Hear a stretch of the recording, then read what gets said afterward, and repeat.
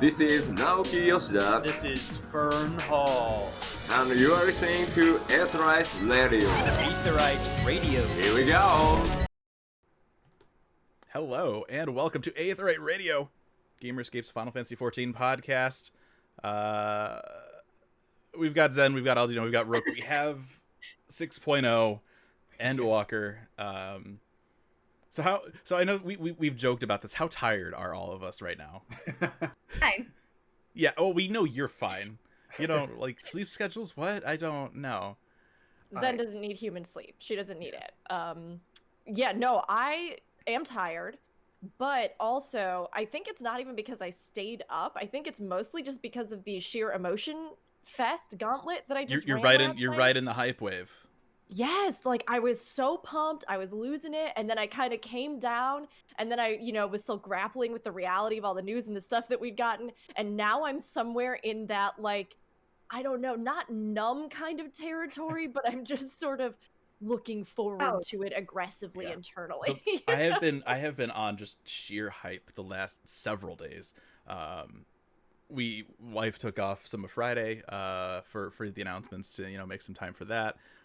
We ended up watching WandaVision like right at midnight, and so that was like, and so I couldn't sleep, so I was up late, and then we had to wake up yesterday, and then I was up till 2 a.m. last night watching Soken and Yoshida fondle various merchandise.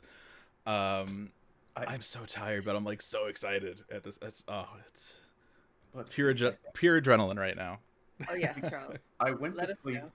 I think, somewhere during the live letter, angry, and then I woke up angry. So now I'm just kind of numb. So I if think. anybody was wondering what kind of mood Aldino was in, how he perceived some of the announcements last night, now there's a little preview Don't for worry. you. You'll hear about it. So Rook is the joyful kind of numb, and Yeah. Charles is the angry kind of numb. I've just, Perfect. It's funny when you say numb. So random, but also related. Y'shtola figures got shipped out finally, right? So I got mine the other day. My finger, I don't know if I think a blister is forming from trying to push the damn tail in. Because like the joint was too big for the hole that they put in it, so like I was sitting here for like 10 minutes just trying to push without breaking it, and like I think I either like calloused my finger or.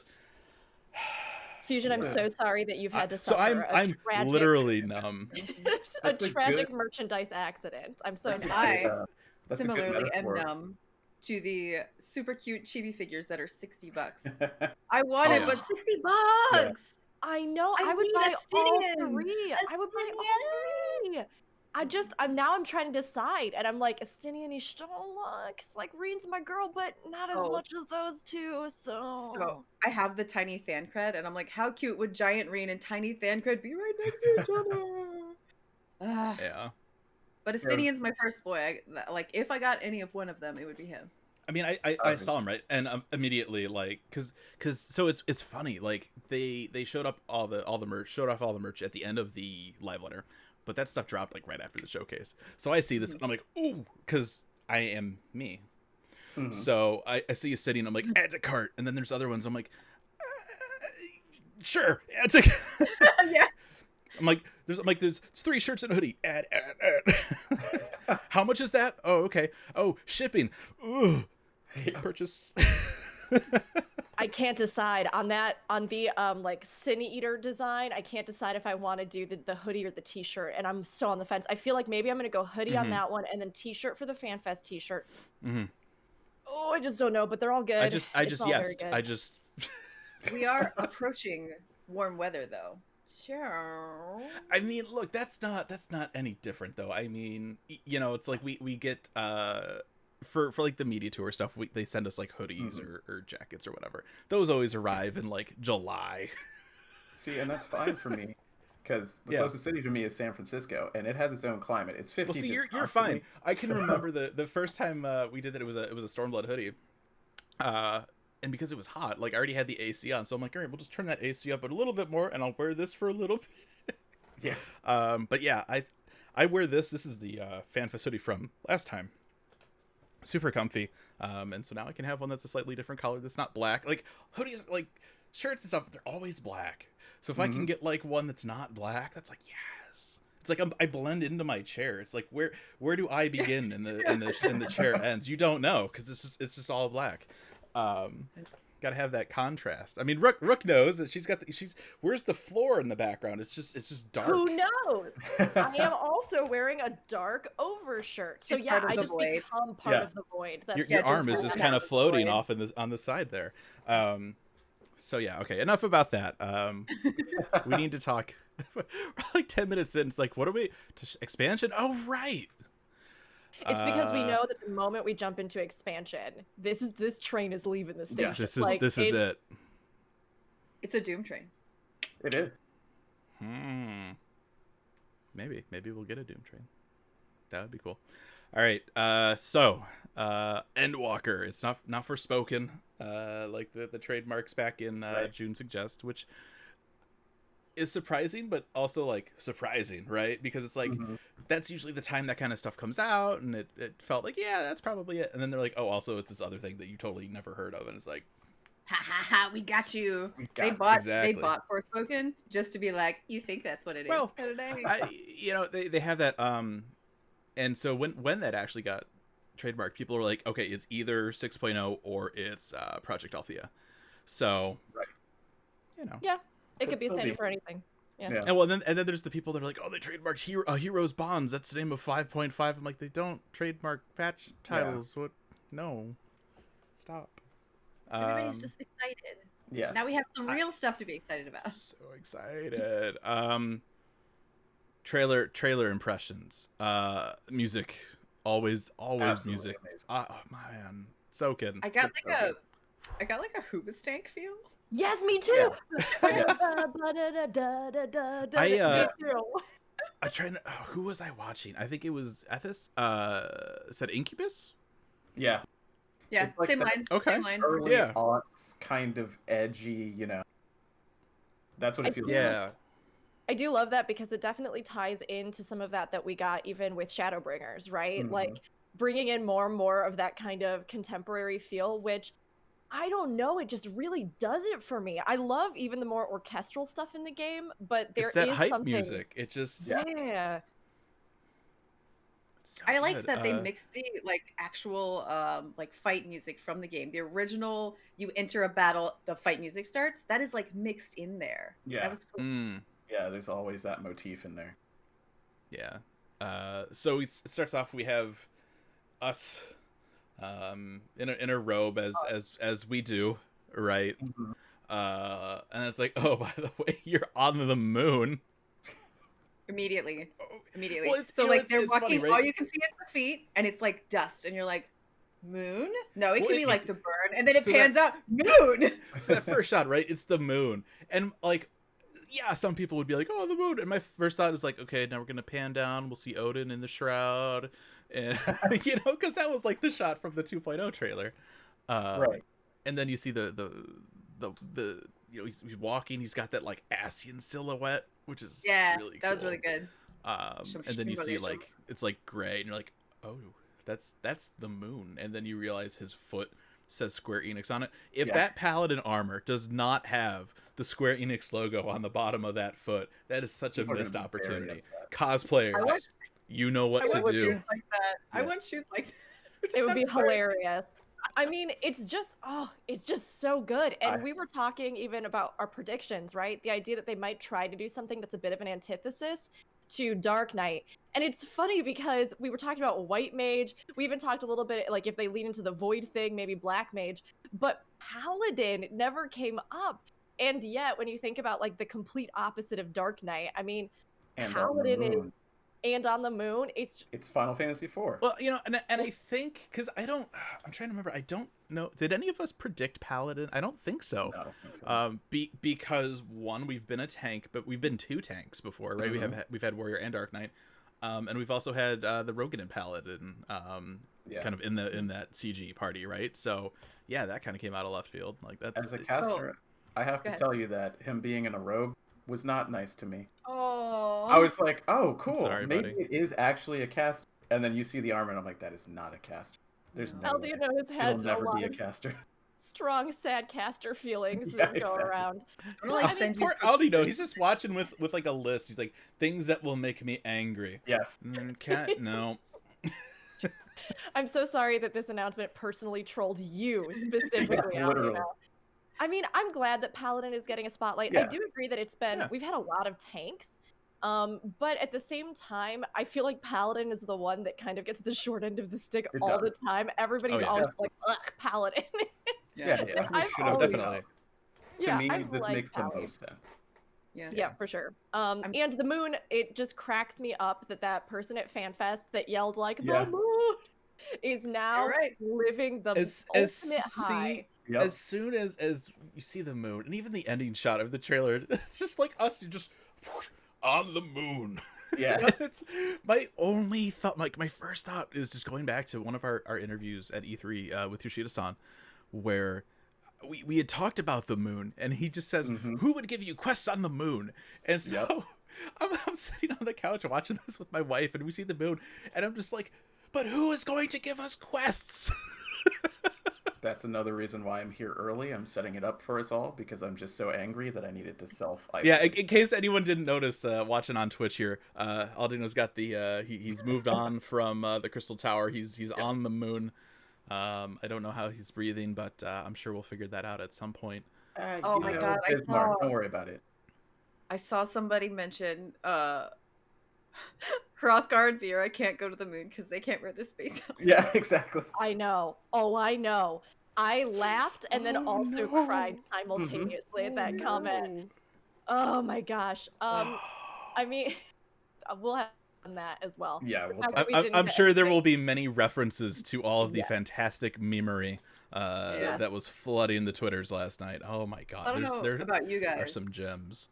but I was in a Discord watching all this with like 4 paladins, and as it goes along and it's more obvious that it's a paladin, there's just like squawking and grunting and terrible noises of Look, excitement. as and I'm just as a dragoon player that was at get it. FanFest for the Heaven's Word reveal, you get it.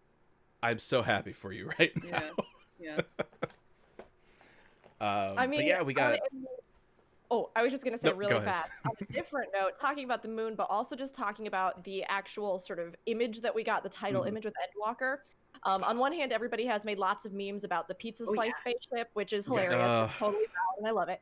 But on the other hand, I do love the just like imagery of the planet. You know, whether that is like the source or the moon, or it almost looks like an eyeball. Like, Mhm. and they do that shot in the trailer too with Xenos' eye, and then like it goes to the moon. Like, I love it. I am so into it. I'm so ready for it. And even like further in the trailer, a lot of the architecture and things that we're seeing that may or may not be on the moon or might Right. be who knows where. Like, it's really cool. The vibes are real, and I'm just super pumped. Yeah. So we get Alice in the trailer. We get Alphino as a sage. Unfortunately, it's funny. Like this morning, as I was getting ready, I was kind of casually going through some like reaction stuff from people that co-streamed. I think me and Ethis were like absolute like same wavelength, because we see like Fandaniel and Xenos, and he's like, no, they're supposed to be dead in 5.5. Yeah. Why are they still here?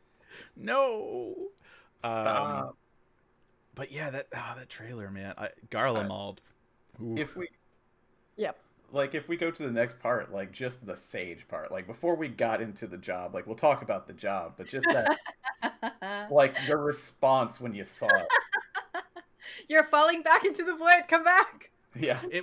You see like these little like these things flying around, and so at that point you're like, oh, so it's like arranged, right? Like, or my other thought, because again, I like to think everything is about me. I'm like, ooh, machinist, somebody who's a machinist. Yeah. Like, is that a machinist Yeah. thing? No. No, no, you Um, don't get this one. We get this one. But I would And argue Healer that gets this is a this one. healer catered towards machinist. Like, hey, do you like machinist? Maybe you would like No, sage. This is a healer geared towards mercy mains like me. Yeah. And Yeah. Definitely. I mean, say yes. I immediately, oh my god, fam. Here's the thing. I was actually looking forward to Apothecary because I thought the playstyle Yeah. would be fun. But Apothecary was not one that initially I was super hyped about, because I love flashy magical healers. I mean, that's just what I tend to be kind of drawn towards. So like Apothecary, I had to take a journey with it to get to the point where I was like, yeah, I am excited. And if we have mixing like Mudras, it'll be great. Mhm. But when that good boy, when my new favorite boy, Alphino has just taken the short end of the stick for me for ages. I Yep. have given him so much critique, but now he could do no wrong in my eyes. He showed up on the screen and I went, oog! Oh my god! Oh my god! Are those wings? Oh my god! Like, I was so excited. I am so glad they did something to surprise us. I mean, even when we were talking Yeah. predictions, we mentioned, they could do something totally unique here. Mhm. And they Mhm. did. And like those wings, but then also that little bit of technology, but then maybe the Charlian, but then Yeah, I as just While we're talking about Alphino too, I don't know how many people realize this. We kind of had like an off-screen death in this trailer as well with Alphino. Where's Alphino's carbuncle? It's Yeah, just he's a sage now. We'll never. This is the It's only gone. thing that they're It's giving gone. to Charles. Alphino 2 is tired of the bullshit they're giving to Scholar and Summoner. So he's like, I'm out. New job for me. It's like, I'm gonna be a sage, and they're like, sage is also a shield healer. I just took that All as, right. just like the funeral for Scholar that this expansion is going to be. He's just moving on. or I mean the No funeral Carl. for Astrologian, Yeah, which that again too. we'll get to later. But all of that aside, this aesthetic, this new Yes. class, the look, the animations in the trailer, that like little bit of like gun bursts, the laser slices. Rip Alphino's carbuncle, but you know Mhm. what? That sacrifice got us something. Look, if Way I could get better, rid so. of a weird glowing blue mouse thing for like crazy robot Healy wings, oh yeah, that's not a question. Absolutely. Same fam. Yeah. All right, so let's get into the nitty gritty on Sage a little bit. We do know that there will be 2 jobs with the expansion. The first is Sage; it is a healer. The second, surprisingly, melee DPS. I have another meme. You ready? Oh Mm. god. A lot of people thought it was going to be Time Mage, but we Yeah. got Sage instead. Yeah, A different spice. time to Oh, see. like time. Mhm. Yeah, that one. Rosemary and Thyme. It Took us me a minute. second. Took us a second. Like when it's in text, it just hits you immediately, right? Yeah. Sure. Yeah. Yep. I mean, Sage and Scholar do have some. I mean, again, it's almost. Poor Scholar. It really does feel like I've seen a lot of other memes that are just like, oh yeah, Sage is like the cool Scholar. Nobody's gonna want to play Scholar anymore. Because thematically, it does seem like there could be a lot of similarities. And although we, knew we were gonna get a healer, we didn't necessarily expect it was gonna be Sage. And I have to be honest, I did not think we were gonna be getting a melee DPS. And No. especially paired with what we see with Yoshida-san's shirts in both the showcase and the live something with a scythe, I think at this point. Okay, Whether so welcome to that's my theory. Mhm. Ready for your theory. Do we want to do it now or after? Now the let's finish our Sage. Okay, ramblings. yeah. So there's so many things to talk Yeah, I about. know. Okay, so Sage is a healer. It's going to be a barrier healer. So going forward, the way that they're going to kind of obviously like this is like the first step, right? They're distinguishing barrier healers and pure healers. So Scholar and Sage will be barrier healers. White Mage and Astro will be what they're calling pure healers. So obviously they'll have to do something to kind of help differentiate that, right? When they break that down. But the fact that they are acknowledging that now, that's progress over last expansion. I mean, second FanFest, we were still like, yeah, we might have like main tank and off tanks. We don't know Exactly. yet. It's nutty to me that they're definitely going through with it on healer, and they were like, on tank. But the fact that Yeah. like they know like this is what we're gonna do, like that's Although to be fair, Yeah. tank gameplay is like the same across the board, and I mean things were reactionary versus dumbed shield down, healing yeah. is very different. Yeah. Yeah. And I mean, they did say, at least in the translation that I was watching, that they're going to even be doing something in like Duty Finder or Yes. in like queues where it's going to almost differentiate those slots of like a pure healer and a shield healer, which makes me wonder, like, are we going to see shields get a buff, but maybe the healing that those classes have is a little bit less, or vice versa, to make it so that, there's a viable reason to bring a pure healer and a shield I healer. would guess it's DPS, right? Because, the preemptive healers should be able to do more DPS because they're preemptive, right? So Yeah. you plan it Yeah. out and then you do the damage. What I am afraid of is that Sage is going to be the kind of machinist of the cluster, let's say, the one that has no Okay. buffs for anyone. And Scholar's going to be the one that buffs people. And we know how that kind of turns out if they don't buff people Mm. enough, right? And now there's one slot for you, a barrier healer, instead of 2 slots, right? So you have Mhm. one slot as a scholar against all these sages who are going to be there, right? I don't feel good for Scholar. It's hard to At say. all. I mean, there is a short video that shows Mhm. Sage off a little bit. It does look like it has a fair amount of like attack animations in this Yeah, video. they even mentioned that it has a special ability, like they called it out to enhance themselves, enhance their magical abilities, right? And it's like, is that Dark Arts like? Or is that just like a Raging Strikes? It can't just be a Raging Strikes because they wouldn't Cleric mention that. stance. Right, Comparison. So Yeah. that makes me think that they are the damage barrier healer, which is just not okay for Scholars because they are used to being the damage barrier healer. You know what I mean? Well, Yeah, but I mean, but scholars haven't really had that niche. I mean, Yeah. yes, there was a pinnacle where scholars were very much the damage barrier, Yeah. but like it's something that they have moved further and further away from, which just makes me wonder, like we were talking about, previously, Aldino, what are they going to do in a rework? Exactly. Or like, what are they going to do for something for scholars so that they, like you said, have a viability to be brought in? And the same Mhm. can be said for Astrologian. Like, Yes. I'm not going to lie, this was not something I particularly expected or wanted for them to go this straight route of just like all healers will from here on out be healing or shielding. And like with the current game, with the current mechanics, with how things are set up in fights, sure, those two things do seem to be something that they can kind of focus in on. But for me, I was always hoping that they would tackle that greater challenge of adding a category that would be more support. But as we've talked about, they have a lot of just trouble sort of balancing what they want to do with buffs, what they want to do for, variety of buffs and skills. And so it just kind of becomes one of those things where I think they chose to go this more separate route. But Astrologian was built upon the foundations of being a flex healer that buffed the party. And so it's so tough for me right now because I used to be an Astrologian main, but I just feel like, I mean, I hope and I have belief in the team. They know what they're doing, but at the same time, I'm like, what is going to happen to Astrologian's identity? Because Yeah. they're not going to be a flex and they really don't buff in the way Yeah. that they were So originally what supposed if to. right to try and like the fact that we're talking right now like how Sage and Scholar might have differences, like ultimately that's a good thing, right? Like you want them to play differently. Obviously, like they still need to Certainly. like you could swap one out for the other and still clear stuff. Like there still needs to be a balance, right? But what if we have between like Scholar and Sage, Scholar is the more like utility healer, Sure. shield healer, and then Astro is like the utility like pure healer. Yeah, I mean that's okay. I mean but they might have one that buffs more, maybe one that damages a little more, and then I don't know. the problem that I have is that they have shifted what a scholar is, right? Mm. When you're building the foundation and the ground moves under you, that does not feel great. So scholar was the damage healer technically, right? So they're getting pushed further and further away from that is what I'm saying. And that is what doesn't feel good. Like of course you can play anything. That doesn't matter.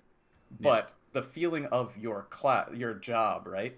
Because we were talking about this last time with job quests. I feel that constantly shifting the ground under us makes us not really feel that connection to the job anymore. Yeah. Right? It's like, okay, what's my identity now? Yeah, All and right, I mean, it's a new expansion. What's my identity now? it makes it tough, and it also, like we've talked about with Scholar, can leave these weird gaps in design where it's like, well, we have two fairies, but they don't do anything different. It's like Mhm. these weird things. And with Astrologian too, I know plenty of Yes. people who love the new Astrologian. But for me, the identity that drew me to it, like I've said, was that decision making, that application in the moment of like skill and, choosing something that could help your party. Like I loved that concept. So of course they still play fine. I mean, you Yeah. can take any class into content and it's still fine. But we are going to get into this thing now where, I mean, I wonder if Astrologian does the same heals as White Mage, but also has a damage up buff, no one's gonna bring white mage in. If like it's these little things where, I mean, of course, meta and these precedents that are in rating, they don't necessarily apply to everything, but they are something that kind of looks at the classes in a more technical way and a numerical way, and discusses in a bigger picture sort of how classes function and why we bring them together to use them in certain party compositions. So it's like I have faith, and I am so pumped for Sage. I really am. I think it looks incredible, but I am wondering what this will look like as we get into the next expansion and look at our healers. Right. We don't have all the curious. details, so we're like, Yeah. okay, let's see where this Maybe. goes. I'm really curious if shields are going to stack, because shields currently do not stack. If shields do stack, it'd be kind of viable to take both depending on how the fight goes. The thing is, regions do stack, so why not shields? That's kind of like the opposing specialty-ish thing, right? Yeah.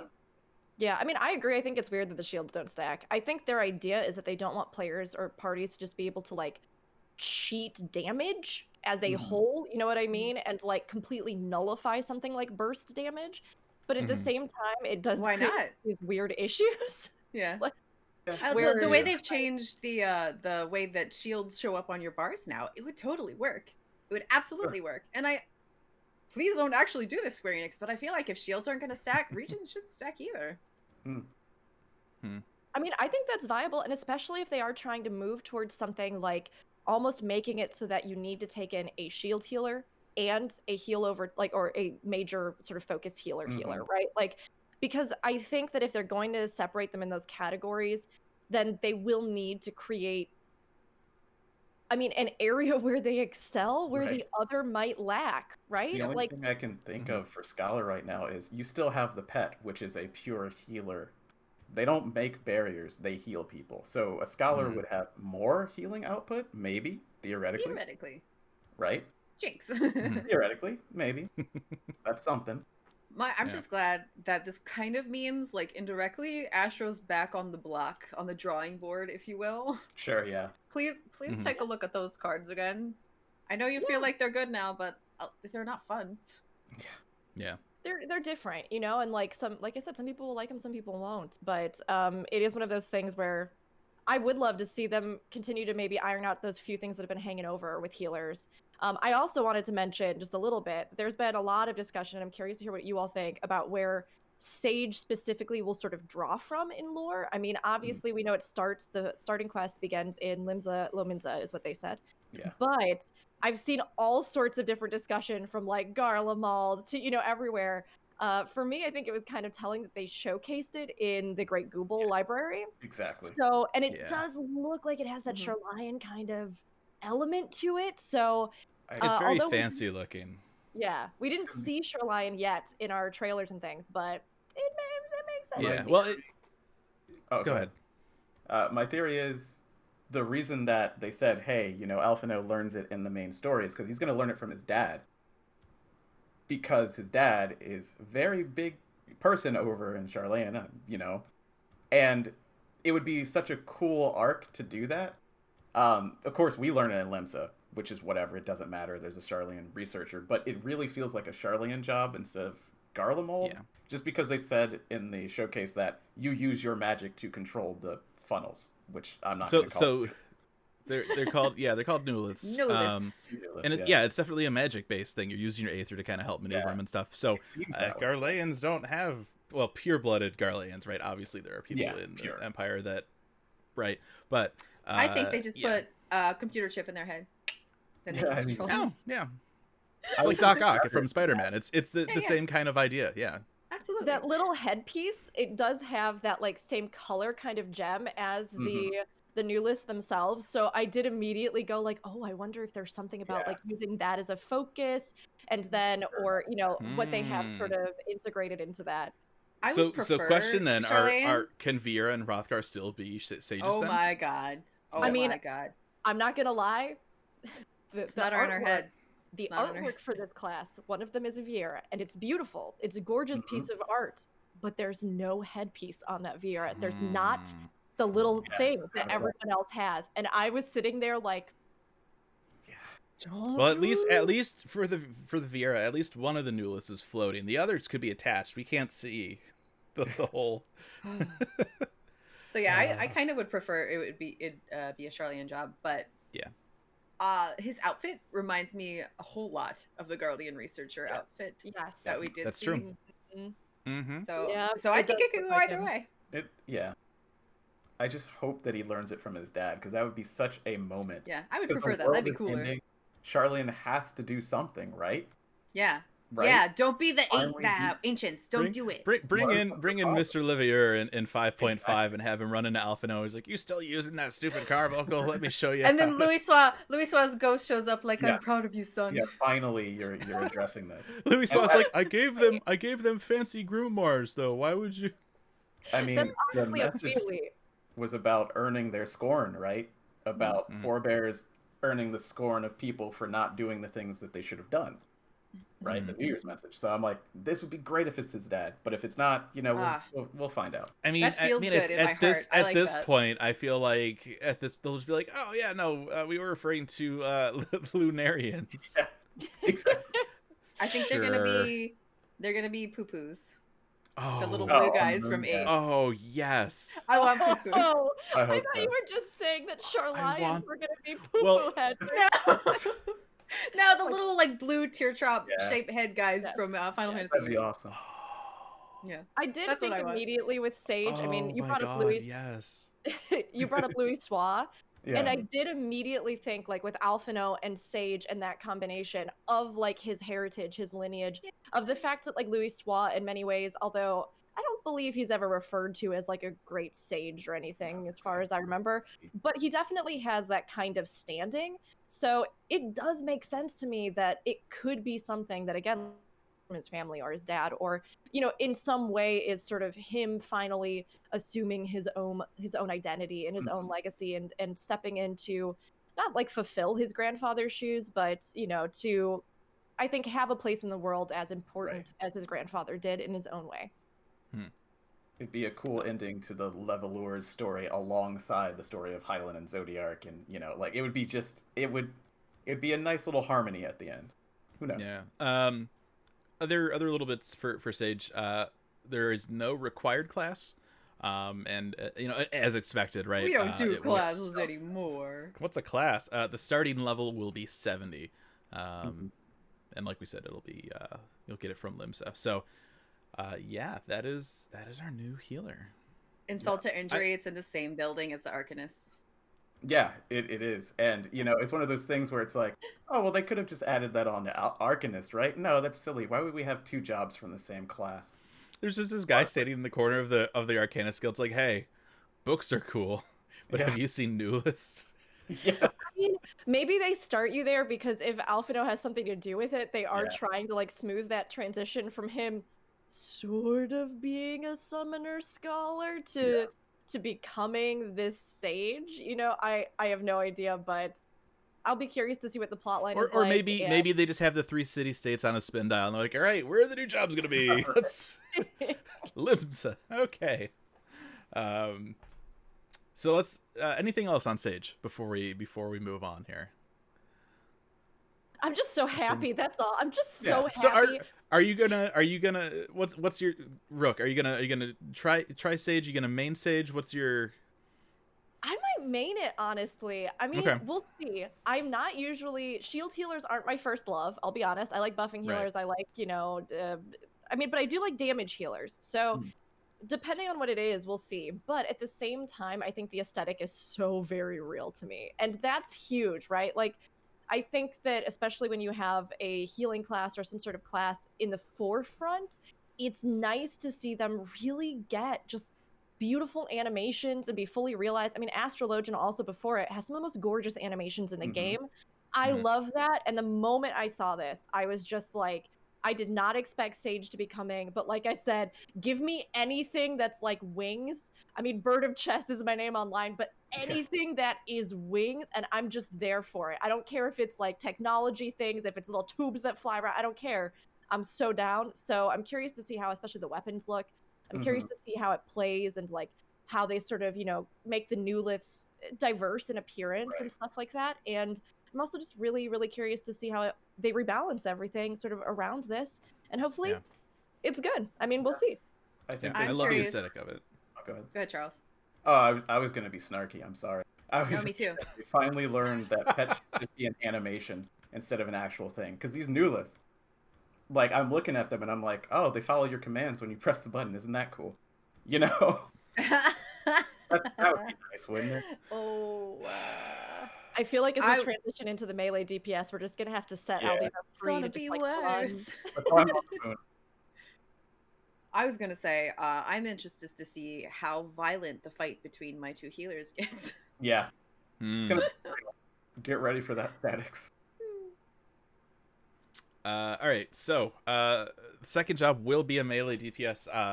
They're saving that for the Digital Fan Fest event in May. We'll get into that a little bit later. We knew that they were going to do that earlier, but we do have some more details now. So yay, including the Lunar Whale, which we will be talking about.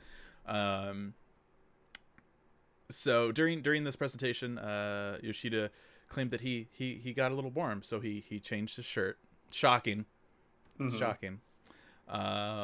And so I this really has- enjoyed his first shirt. Like, Yeah, people are trying to figure out what it means. It's no comment. It It's like, doesn't- this shirt is it nothing. doesn't mean Just don't worry anything. about. yeah. This He shirt was is nothing. trolling you. That's a thing that Yeah. Yoshida. I miss I Yoshida's love that. trolling. Mhm.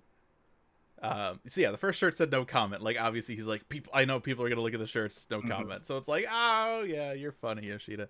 Oh my and then god, he comes Silent in out- chat says, okay. No comment, not speaking, my. Yeah, that's Silent. someone said that. Yeah. Thank you for continuing to fuel Zanidra's mime dream. You're giving her hope in a trying time. Thank you so much. I'm just know what? now I'm picturing like this Mime Reaper original Yeah. job. I don't want to give anything away, but the recent content we got in this latest patch, mine, it's there. Hmm. It's canon now. I'm sorry. There's been so much discussion about Xenos possibly showcasing a looking- new class, and Mhm. literally nothing is better to me than the idea of everybody being like, oh, he's got like a big scythe because he's so edgy. And then he comes out and he's like, I've been spending a lot of time with Fandaniel. I tapped into my inner theatricality. I'm a mime now. Mhm. Just like- Fusion, I see your very confused face. You'll Yes, you'll please probably explain never this to know, me. You'll probably never know what I'm talking about because it's in the Blue Mage quest. Oh yeah, no, I'll never. Yeah, He's like, yeah, right. No, that's fine. definitely. Yeah, okay, yeah. That's the new limited job then. They'll just all that stuff's over on the side, and yeah. Ugh. Yeah, I mean, there's a lot of speculation that is on on a more serious note. I mean, Zed, we'll keep holding out for mime, but It's fine. on a more serious note, between this shirt and then the shirt later in the live letter, there's a lot of discussion that it might be something like Reaper, which because we kind of, for anybody who didn't see the shirt, we got is it Skeletor? It's from a CD album, isn't it? Yeah. So the second one was Second one was Children of Bodon. Children of Children of Bodom, Bodom. which is a Finnish rock band. Yep. Metal. Mm-hmm. So maybe the new melee DPS is And- just like Finnish rock band member. I don't. This one That is could be a thing. like a Sex Pistols musical Yeah, or Sex- something. Sex The Pistols, first yeah. one, yeah. Mhm. But they both kind of have that like undead sort of imagery. One of them does Yeah. actually have a scythe. Mhm. So They both people have to kind do of- with music. music is in True. both. I mean, yeah, there's some stuff there. I'm kidding. No, Ignore. I mean, like, Yo, no, we Okay. have no idea. Okay. So Yeah. get right here we go. Here's the speculation. Right. We have Bard. It's a musical range DPS. We don't have a musical melee DPS. So we got some Garlemald. We have in our world we have a Keytar. Right. Why can't we get a Guntar? Mm. Right. Yeah. And like Fusion- give it like an axe, like a sharpened. You can yeah. So with Fusion- all of the skull imagery, no, go ahead. No, I was just gonna say, Fusion, you got a gun already. You have to be happy Yes. with that. Yes. So- Oh my god, we did. So this is such a crazy week, right? Because we had 5.45 drop earlier this week. So like normally this would be like our impressions kind of episode. But then we also had the showcase and the live letter. So we got to talk about that because we're not going to talk about that. I've been joking for God, at least the last year, the idea of, we're going to Garlemald, so we'll get all these gun weapons, gun swords, gun books, gun. I'll be damned if that patch didn't drop and the machinist relic upgrade is 2 guns in 1. It is a gun. Just I'm just so Bravo. happy. I'm so happy for you. You can look at that I- right now. I was The looking at Garnix the, in you know, chat. Mm-hmm. The Garnix in Okay. chat said, songstress uses Yeah. guns, has something to do with music. Yeah. throw some J-pop in there from like 10-2. But yeah, I you know, as things do on patch nights, you know, images were coming out of the weapons, and it was like midnight, and I just laughed. It was a loud laugh. I was like, oh my god, they actually gave us the gun. It's a gun stacked on a gun. Yeah. It's beautiful. It's beautiful. mean, I love it. I do feel as though, I mean, all joking aside, but of course, we know it will be a gun class, 110%. Yoshida-san Oh, yeah. basically said as much.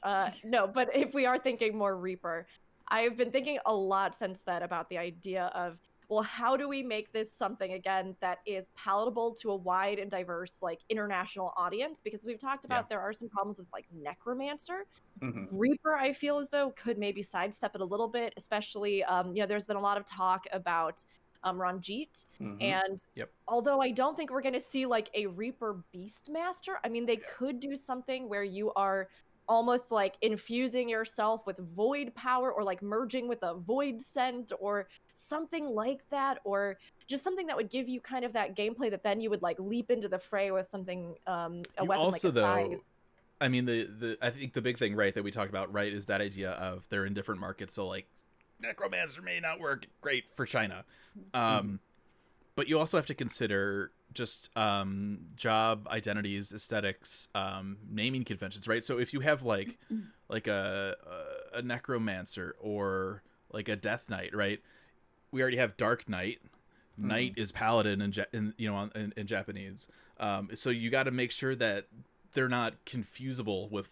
It's confusable. Is that even a word? That you can't confuse them with other classes at the same time, right? So I'm really curious. So, I think I would at like this- to submit for Yeah, your okay. approval. Oh, Revenant. Yeah, Revenant. Someone who dies and returns. Yeah.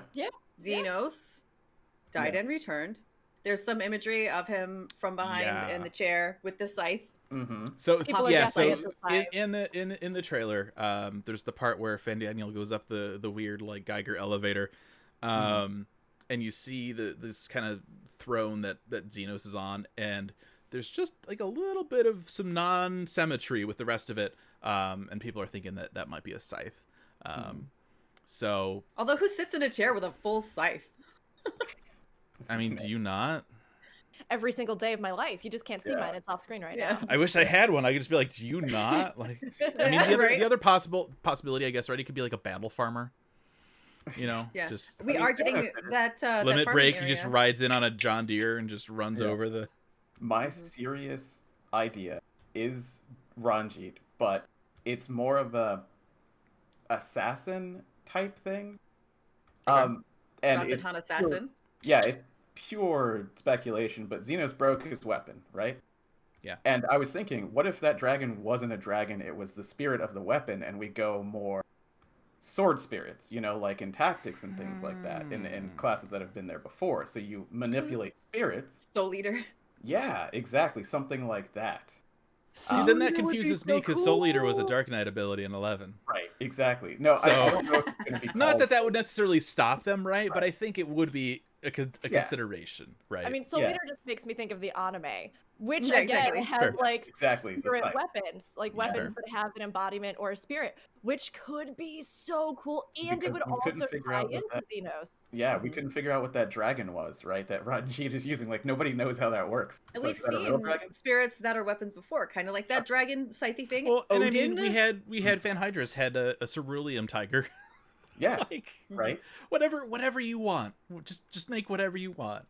And, you know, it would share scouting gear because they're kind of dexterous and assassin-y. See, like. I was thinking if it was going the way of the scythe, right? And we talked about this last week with predictions. If we didn't get that kind of that caster, like I think a lot of people were expecting if we were getting a DPS, maybe we could get something that would share maiming gear Yes. because It has to Yeah. share one of the Also, two. I just want to apologize right now. Like, you guys talked me out of it. I wish that Uh-oh. you talked Yoshi P out of it for Charles' sake. I'm sorry for saying Yeah. maybe. It's I don't want to launch into the diatribe. I'm not going to. But it Yes. just caster is just it doesn't feel great. The three flavors that we have, at least to me, this could be very personal. And it's just like it just feels like healers did last expansion. That's really it. That's Mhm. understandable. That's It'll be in valid. the I next mean, expansion. this is the thing though. I think as players, right? There's a difference between, like you were saying, contributing to the diatribe and or vitriol and Yeah, just like going it, totally ham and slandering a company and things, right? Mm-hmm. There's a difference between that and then saying like, as a player, personally, I am disappointed. And like Right. the ways that we phrase it and communicate it, that's a huge part of it. But like, Aldino, I don't think that I don't think that it's at all unreasonable for you to be upset about this. I mean, I'll be honest, I think there's already so much focus on melee DPS. And sometimes to me, Mhm. as like a caster and as a player of other classes or even ranged physical and things like that, I do get a little tired about hearing about that. I'm Uptime gonna be strat. real. Uptime strat, big dick Yep. DPS melee. I just Yep. get tired sometimes of Oh, it. the U word. Yep. And so Uptime. Yeah. it's just one of those things where like I like and play melee DPS. It's not my favorite, but like there are some that I really do enjoy. But at the same time, I'm not even a caster and I was a little bit disappointed. I can totally understand being a caster and being like, "Uh, okay. Like, all Yeah. right. That was me last expansion with no healer. Yeah, so exactly, I do right. feel it. For me, just the idea that there could be like a new job that would like potentially, right? We don't know this for sure yet. Potentially share maiming gear. I'm like, oh, I would level that because that's like a whole other like job that I would just Yeah. have the gear for. I mean, it's why I also have like dancer leveled. I have the gear for it already for my machinist. Might as well. Unfortunately, job slots are limited. It is a zero-sum game. If you get a melee, you don't get a caster. That's reality. Got to deal with Yeah. it. Yep. Next time. Yeah, hopefully next time. And I mean, we can also hope, because this is the big thing, we didn't get any news about how the current classes are Yes. going to be adjusted. And Aldino, I think that they could do something very much like healers this go around, right? Where they're going to be retooling some of the identities of casters, and then we'll probably see the next caster. That's what Right. I'm hoping for you. And I mean, again, not to say that like I don't I don't understand the merit of uptime strats or things like that, but Yeah. it can be a kind of domineering mindset in certain parts of the community. And Yeah. I do hope we get to see something just as cool for casters in the next expansion as we did with Sage as a concept in this one, because I think it was worth the wait. I feel really excited about Sage, Mhm. but it is really disappointing in the moment, you know?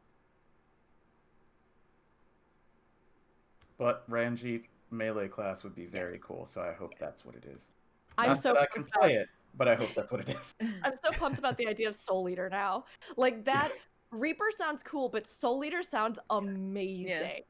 I think it's, and as we've seen, all of our ideas for the most part did not come to fruition on healer.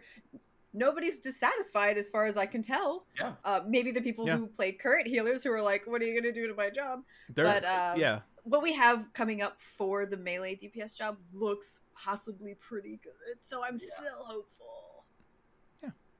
And we did get with as many things as like we got from the showcase and live, and we're like, oh, that's all right. There are also some very things like that's exactly what I wanted. Thank you. Right. So, Yeah. moving into the story. So Endwalker, they say, will be the end of the 10-year arc involving Zodiark and Hydaelyn. So they're finally, for real The this Zodiark. time, going Wow. to wrap this up. And they did something that was really cool that I didn't expect them to do. For years now, there has been this theory in the community that the expansions have had the ties to like a time of day. Mhm. And they came out and they're like, yes. And here's the list.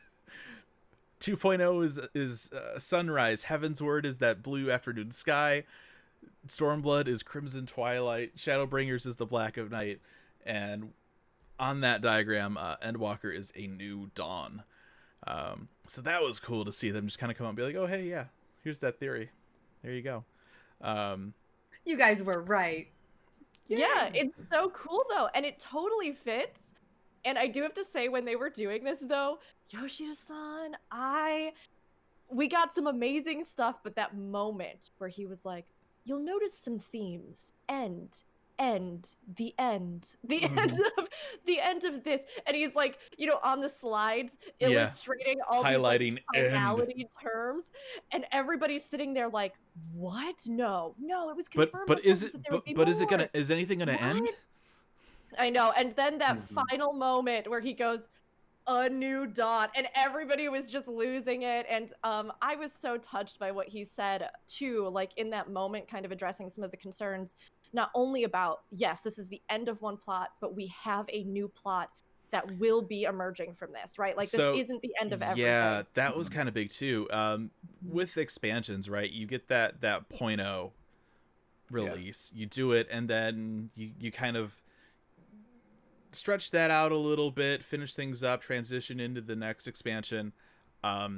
With 6.0, that's it, and then 6.1 is going to start a completely new arc. And I'm really curious to hear what all of your thoughts are. Do you think that we will get a series of smaller arcs going forward, or do you think they'll introduce a new like multi-expansion arc? They made it sound like it was another big story. Yes, they did. I agree with that. Yeah, Yeah. so it might seem like it might start with like something small, and then we get, some other threads, and Mhm. then they combine again, kind of like the Crystal Tower, happy accident that they really leaned into. So I don't know what direction that could go in, because we have no idea how Hydaelyn and Zodiark are going to end. depending Hildebrand. on how that 10 happens. years of Hildebrand. Yeah. Well, So- we did also get some Ooh. confirmation that Hildebrand's coming back. I outside. I wanted to segue that before I forgot about it. Oh yeah. So between the announcement showcase and the live letter last night, Yoshida had some interviews with some JP Media. They are gonna bring Hildebrand back, Hmm. and I am so happy. I'm happy for you, buddy. I'm a Yeah. little upset that they didn't Yeah. devote 5 minutes to this during the showcase, Sure. but that's okay. They confirmed Yeah, it all right. on the side. We are getting Hildebrand, and all is right with the world. Yeah, I mean, Yeah. that brings up a something about the showcase in general, is that they won't go into detail. They're going to stay surface level, because this is what, however many thousand people it was like 11,000, 12,000, something like that on Twitch. It was at like some point. 100,000. It was like Oh yeah, it was 100,000 100. people. Yeah, It that's was right. like 100,000. Yeah, I mean, They're going to keep it between light, Twitch and YouTube, and there were Yeah. people all over. Yeah, Yeah, they all they over. had a pretty good audience Yeah. for this. So if they said Hildebrand, everybody would be like, "What the heck is that? I just I- came here for this game." No, you would have everybody No. cheering. I mean, maybe. Yeah. Kidding me? yeah. You'd have like two people roll their eyes, and that's okay. We don't need to acknowledge them. But the rest of us, I mean, it also did sound like, though, from that interview, that it is not something that like we are getting in the next patch. So it's very Mhm. important. To, no, like, no. you know, It's sort a of thing point that out. they're gonna work on. But yes, they will be bringing him back. Yes. So Basically, just an that. acknowledgement that he ain't dead.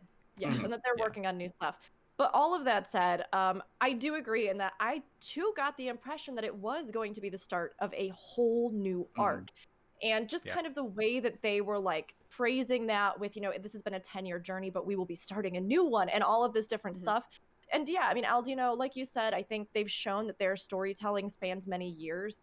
And like we've discussed, even they leave a lot of open doors for things to kind of dovetail and build into each other, and to connect across all these different years of storytelling that they do. So we probably won't be able to tell the Shadowbringers-esque finale of what it will be when it Mhm. starts, right? But at the same time, I did think that this was interesting. And for anybody who's like 6.0, 6.1, basically what this means is that the expansion itself will finalize all of the story with Hydaelyn Zodiark. And unlike a lot of other ones where we get about like halfway through the patch cycle, and then that's sort of the end of the expansion, and then we get leading up into the next one, it means that after that expansion is done, we will be straight, like all the patches from then on will be leading into this new one. So I'm actually kind of excited about that, because I think it gives them more time to just bulk up this expansion as a finale, and like really do what they want and tell the story in this sitting that One chunk. players will do in one huge chunk, and focus all of their energies on that, as opposed to like, well, then we'll kind of draw this out and paste it, and then I Yeah. think it's They going to be need a to. hard-hitting X pack. Yeah, If they you- need if to, you because think the story of- has been around for so long, Yep. and it's got so much behind it. So many people expecting so much they have to concentrate on that, or there's going to be they probably have an to stick exodus. Yeah, I mean, think of this. You know, everything we've had so far, like a chapter of a book. This is the next chapter. Like it's not, you know, like okay, and then like ... what are we gonna get? It's like exclamation mark, moving on. So that's really Which is exciting. good too, because people are tired of Garleans and people are tired of Ascians. I mean, Yeah. Not everybody, but a lot of people.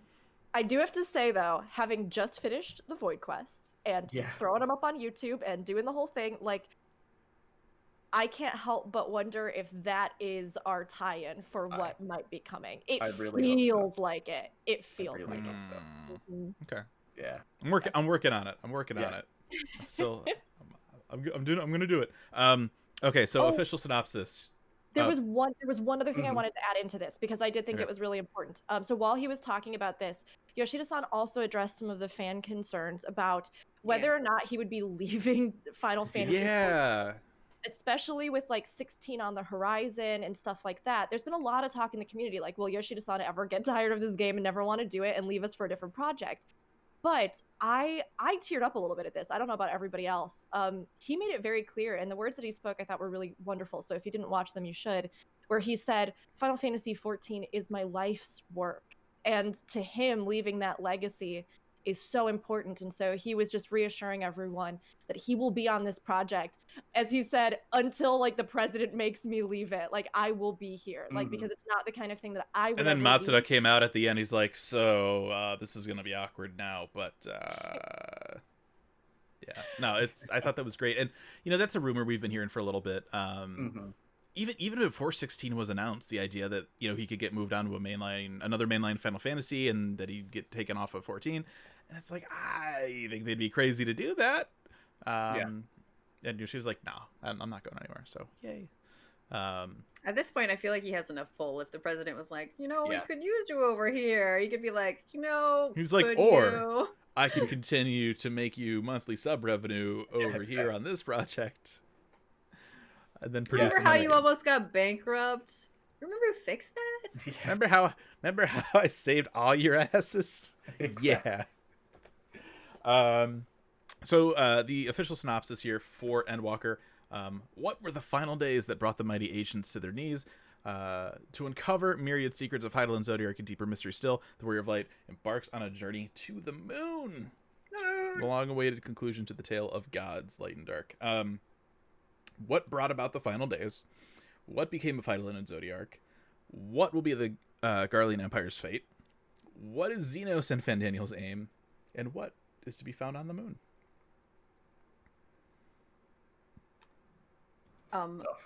Yeah, Stuff. just a lot of stuff. No, Lots of I'm cheese. interested Just- in the image they showed us of Garlemald. I guess we could wait because that's later down. Well, I Oh, mean, sure, yeah. that's yeah. It's True. we're going Yeah. off of just kind of the order of the thing. We have our whole write up. If you haven't caught up, Gamerscape.com. We've got the whole showcase typed up. We have With the live pretty letter pictures. summarized. We've got all the high quality assets on there, so you can see all the pretty things. So make sure to check that out. Yeah, I'm really curious how they're gonna wrap this up. I mean, I think each of these really hit the nail on the head, though, right? And even when we were talking about, you know, the lore cast, we were doing lore cast recently with Ethies and Anonymous, when we did our predictions with Sly. It's one of those things where these were really like the major questions even we were asking. Like, what was this? What was this? What was like? It all just hits exactly what everybody was sort of thinking about. The one for me that I think really I was excited to see, which was kind of funny, was what is Xenos and Fandaniel's aim? And the fact that, like Yoshida-san even said, you know, Fandaniel has more than meets the eye. And I was like, good, because we figured as much. yeah. We What figured is as much. Xenos? We pretty much needed it to be better than it is. Yeah. Yeah. And I mean, even some of the stuff that we saw in the trailer, like moving through that building. Oh, I love it. Like that weird architecture. And it almost looks like electricity firing through brain synapses. Like it's so cool as he kind of travels through this It's building. very void arc. Yes. And I loved that. So I am really curious to see.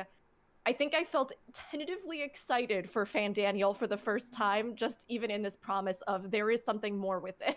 it's funny, you go in, and I think this is one of those towers, right, that have shown up at the end of 5.4 that they're in. And I'm looking at that, I'm like, oh yeah, sure, Garlean architect, sure, absolute, definitely no, what? Get out of here. I want it to actually be the Void Ark. I want that to be where Zodiark's been the whole time. Yeah. I mean, Just like in one of those big coffins being a sleepy battery. Yeah. it draws on that Geiger influence, like we were talking about, like Oh, the artist, yeah, that sort of organic gothic horror, like Absolutely. it's so cool. And I was curious too, because it did seem like, from what we kind of saw with the shots and things, to me for a second I was like, wait, has that thing been placed like in the capital of Garlemald? Like, did part of this end of days thing just devastate a huge portion of Garlemald, which could in theory kind of eradicate the fear a lot of people have had that they'll be splitting all of the content kind of like Stormblood between Garlemald and then some other totally, you know, like Thavnair and everything else. So I was really curious about it. Of course, it's feasible that that is somewhere totally different. But a lot of the sort of visuals that we got, and even some of the stuff with the whale mount, some of us were looking at the like shots of that whale mount, and like the final showcase that they do does almost look like it's on the moon, but they're like crystals and all sorts of stuff that look like they maybe are part of a catastrophe or something. I don't know. It's very interesting. There's a lot of unique possibilities with it. So I'm curious about exactly where we're going to go and how it's going to surprise us, because in the showcase they were very vague about that like other city and that other place. That's a big surprise, you know. Yeah, and we'll touch back on some of that too, because they kind of nodded at some other stuff too. Going down the list here, level cap's going up to 90. Surprise! We knew that was gonna happen. That's nothing new.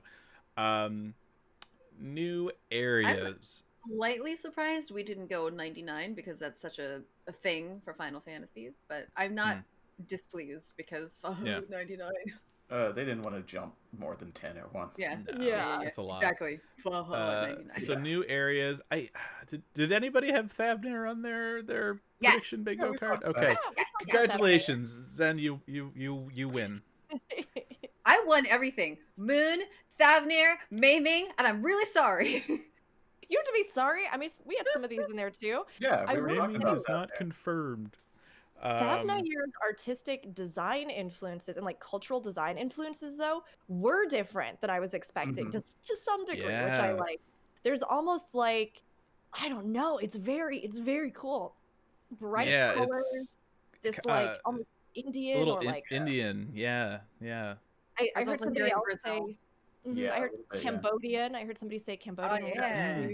Okay. Which I love, especially after having we talked so much, poor Alamigo, about how Alamigo, it's like we're gonna have another desert city, and in my head I was like, maybe it's gonna be a little Moroccan or something. Maybe we'll see some like beautiful tile work or stuff like that.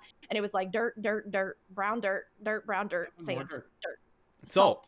Salt everywhere. Lots of salt. Yeah. And this one is so vibrant. Yeah, it's really beautiful. It's very it looks really cool.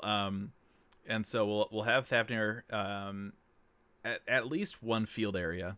Just it's going like off the artwork and what we have. Festive Ishgard on top of Pillar. Yeah, so we have Thavnair, and we with the assets we have some artwork, and then we have a picture as well of from that. So we'll have at least one kind of zone like outside, and then our kind of smaller hub for 6.0 is going to be Radz-at-Han, which they compared kind of like to the same size of like Yulmore.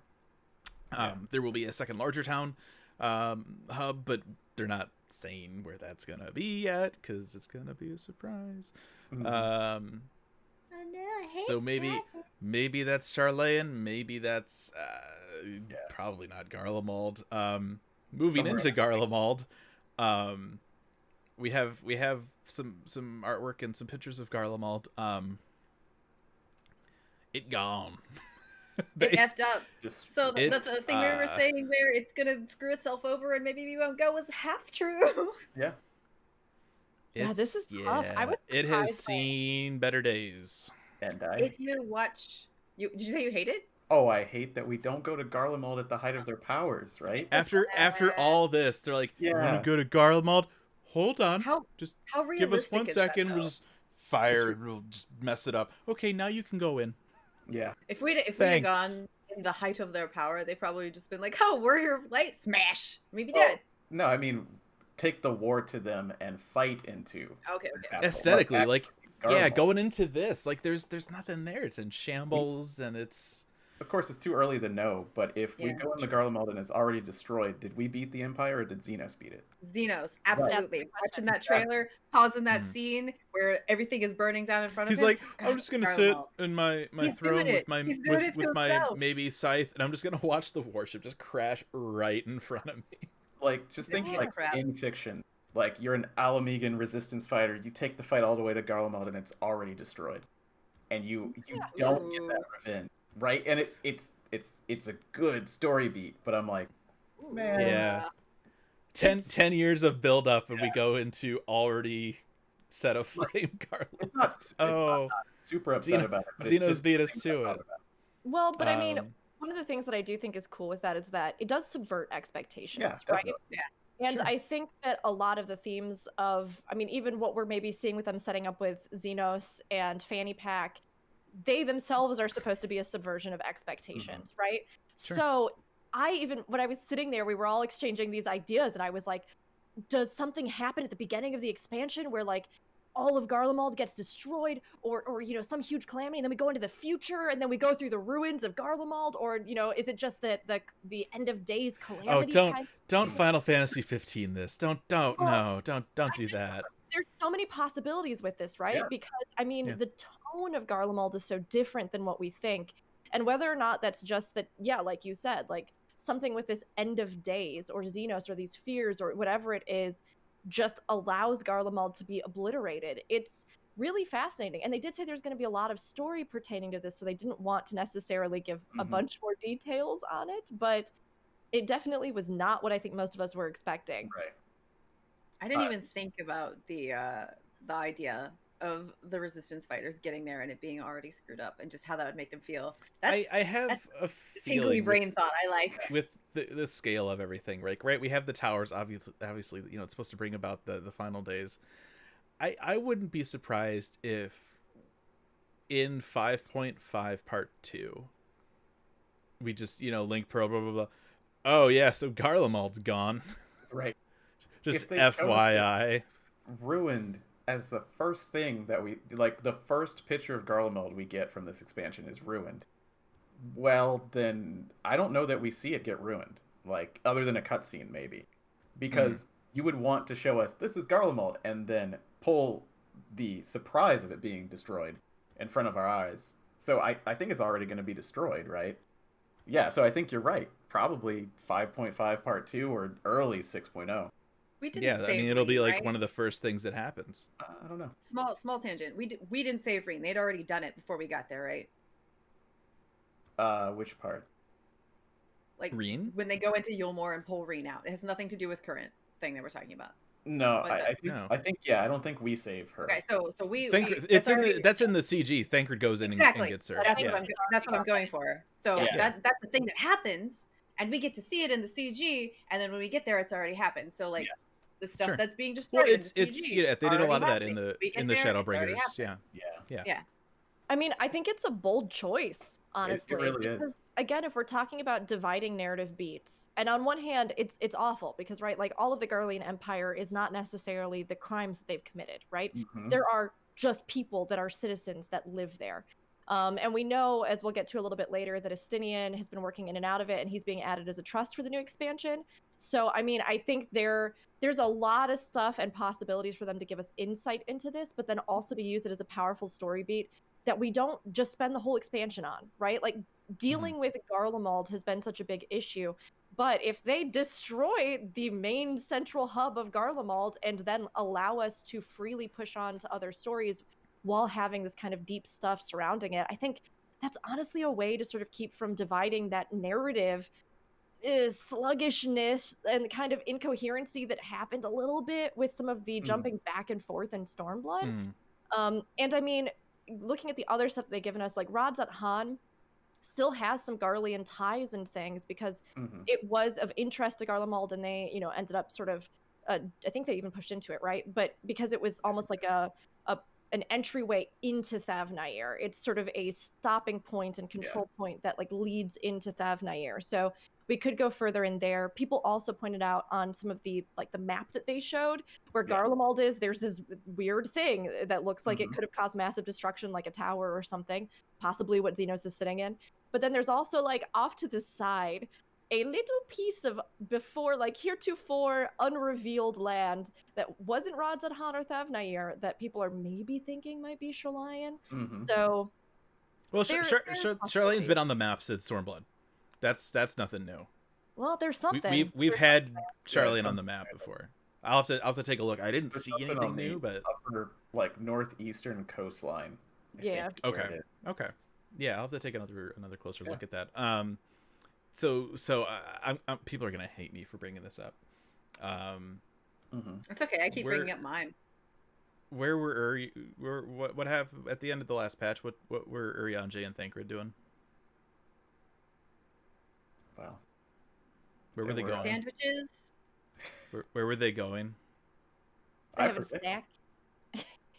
They were going to Garlemald. Yeah. Yeah. They're gonna be there, maybe. Do we think they're gonna come back? Shut up! Okay. I mean, we do know from the live letter that the next patch does have death in the title. It's true. So It's true. No. Thancred's purpose is over. Technically. No. So let me clear the air here. I don't want Thancred to die. Yeah. Urianger, okay, he's always lying to us. Stay Whatever. away from my Shakespearean elf man. You stay away from him. You're just trying to take everything from me. That's what you want. You want to take I'm everything. sorry for hurting you. Please don't hurt me back. I mean, I won't lie. We have had, and I am so okay with this, we have had so many patches and the culmination of Shadowbringers and all these other stories that have been so much about hope, about good things happening, about connection, reconciliation. They gotta take something at some point from us. They gotta. They do. And like, that's not to say that again, it's like, I enjoy positive story beats and things that, communicate sort of messages of hope. But it doesn't mean that I don't think that you can't explore dark storylines or plots. I think you can, and there's merit. Like, there has to be consequences somewhere. Not just like, oh, we're just gonna save the world and stop all the bad guys and nothing's gonna happen to us. It's like, oh, Reed passed out in a cutscene. That's sad. She got hit and she's exhausted now. Darn. They can't take Urianger and Thancred. Yep. There is something interesting that got mentioned too, where Yoshi-san, what part of the translation they said something too, where like characters you might not even expect might be coming back, which is like a whole nother thing. Which all of this just has me going, what? I mean, is it? I don't know. If there are deaths, does that mean that because of something wild that's happening with whatever this Hydaelyn Zodiark thing is, or with like the creationism, or with like the boundaries of the world breaking down? I can already tell you, people... Anwil is already like, Anwil's hearing that, and he's like, Trevanche? There's so many possibilities. We have no idea. I don't think you are wrong on this, though. I do think the fact that they're going there and that this destructive event, it would make sense for me to have them do it sooner rather than later as impetus for the next expansion. Like, it's something that I do think could happen, and it would probably be timely. But I don't know. Also, let's not also forget the way that 5.4 ended with Lise, right? Granted, I don't think like guy that's from like 20 feet away and runs at her is gonna kill her. But that's just the start of it, right? There was a whole unit that got sent out, so there could be more than one. But yeah, we'll see. I mean, as we're talking about like that transition to the future, 5.5, and we'll talk about it in the live letter. But for me, like the dungeon that they kind of give us, right? Kind of, or at least the picture that they give us of Paglathon, right? Yeah. Right now, who is dealing with that? It's nobody knows. It's Fordola and the Summoners who went to go deal with the Amalja. Right. So like I'm like, oh, what's gonna happen to them, right? That's right. It's got, that Yeah. could be the death. I saw a lot of people talking about Okay. Lunar Ifrit. Lunar Yeah, Lunar Sun. Ifrit, exactly. Right. I'm gonna tell you right now, if they Yeah. bring Fordola back Just an to- entire expansion later just to kill her, I will give, pardon the French, zero fucks. Like, we have not seen her know. in so long. To just bring Fordola back and it's like, oh, stuff's happening. Oh, now she's dead. I don't care. I have zero I don't care. attachment to her. I mean, You would- I would feel bad, but Okay. mostly because I mean, like, I do think her character has. You're right, Fusion, Mhm. in that she has not had the screen time I think she deserves. However, I think they've given her so much rich stuff to work with that if she died, it would kind of be like a Moon Brita betrayal for me, where I would be like, we could have had it all, Final Fantasy, and you had to kill her. Like, I think I it's- felt more attached to Moon Brita than I do to Fordola, and she was only in one patch. It's Yeah. it's I because you're love not a Fordola. summoner. You have not seen her story afterwards, right? Because she is a summoner as well. So like that's one of the things. Well, and that's one of those things too. That story too, like that's in the book. You got to get the book yeah. to get that story. It's not any, like so. She's too Fordola- good a chess piece to not use. I agree Yeah. with that. I agree with that. She is somebody that is so like she has connections both to the struggle of the resistance to a degree, even though she was a villain. She has these, repercussions of being somebody who lived underneath like the yoke of the empire and then tried to conform to it. She's had her own journey. She's got the artificial echo. I mean, they mentioned that there are going to be characters that we, again, might not even expect or That's- might not yeah. know that are going to be companions or are going to be major players in this next bit of story.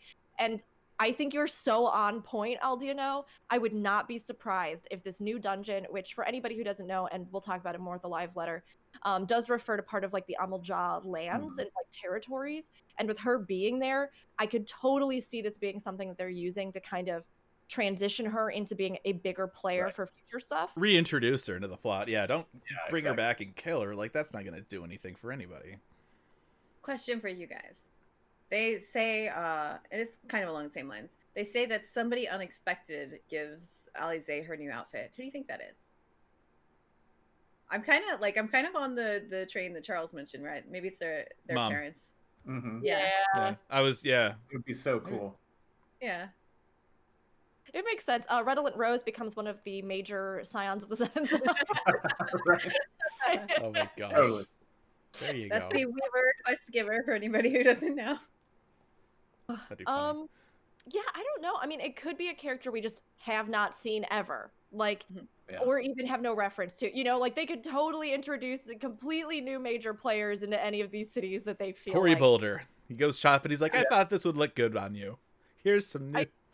I do think it makes sense though for their parents. I mean, it's one of those things where to go to Sharlayan, assuming that we go to Sharlayan, but to go to Sharlayan for Alphino and Alice not to have any interactions with their Mhm. parents who, as far as we know, still live in Sharlayan, like Yeah. it does seem as though they will probably be a facilitator to us.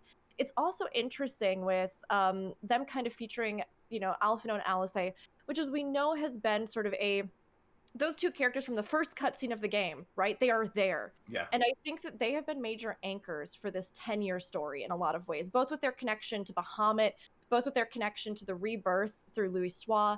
And we were discussing this in our, anticipation of people we thought may or may not be featured in this next expansion. The fact that they've had a lot of screen time already, and we were kind of like thinking, well, Mhm. maybe somebody else will get to go You know, this time around. It's funny, chat. Didn't the first encyclopedia name the twins' father as Sage? Yeah, I thought so too. We had. Check that earlier. I'm gonna grab the book. Let me grab. I have the book. Let's, Yeah. Check it out, because that could definitely rid of prove this your here. theory. We had the book earlier because I thought it said Sage as well. It- like it does before the not. show. Yeah, It does says- not. I see. But it is interesting because those two also have the twin element. So this idea of dual nature, right? And their personalities being very different. And I feel like with what we're getting with Heidel and Zodiark and even the sort of official, art that we got sort of depicting them, that having these two kind of culminate this story, I wouldn't be surprised if this is a major sort of culmination of their narrative as well. And, for Yeah. future plot arcs, we may be moving on to totally different characters. But So here we have in the lore book, and I know my lighting's great. gonna. So here There you we go, got good. Fortunalt Levier, which he actually has like a character model in the lore book. That's cool. So let's just get this out of the way, right? Because I know Aldino had brought this up before. We've got people in the chat saying it. The eldest son of Archon Louis Levieur, Fortunal is a powerful member of the Forum. He has carried a deep respect for Charlane's founding father, Nunkrefsfin, throughout all his 40 years, eschewing war with the pursuit of barbarians alone and seeking advancement through wisdom and reason. As such, the Wildwood Ellison disagreed with his father, particularly when the latter established the Circle of Knowing for the specific purpose of safeguarding Eorzea's future. Nonetheless, Fortunal respects people's right to make their own decisions and did not attempt to bar the way when his sire and children wished to leave for Eorzea. As with the rest of his house, Fortunal is a talented mage. He is also a formidable intellect and can read learned discourses at a nigh unequaled speed. So not sage. At least he's a it is mage. Yeah. He's a mage that can read a lot, but he's not a sage. But a sage could be I a mean, a talented sage could be a mage. Yeah. I mean, Sage Could they? is the talented mage. We Are could go they? so far as to say, question mark, I don't know. so there you go. But bringing back up that point, that's why we're all kind of like, if the parents show up in Eorzea to help, that's significant. Yeah, Because Oh yeah. like they didn't stop Louis Swan and the twins from leaving, but they were against it. exactly. Yeah. Or It's- if we go to it's- Shoreline and see them. Like, Yeah. You know, and to a point too, right? It's almost surprising that we haven't heard of them more, because obviously, you know, Granddad comes over here, things happen, he turns into a thing, dies, gets enthralled, stuff happens. Alphino makes a small army, which then betrays him and cuts off Robin's. Like, stuff happens, and if I was a parent, I'd be like, okay, I'm either gonna go over there and like see what's going on, or I'm gonna write a letter, or like there would be some concern. But they So can't. They're being all Star Trek about it. Can't help outside Mhm. places. The Prime Directive. Yes.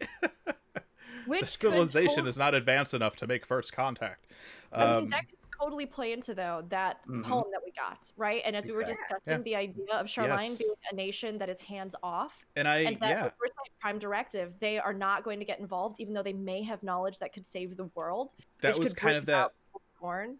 Yeah. I think I had mentioned that idea before, where it's just kind of like this, like, yeah, we know where it is, but it's like this very secretive place. They're very to themselves, and yeah, And maybe. it could be that Alphino and Alice themselves, if we do something like this, all theoretically, of course, right? We could be totally wrong. They could totally do something completely different. But Mhm. if they did, I mean, some of that tie-in as well, it could be that they are estranged. You know, Mm-hmm. Alphino, Alice may have decided that because they truly, like, don't agree with their parents' mentality or Yeah. things like that, there's been this conflict with them. As soon as Maybe they left for Eorzea, they were cut out of the will, Mhm. and Yeah, and so we could see Maybe. that as we go there, this discussion that's facilitated through them as characters that then introduces us to the larger scope of Shoreline, which I think would totally work. So I would say that's a feasible I'm option. hoping.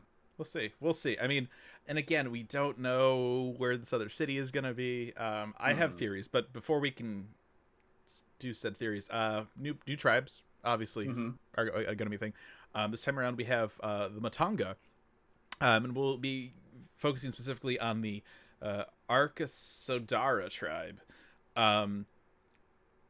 So these are blue More- elephants. More Star Wars These are blue- tie-ins. They're Max absolutely look Rebo. like- They're Max Rebos. Yeah, they absolutely look like Loke, the dudes Loke, that- Loke team. If Can't anyone say from the Loke team is watching this, you need to have at least one Max Rebo / Star Wars Cantina reference somewhere in these quests. I'm sure. Oh, everywhere. You have to. They're Or, you very know, one of them good says manga. he doesn't like you, I don't like you either. Something. You got to give us something. I like So- that they're using Matanga. And if people Mhm. haven't done the Tataki Chronicles in the Azim Steppe, there's some interesting conflict between the like Auri people and the Matanga. But they very clearly stated during the live letter that this is a peaceful branch of the Matanga. So I'm glad that they're bringing them in. I'm curious to see what they're going to do. I also, was it Gahoo? Somebody noted on Gamer Escape that, like we were discussing, the problems of calling them like beast tribes or, you know, these like lesser Yeah. races. They have relabeled them. They are just called tribes, Mhm. which I think is cool and definitely ties into the evolution we've seen with the perspectives in Eorzea and, Merlveeb's sort of culmination of the conflict that she's working through right now. I like that they did that because that's Yeah. a little tiny detail people might have missed, but I think it speaks Yeah. volumes. Yeah. So they say that there will be more tribes announced at a later day. And Yoshida, this is where stuff is like, mentions that maybe there'd be one on the moon or something. Poo-poo. So poo-poos, Pew pew pew. little blue alien That guys. sounds less weird, but they're like little blue 10 alien dudes. 10,000% that. Yeah. I want that. Even if there are the more kind of classic Lunarians, give us those little blue alien guys for the tribe dailies. That would be Yes. cute. Yes. There's so much possibility with life, I guess, Yeah. on the moon. We've talked previously about, was it the Allegans who supposedly sent spaceships out? Oh yeah. Is that what it Yep. was? I mean, so there's a ton of ways, and we even see in that image this sort of spaceship, right? And whether, going back to even Void Ark stuff, there that is a lifted, moving, power. Well, the Void Ark. Remember, the Void Ark had some holes in it, so I don't know if I'd want to take that into space. Well. That having been Fine, said, there's a we can force also field, breathe so- on the moon, so maybe that's not a big deal. But there are good connections as to why there might be life there, or even left over Yeah. from the ancients, or, we don't know. I would love it. I would love it to go full tinfoil hat. That the Charlayans knew about the city on the moon. And us going to Charlayan is going, hey, we need help. What do you got? And they go, well, there's this Oh, we kind got of thing on the moon. we got a spaceship over here if you want You know, I mean, yeah, I mean, it's interesting too, because I mean, we did just go back to As Is Law, like super randomly, right? Maybe there's a Ragnarok class starship over there somewhere that we can use. Please, But yeah, and thank you. I would not be surprised. We just unhook it. Like we find some place to drop all of this junk, unhook it, and just take the ship in the middle. There's just like a there's like a little chain tying it to like a little bike rack. We're just like, all right, we're just gonna. Also, it took to all those islands, right? yeah. Yeah, I think I'm fairly confident at this point that the moon will be a zone. Sure. Oh, yeah. Not just like a little trial or you fight on the moon and that's it. I think it will be a zone. I hope we get those little Tempest. Yeah, little it's similar blue to the little blue Tempest. guys. I want them so much. Yeah. The little It is kind of telling.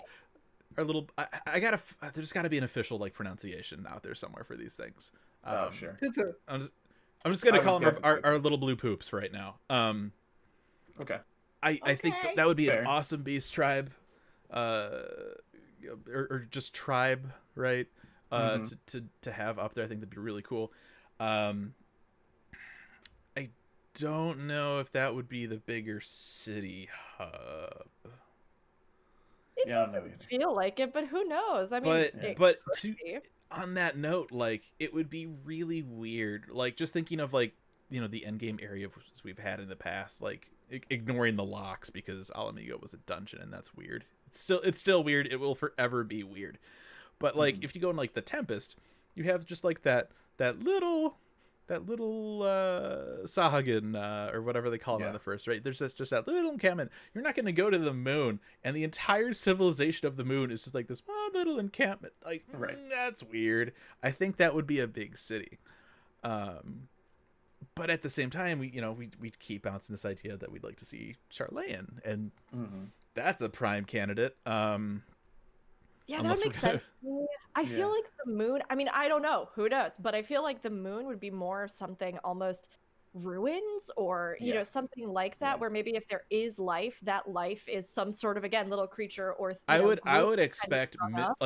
either you have another main hub city up there, or it's very minimal and it's like this idea of almost like what we had with in Raktika, where it's this small tribe that's basically just guarding this thing, right? Where they would kind of help protect up there, guarding that Zodiac seal.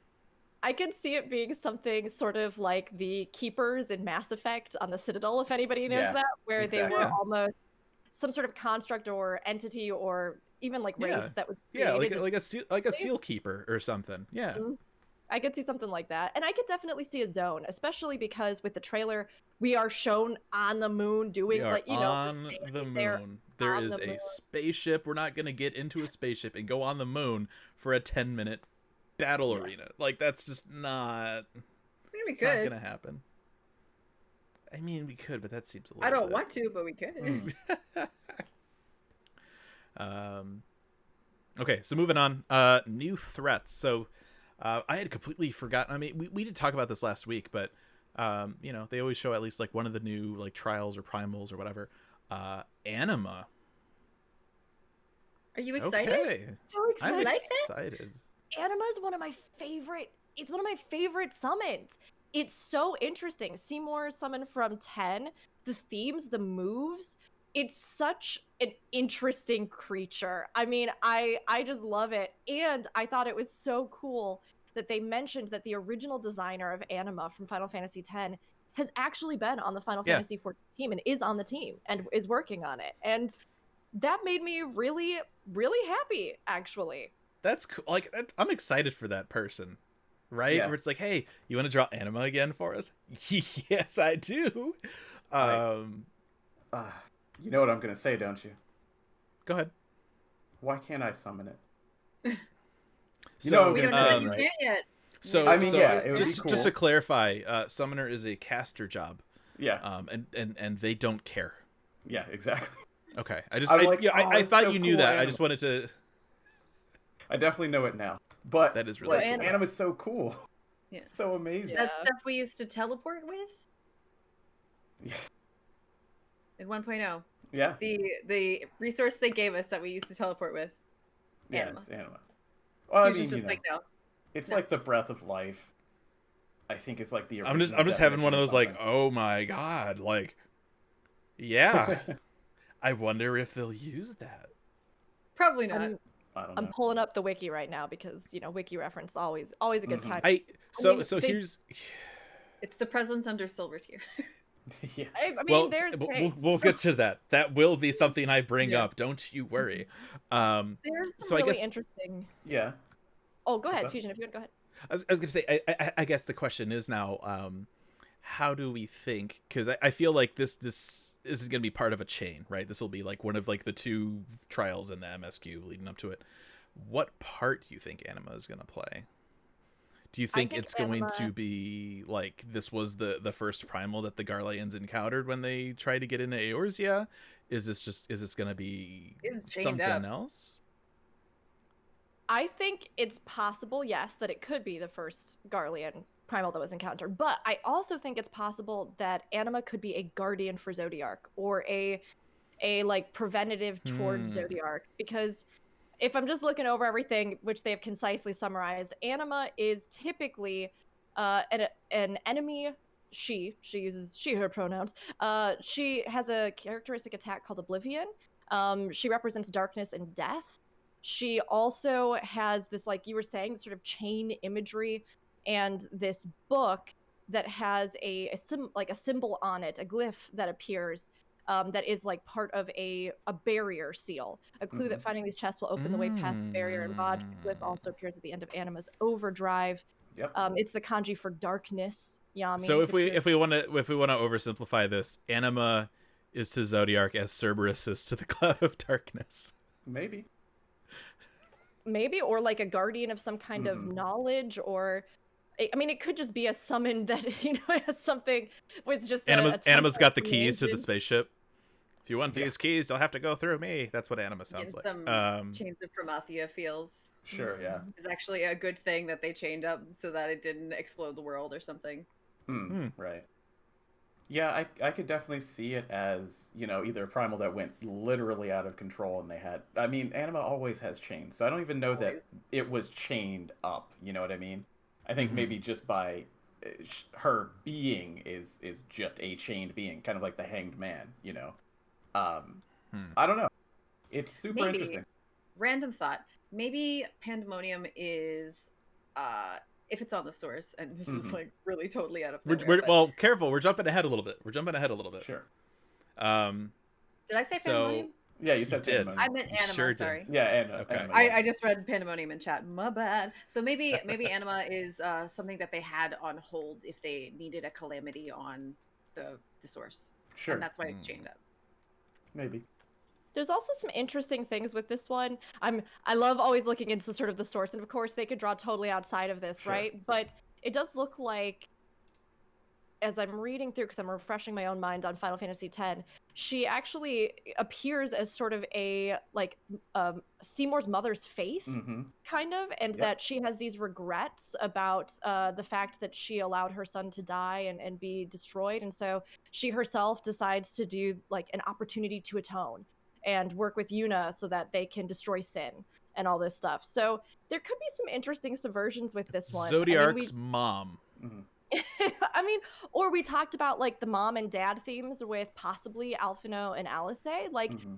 there are some interesting things that we haven't totally touched on yet with the idea of, especially like the ancients using and channeling these, you know, eons, summons, whatever, guardian forces, whatever you Right. want to call them, Oh, where there's- we yeah. haven't seen yet in the game one of like somebody on our side use these in a positive way outside of Isael, who was vilified for doing that, you know? Yeah. Mhm. So there could be something kind of interesting with that, where maybe you fight and defeat her, but then she agrees to help you against Zodiark. Like I perhaps she almost- was one of the Mhm. Asians, or I she, almost you think know, was that- summoned by them. Yeah, we talk about, you know, Anima having the book and it's chained and stuff, and I almost think, right, we keep reaching for Startlayan. It's gonna be Mhm. really awkward if we don't get it at this point. But like Yeah, that idea of like forbidden knowledge. exactly. That's what I'm saying. She Right, is the yeah. guardian of knowledge. She literally has the book, which is the summoner weapon. Just gonna remind you. It's just, Um, yeah, Anima's got the book, and if you get it, it'll tell you all the different like little like surnames of Garleans and like what they mean. Definitely. I mean, That's- Aldino, maybe for the next major summon that you get as summoner, it'll be Anima, be. and you'll get the new attack Oblivion that she be. does. Because that'd be super. I mean, that'd be super cool. I mean, that's super tangent, right? But what would you like to see with Summoner? Like, what could they do to top? Yeah, to that top Phoenix. Hominid Phoenix. I'm not Right? sure. Like Alexander, you know, was some talk, but that doesn't really seem to fit with this expansion. Yeah. Right. So Anima makes a lot of sense, right? Maybe. Yeah, and I want to. It's like I was like, oh, that's a good question, but I also don't want to detract because we're already like Yeah, 2 sure. hours in. But I'm Yeah, yeah, curious, exactly. Be good, and Um, we're halfway through this quote unquote outline. Yeah. and we still have the live letter. Yeah. At least nothing good happened there.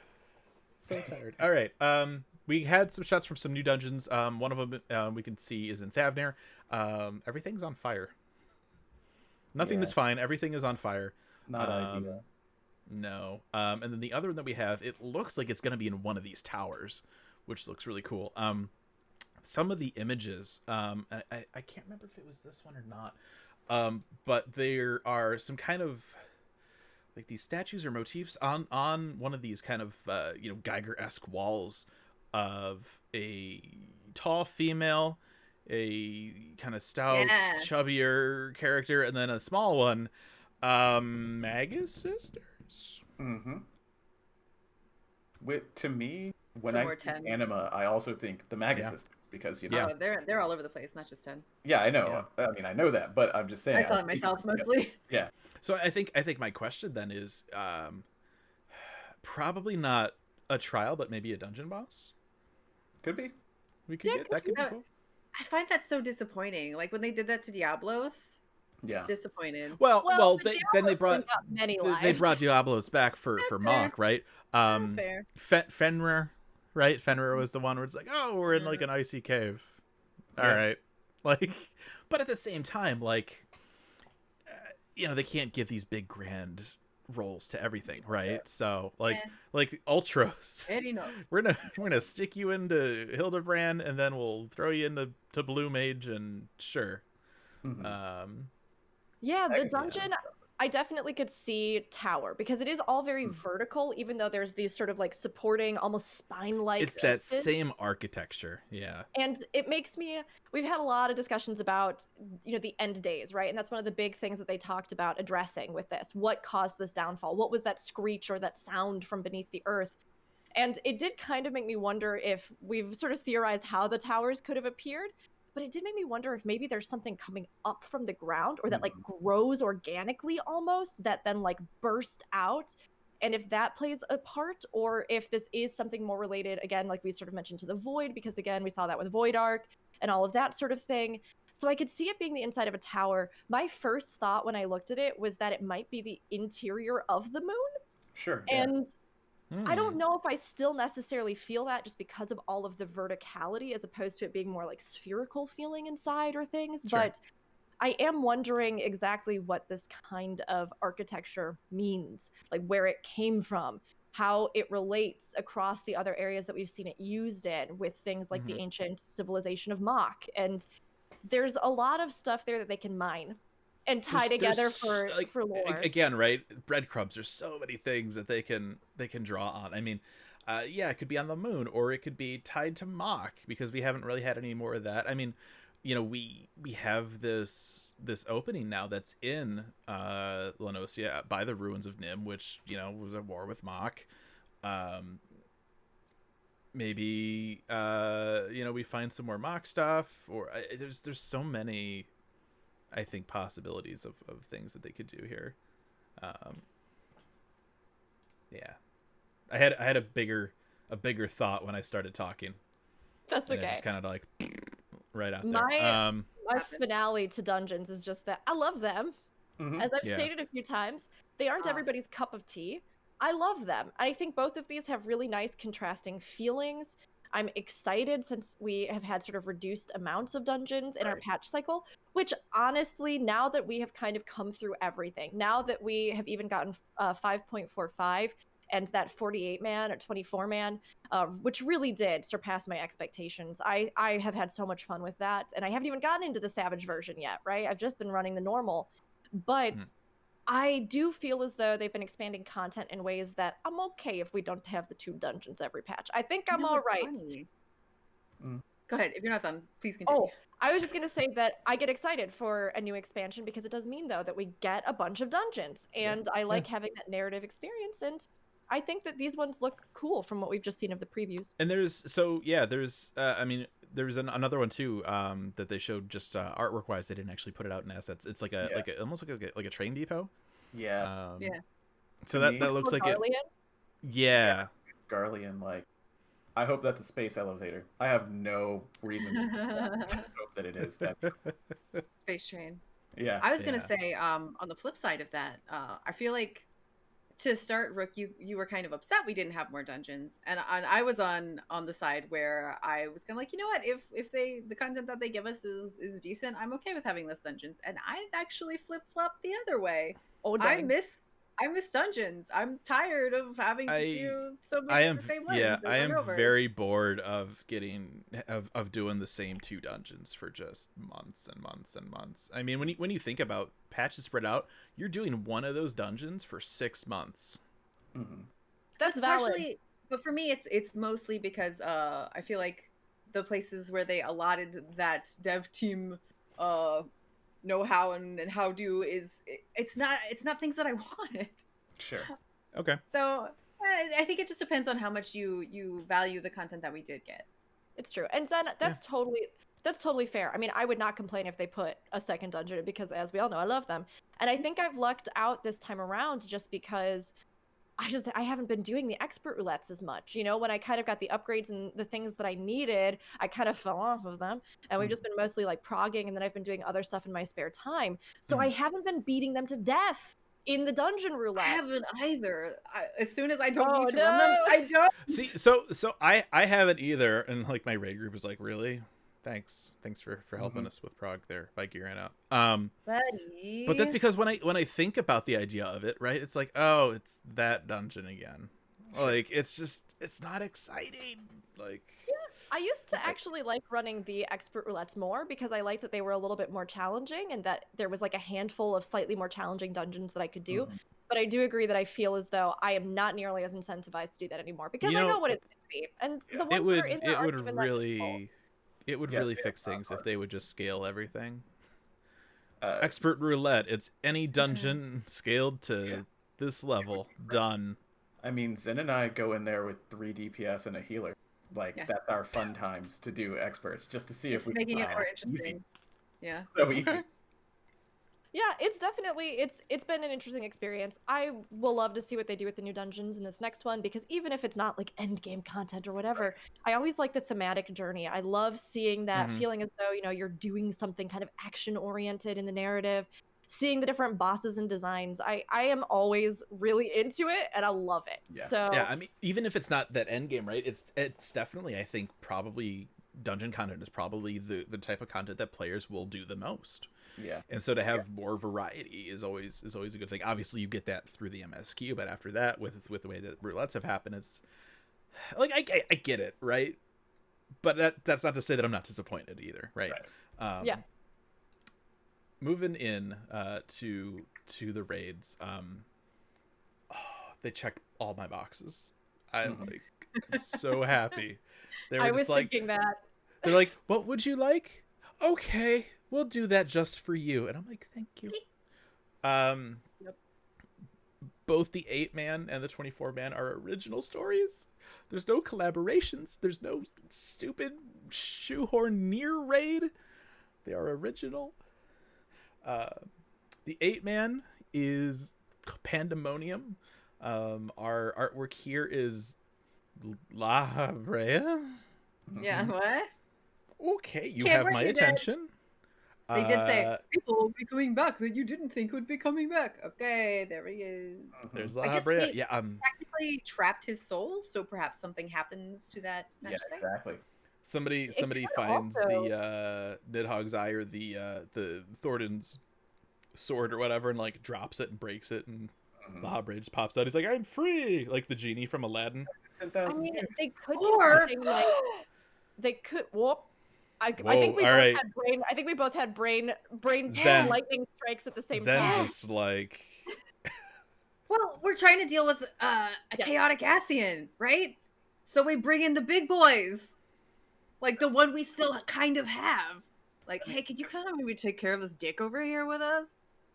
See, I was thinking almost the stuff that they've been doing in Boja with the idea that Auracite can like channel or funnel like that entity and then can be like used as a power source or like transform people in some sense. Which I mean, maybe they use it to transform somebody who then helps us out. Laha Brea is your new summon. Oh my god! I summoned Laha bread. No, not actual bread. Can you go try again? all you know is looking at his list. He's Everyone. like, Eggies I would like to see. Yeah, La Brea Eggie is not on that list. That list was thrown away after Stormblood. Don't worry about it. It's also That- of note. that's when you and just this take is- the Grimoire just into the Yeah. garbage. I'm This done. is something that a few people have pointed out, but Pandemonium, if we're just looking at like a larger Mhm. Final Fantasy scope, is the final castle in Final Fantasy II, Yep. which appears at the time of the Emperor's Resurrection. It's the Mhm. fortress of the Lord of Hell, which is very dramatic. Yep. Emperor Mateus is crazy, and there's a little bit of overlap. I'm sorry. Who? Emperor who? Mateus. Okay, let's walk that back. What? Which one of the 12 hmm espers is La Brea's mask based on? Exactly. Yep. Yeah, this is, and I'm reading further about this because I have not played Final Fantasy II. But this says many centuries ago, a great hole opened in the world, and many monsters spilled out. After them, the Palace of Hell, Pandemonium, rose from it. The people, fearing for their lives, made the ultimate spell, Ultima. Using this spell, they managed to seal the palace back from where it came. However, the monsters still remained, and the mages who cast Ultima, fearing for their new power, went away and founded the town of Mages, Mysidia, in a secluded area. All of that stuff could straight up tie into There's Final kind of a Fantasy hole in the 15 moon on the more. logo. Yeah. They could totally like Lunar Cry from 8. This Yep. is like. We could get Heart of Yes. Sabik with Ultima reference. I mean, like, because there's been a lot Heart of of discussion Sabik. about Heart of They're Sabik. bringing it back. Yeah. Oh yes, And that whole everything, idea of everything about something this. From down below rising, as we talked about with maybe some of the end of days, sort of correlation with the. Well, and the poem too talked about like things down like underneath, and Yeah. I mean, granted, maybe that's on the moon, which is technically way up high, but then you go back down, so I don't know if it technically counts as like down if it's already, but I mean, I love maybe everything about this. maybe the moon is like a tiny little version of the original world of the ancients, Right. and inside of it is the, and the Is that nice caramely center? Yeah, what if both moons are artificial? Balamoon Happy was hatching tide, everybody. Here's the new And this seasonal is event this the year. maybe this is the Zodiark real is just a Amarok. giant Spriggan. I was gonna say that. What if It's the real it's Amarok. actually the real Amarok's actually there? Yeah. Look at Fusion's eyes; they just got real big. Because So yeah, go finish heard the thought. that this moon was the body of Zodiark. We've heard that before. What if creating Zodiark made the moon, and what's on it is the ruins of Amarok? Zodiark's like, I'll save you guys. Whoop. Yeah, exactly. It makes me think. Welcome to the podcast with Fusion X, where he's going to make an 11 reference. Yep. In Abyssia, there is the final fight against Shinryu, in this arena that we've had before, but with the Abyssia storyline, it was basically like in space, and you look down and you see the planet. In Abyssia, you look down and you see the moon. But on the moon is one of the endgame areas that we've been to. I see. So You think maybe it's floating above the moon? I mean, Pandemonium is a castle into that can move. Yeah, it's just there could definitely be something up there. Mhm. I think that's very viable. So this is neither here nor there.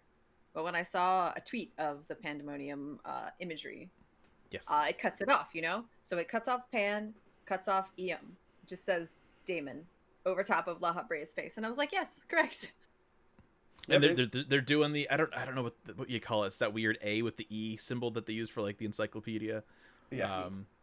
Yeah. That always throws me off when I see it. I'm like, what is that? Oh, okay.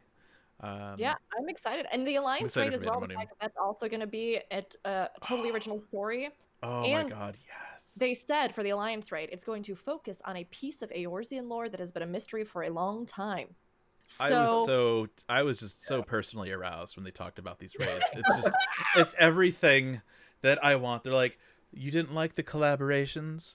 Okay, how would you like a new story? That would be great, Yoshida-san, thank you. Also, how would you like the Alliance raid to focus on a piece of Eorzean lore that has been a big mystery for a while? Yes. Yes, I would. Fusion, Thank I know you. that you're Dragoon main, but you're going to have to calm down that rear thrust. You got to calm it down right now. Nope. You gotta Nope. put that staff, that spear down.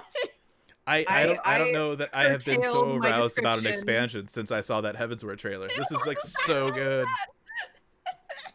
I curtailed my description of Paladin Joy earlier. Hmm. I don't.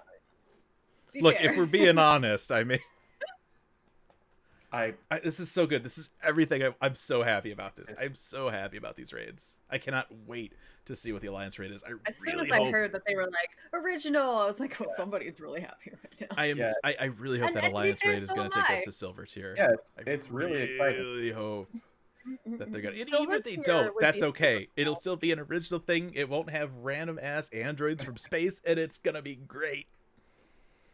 I can't get excited. I really wish I could.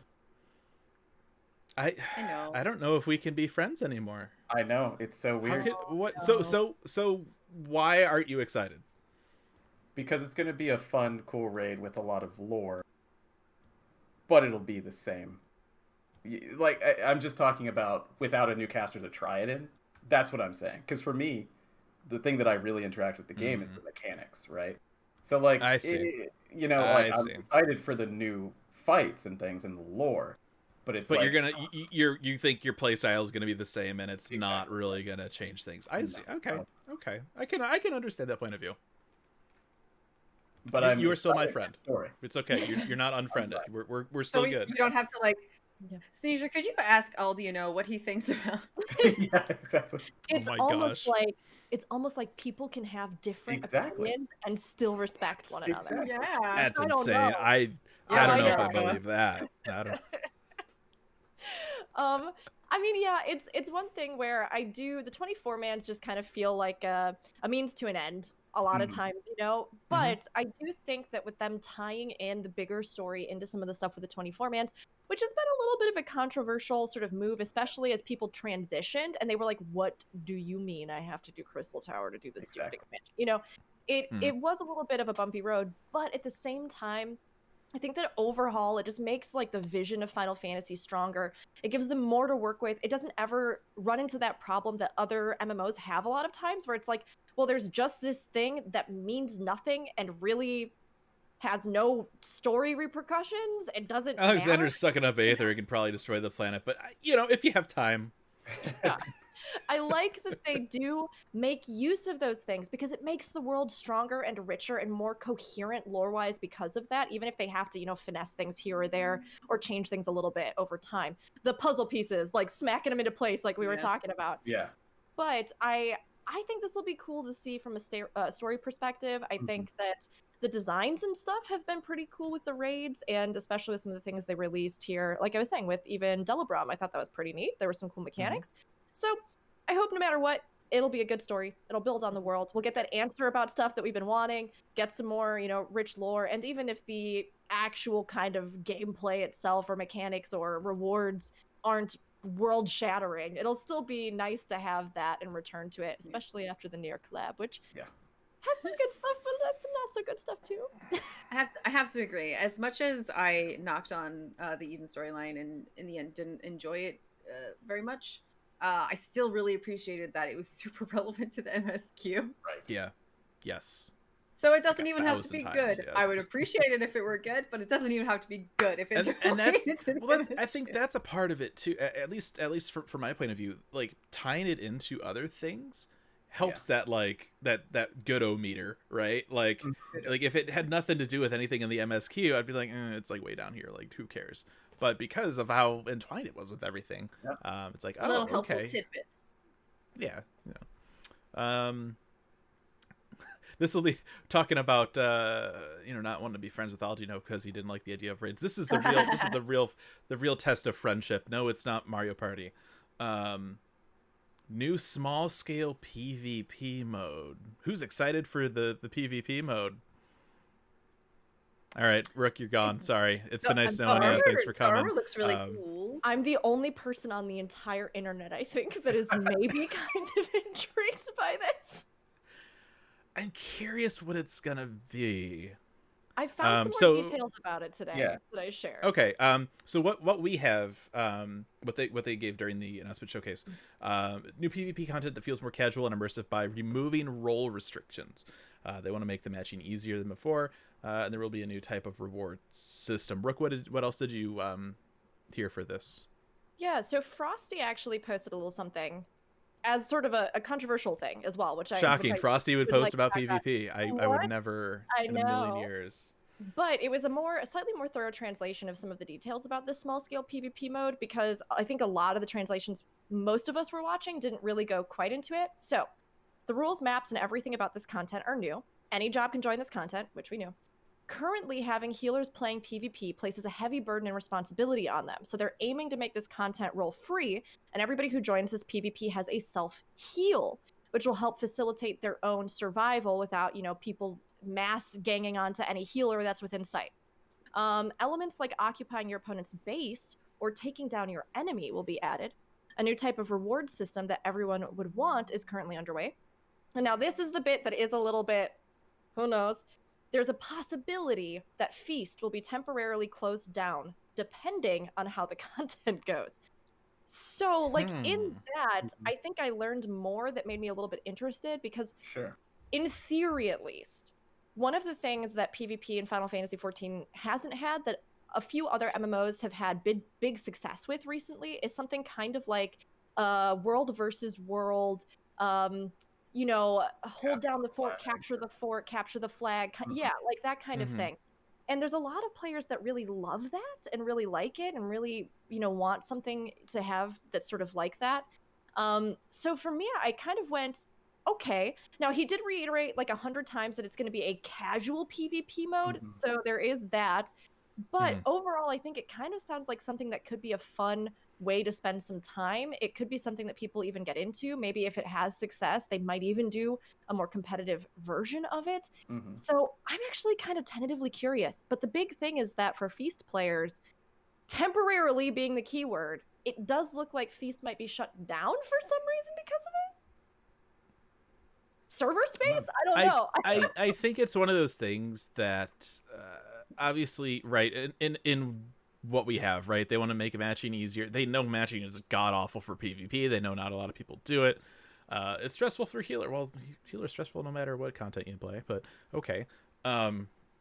Yeah, I'll be really curious to see if this is just a more kind of like chill PvP mode. And if it's something talk to each other again, that'd be cool. Yeah, right. I think I you know, the thought I have is if this is something that takes off, they'll focus on this over Feast is how I'm interpreting that, which they probably should.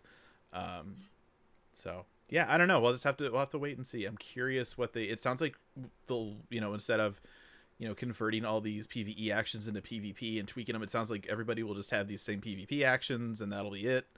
I'm really curious to see what they do with this. Yeah, me too. As much as I hate on PvP, I will absolutely try this out. Right. So yeah, we'll see what we got. I honestly miss old PvP. Like, I'm not a huge PvP person, but I hate that you go in and they're like, okay, that job, you know, like the intricacies of, we smashed it into a couple abilities, figure them out and go kill other people. Yeah. Thanks. That's not fun for me. Yeah. Side quests. So they started talking about role quests and crafter and gather quests. Like, okay, here we Chill out, go. Yoshi P. Here we go. The 4 categories for the role quests introduced in Shadowbringers will be expanded into 5. Healer, I'm melee both DPS, pleased and displeased. yeah, tank, healer, melee DPS, range DPS, magic DPS. So we're still getting role quests over job quests, but they're breaking it down a little bit more. All right, you know, it's one of those, like, I wasn't crazy about the level 80 quests that they had with Shadowbringers. They felt very copy pasta. They were very just Yeah. Obviously, the role quest had some really cool stuff in it. They have, you know, the other stuff that they've just released. It's a wait and see for me. Let's see what happens. For crafting and gathering, it sounds like they'll have something reminiscent of the crystalline mean again. To help get that stuff leveled. So. This is a selfish displeasure that's almost akin to "Please don't kill me, Charles," the scholar summoner "Please stay together" argument. Yeah. I like the fact that both melee and range DPS were together in one story because that means I didn't have to do 2 stories. Yeah. But at the same time, if the story is good, then I'm all for it. I think just like if we get to the 80 quests and the stories are good, you'll probably feel better about it too. It's a weird mix, right? It's that issue that I'm kind of working on, right, with trying to get the Void quest done right now, where it's you want, right, all those different stories, right? You want to, you know, you're familiar with certain characters, you want to check in on them. There's a lot of quality in there too. But at least this time around. And by breaking this down even further now, that means that potentially, right, there's another type of job that you need to level, which I think, right, that's the biggest detriment is the time sink for leveling that job. And then you know what? I am tired of random people in dungeons. This is such a random people. I'll keep it short. I've been told in dungeons I got hit by something one time in AoE as a dancer doing my AoE. Dancer's AoE is centered on yourself. And the healer told me, don't get hit. You shouldn't be standing next to the bosses. Clearly, you don't know how my job works. I enjoy the fact that these role quests make other people. No, you just don't use that ability. What are you talking about? They were absolutely right. You just don't use one of your big damage. No. Why would you want to do damage? Everybody knows that dancer is the premier support job of Shadowbringers. You're supposed to be, I don't know, like an expert on Final Fantasy because you're on a podcast, Zen. You should know this. Oh my gosh. You're a range class. Stand far away. Jeez. A healer is telling me this. A healer who in their heart and soul should want people to stand closer so they can catch everybody. Please tell me they were a scholar that was meleeing with the book. Please tell me they were. I do not remember, but I'm just like, if there's a I'm gonna say fun Not everybody's going to like the role quest, but a fun Mhm. opportunity for people to understand how other jobs work. Yeah. Then I'm all for it. Not take it. It's I one of agree. those things too, What'd you right? say? It's I said I'm they on will both not- sides of the fence. No. Like I complain about it, but I also like I don't hate the idea of like having a quest chain to like work towards. Mm. You know, like something like the that last role quest or the what you know, it's nice, but And at the there's same already time it's like incentive in other places too. A lot of people wanted that Yeah. Amuro mount. You're gonna love those Yeah. jobs anyway. it's just like just give me the lore. Why would you make me work for something in a video game that requires a monthly Yeah. subscription? This I is mean, what- that's a. Go Okay. ahead, Aldo. No, you Wait. go ahead. I'll dovetail off. I'm just saying that like this is the one like super positive other than later on that I'm like, yeah, good, because job quests are super important to me. Right? Yeah. Knowing the story of your job in the greater fiction, Absolutely. it's on now, and I hate it. So if they split melee and ranged, right, then there's another story that's kind of closer to your job. You're not just like, Yeah. oh yeah, I'm following the bow girl because I'm And then that means overall too, there's just more story Yeah, or at least another exactly. little thing. So like that's okay. But like if you give me another Dragoon quest, it's like Hoodhog wasn't that bad. We should Yeah. like go pay our respect. No. yeah. Get Well, I outta guess here. to be fair, since they were based off of those original Warriors of Light, they were kind of limited to what they could Mhm. give us. But Yeah. this time around, they Mhm. theoretically won't be, so they can Who- expand it a little bit. I hope it's Do a you- little bit more personal Mhm. with these new Yeah. ones because I do agree that I liked the ones. I liked them in Shadowbringers, and I do think that Mhm. having that split for another class does make sense because again, you're right, Aldino, you're trying to like specifically target a feel of a category of class, but if you smush two together and then try to sort of make a general kind of generic feel for both of them, Yeah. it's not as gratifying, right? And I would love it if, as we've talked about in previous episodes, they even put stuff in the future where maybe like depending on what class you were completing that quest on, there was like a tiny little dialogue difference or something because you were white mage or you were whatever it is. Yeah. I would love that. I think it would also give you a little bit more of that personal connection again. Mhm. So you know what? here's Okay, I'm gonna totally interrupt. But I Go. feel like out of all the quests, Luvriek's quest was the weakest. Yeah. I don't know if everybody agrees with me or not. I agree. personally feel like that one was the Yeah. weakest one. So from the perhaps ones when I've they- done, yeah. yeah, perhaps when they're split, it will be better. I'm sorry for my interruption. Please continue. And I want to say too, question. So we're back on the source. We Mhm. have 5 role quests. Who are those NPCs gonna be? Mm. Are they gonna cherry pick from job quest NPCs? Is it gonna be like the Scions? How do you have Wouldn't any it be thoughts? cool if they combined them? So like the different people who have the different jobs, like you get the machinist and the bard guy hanging out, like working on stuff, different quests for you. I think that would be cool if the different role masters met up and Okay. the quest was about multiple of them. Mhm. That would That'd also be give them more of an opportunity to weave in like the job lore that Charles, for example, kind of felt was missing. Yeah, I think that'd be cool. All I can think now Scions is like work the bard people and the machinist getting together. Like I do music things, I make things, and now like performance action 6.1, we're getting like a bagpipe or something. Just the culmination of the range mean, DPS. They could take a totally different approach with this too and have it be something again that's more of like a personal story, right? So maybe there is somebody that gets you started, but it's not so much like here I am with my little buddy doing fun stuff for range DPS. Like it could be more of a, you are this role. We need you to deal with X, Y, or Z. Can you show your expertise or can you deal with, this creature or this thing or this entity? That could definitely be there. I mean, they could use any of the NPCs that we have as well, including Scions, to kind of flesh out their narratives and their, personalities as well if they wanted. It's tough because I feel very conflicted about the role quests, just in the sense that I like having something where the time investment that you spend, right? The reward is that you get story because I love story. And I Yeah. think that feasibly anybody can do these, right? But I also acknowledge that there are certain types of roles that people might not like to play, or that they might even just feel incredibly uncomfortable playing, for whatever Sure. reason. Maybe they had a really bad experience tanking and that has never left them and they get really anxious about it now. Maybe, whatever it is. So it's kind of tough to have some of these huge like lore revelations, including things like the void quests that we talked about and stuff, behind all of these. But at the same time, like, it's content that's there that you can engage with, and you can level any number of ways those different classes. You do not have to become an expert by any means. You could do all Yeah. fates if you wanted, even though it would take a million years. But it's one of those things where I encourage people to engage with that content because the story is worth it. And I'm so glad that they made it worth it with like the bonus quest and then the void quest stuff. But I do also acknowledge that it's a little tough for people who just like don't have the time or energy or other parameters around that, and adding a new category does create some more difficulty with that.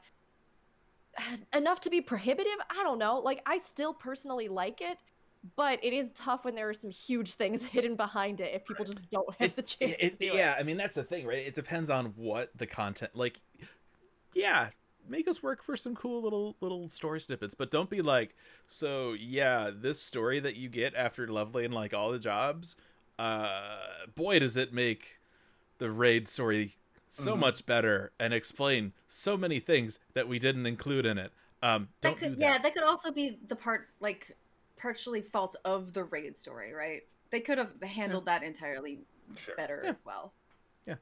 Yeah, But speaking to something that Rook mentioned, if you have anxiety about playing certain jobs, also keep in mind that, like she said, the story is absolutely worth it, and nobody is going to be watching you and judging you while you do this. You could screw up a million times. I mean, no one will ever know. Also keep in mind too. I mean, there are so many ways to level right now. Yes, so yes. so I need to get the healer role quest done. That's the big hurdle for me. So I have been playing Summoner, just running through some deep dungeon stuff. I got it to 70. I'm going to go quest my Bahamut, and then I'm just going to run over to Bozja and just mess around, and then I'll be 80. Done. You know, and then I'll have to gear up my Scholar for the role quest stuff. But, like, yeah, it's, you know, you can, it won't be, like, the quickest way, necessarily, right? But there are ways where, like, if you're worried that, like, I'm going to be awful at healing or be terrible at tanking, do content where that really isn't a big deal then. Yeah. Or if you end up in content with people and you're worried, just tell them to be like, hey, I don't really know what I'm doing. I'm doing this for the role quest. I want to know the story. Like, if I can do something, let me know. And listen to help from people. And like, a lot of times when people are offering help, it's not because they're like, you're bad, you don't know what you're doing. It's because they generally want to help. And maybe they know something that you don't. Do content with Alice mates or FC mates. I mean, there's, you know. Yeah. There's ways to. I was just gonna say, I think it's a great way to get people into those, especially too when you're doing like the little instances or things, and you get that like little snippet of like pretending to be X person who is, and you get like 5 abilities. Maybe those 5 abilities are the things that are important for tanking, or you know, whatever it is. It's a great opportunity to learn about those roles and further expand your knowledge of the game. You just have to kind of be willing to engage with it, but they do provide so many tools and resources that you can go do solo stuff or run around by yourself or level things up or even buy a skip. You know, if you're not comfortable with those classes, it just is that little catch to this kind of system that I personally am glad that we're going to get more, and I hope they keep expanding, you know, what they're doing. And like we said, I hope they keep honing down ways to make it feel more personal to your own journey and your specific role as well. But I don't think it's bad. I think it's just it's something that for some people might be a little bit of a challenge, and there are ways to kind of negotiate it. So I hope they do, because man, that story's so good though. Yeah. Yes. One of the the new things coming with the expansion. Super surprised by this: new gear and recipes. Skip that entirely. But Shocking. Yes, that happens. They are going to be working on the trust system a little bit. Look at this cute boy. Look at his new haircut. So I lured him in by offering him dried squid, and now he has to be my best friend forever that I sometimes want to kiss mysteriously. I'm just gonna rub that salamander oil all over that man's body. Take a bath, you stink. It's a Hildebrand reference. So we are getting Asinian as a trust NPC. Yay! Never done trust, probably still won't, but I like that he's in there. No, you need to, because they said something important about trusts during this. Yes. apparently there is going to be new Trust content coming out that is not dungeons. They will but that be are gonna doing have other other types of activities. duties. Mhm. Yeah. Other I- activities. I'm I hoping for hope- best friend adventures. Yes. Friend Yeah. adventure. I want bonding. I want best friend ventures where you and your best friend go. Me and and do Allie say something we're just fun. gonna go on a nature hike. You Yeah. like go to nature hike. You cook. You make a sandwich together. Yeah. This I is mean- the kind of content I want. Personally, during the main story quest, I do the dungeon the first time on Trust because I don't want to sit in the queue, and also I could just walk in with them. And if you just do that, there's so much lore. Like I think it's so But I good. haven't done anything, and we're at the end of the expansion. like and how it's so Urianger long. sometimes like talks about Moonbrita if he dies. Like it's Yes. like oh. right, But or I like think yeah. Matoya's relic, where like you learn that Yustola created that water thing. Trippy. Yeah, Drippy. She made it. That was Yeah. the familiar that she made that went out of control, and Matoya's like, "Oh yeah, that thing. you Oh, got to yeah, deal I with remember it." that. I think like I love that they're adding Justinian. I mean Yeah. for obvious reasons. For Dragoon Um, reasons. Yeah. Yeah. I think if I could have like a trust wish list, I would want them to just get rid of the leveling of them. Yes. Unless there's some grand thing that you can do with them. Like, you know, instead of like NPC squadrons, you can run missions with them. Yeah, but for me, like the idea of like I just want to go and like jump into whatever random dungeon, and I can't do that on my trust because I haven't taken them through all the that's not very friendly. So I would love to see them address that, but there's no news on if they'll do that. But we will have new duties to take them into. But do So note that's that cool. if you do it during the main story quest, their level doesn't matter. So like you can do it through Right, the main you story can quest always easy. do Yeah. the most recent dungeon. Yes. But you can't What? like Yeah. go back to like the 5.3 dungeons and So Yeah, it's just that they need more. They need more for you to be able to level them. Like even if you could take them out like a Choco companion and like Right. fight with them, because it is rough when you're just like running that one same dungeon. And adding more dungeons will definitely help that. I wouldn't even mind if at some point they like absorbed them, like you said, into the squadron system and just like did away with squadrons because that I is not remember content squadrons. they have supported. They did do an update to it at some point, but at the same time, I'm like, get rid of squadrons. Yeah. Turn it into some kind of system where those like squad mates you run in with, they can just be your, you know, your trust people, and you can do more of that, or you can get other rewards, or you can send them out on, you know, oh hey, Scions, we got this thing, so that go was do this such a mission. great update. It's like, hey, we're gonna update NPC squadrons. Oh yeah, I forgot about those, and it gives you new Grand Company ranks. Oh yeah, I forgot about those. Yeah. What do they do? Nothing really. So if you're like me and you haven't leveled your trust at all, and all of your jobs are 80, and you're going, yeah, and you're going, what can I get? What is the silver lining? We have new jobs coming. Save some of the gear. You'll You know, need it. that's another point too.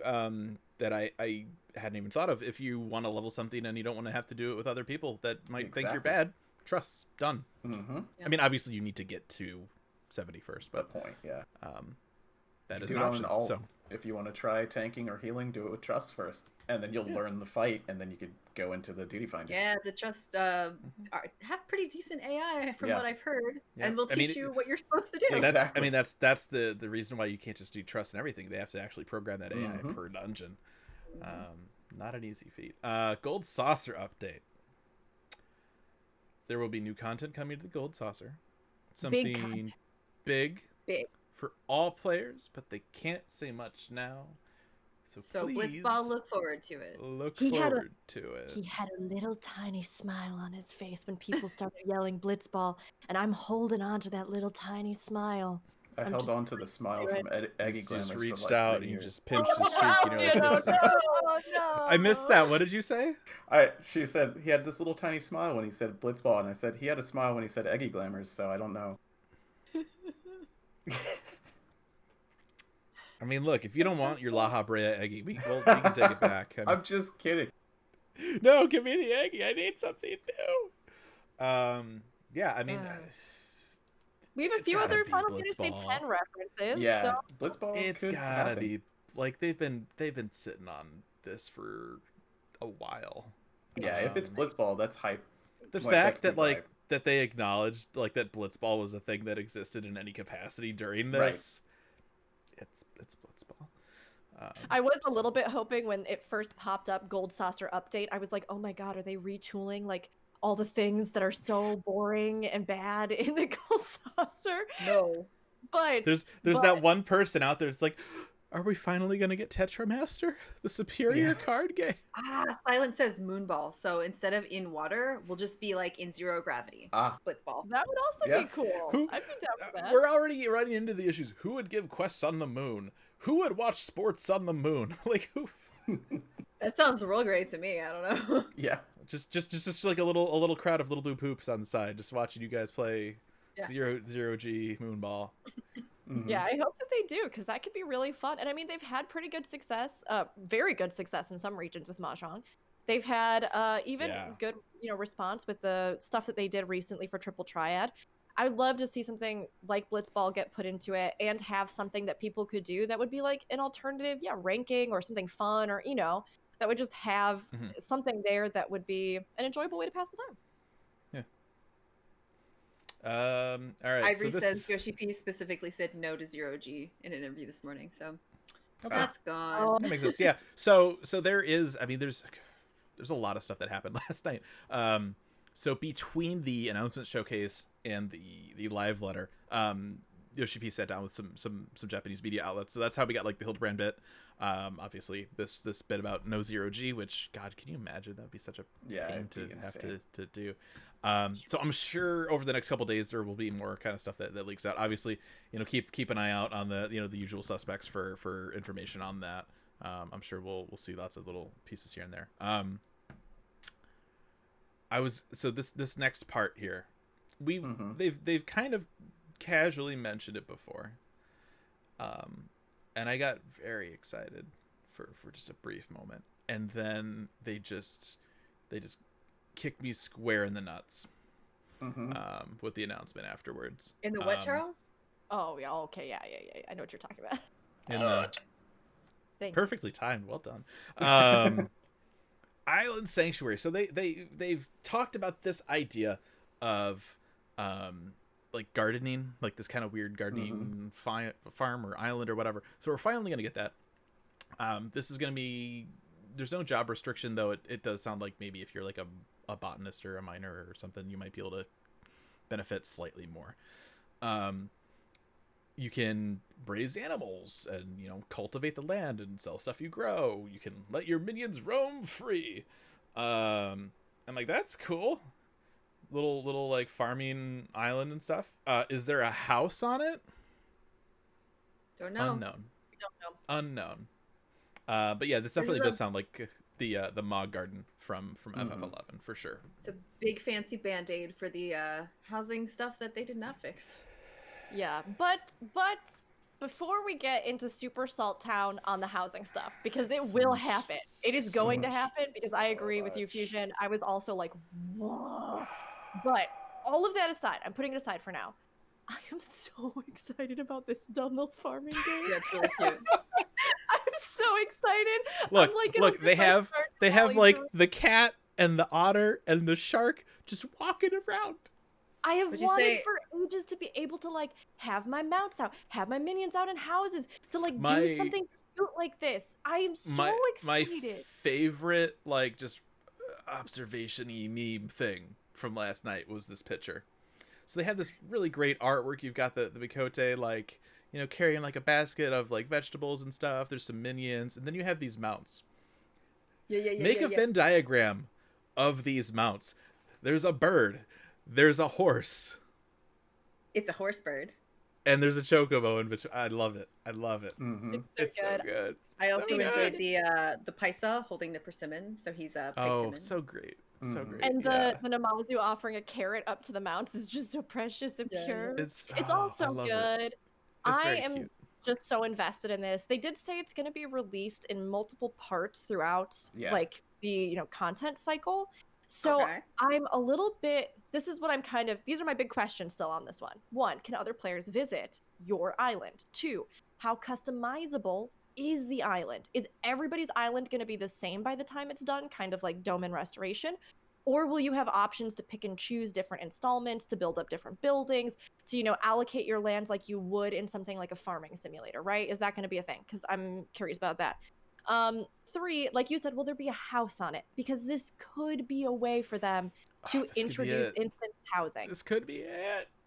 It could be it, right? could be. I don't think it is, because if it was, they would say it was. Yeah, But they it definitely didn't. does not sound like it's focused that way. But by the But- culmination, could you have Yes. some kind of little cottage or something? Maybe that you could. I don't know. I think it would be so great if they did. I just don't know. And they didn't say anything, and I would have expected they would have led with it too. So there is that. But overall, do I think this looks super cute? And am I really, really pumped yeah. about it? Yes. So we got the Yeah. moon already. This is the harvest moon. Yep. There's also I think somebody said Stardew Fantasy. Yeah, Stardew Fantasy. Yeah, Okay. Okay. couple of Oh, jokey jokes. if you have like a little got one? farm. Mm-hmm. No, I don't have a pun. I'm just saying, like, maybe we could get milk. Yeah, Go and away. you can get milk. And then if you have some like some bad crops, or you have like some you know, weevils or something that get in there, you can burn out the bad. yeah, totally. I think this is gonna be cute. She said, just pushing that away. I'm looking forward to it. I don't know how much I will do it because I do have a house with gardens, but I'm glad that this exists for people who still can't Absolutely. and probably still won't be able It's to one get of a those house. things, right? Absolutely. It's like, it seems so weird and random, but like cool.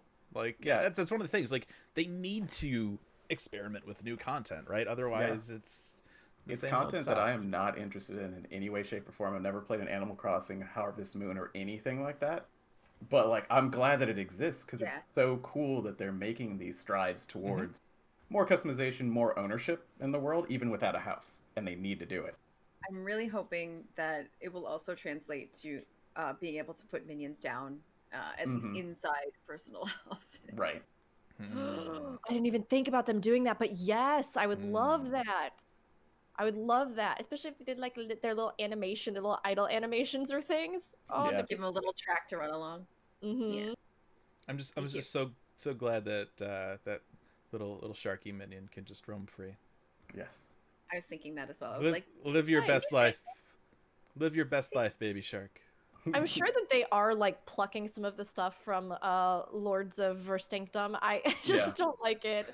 I think it's the most hated game I've ever played of Final Fantasy 14. Oh my gosh. I tried for the MGP. It wasn't worth it. Yeah.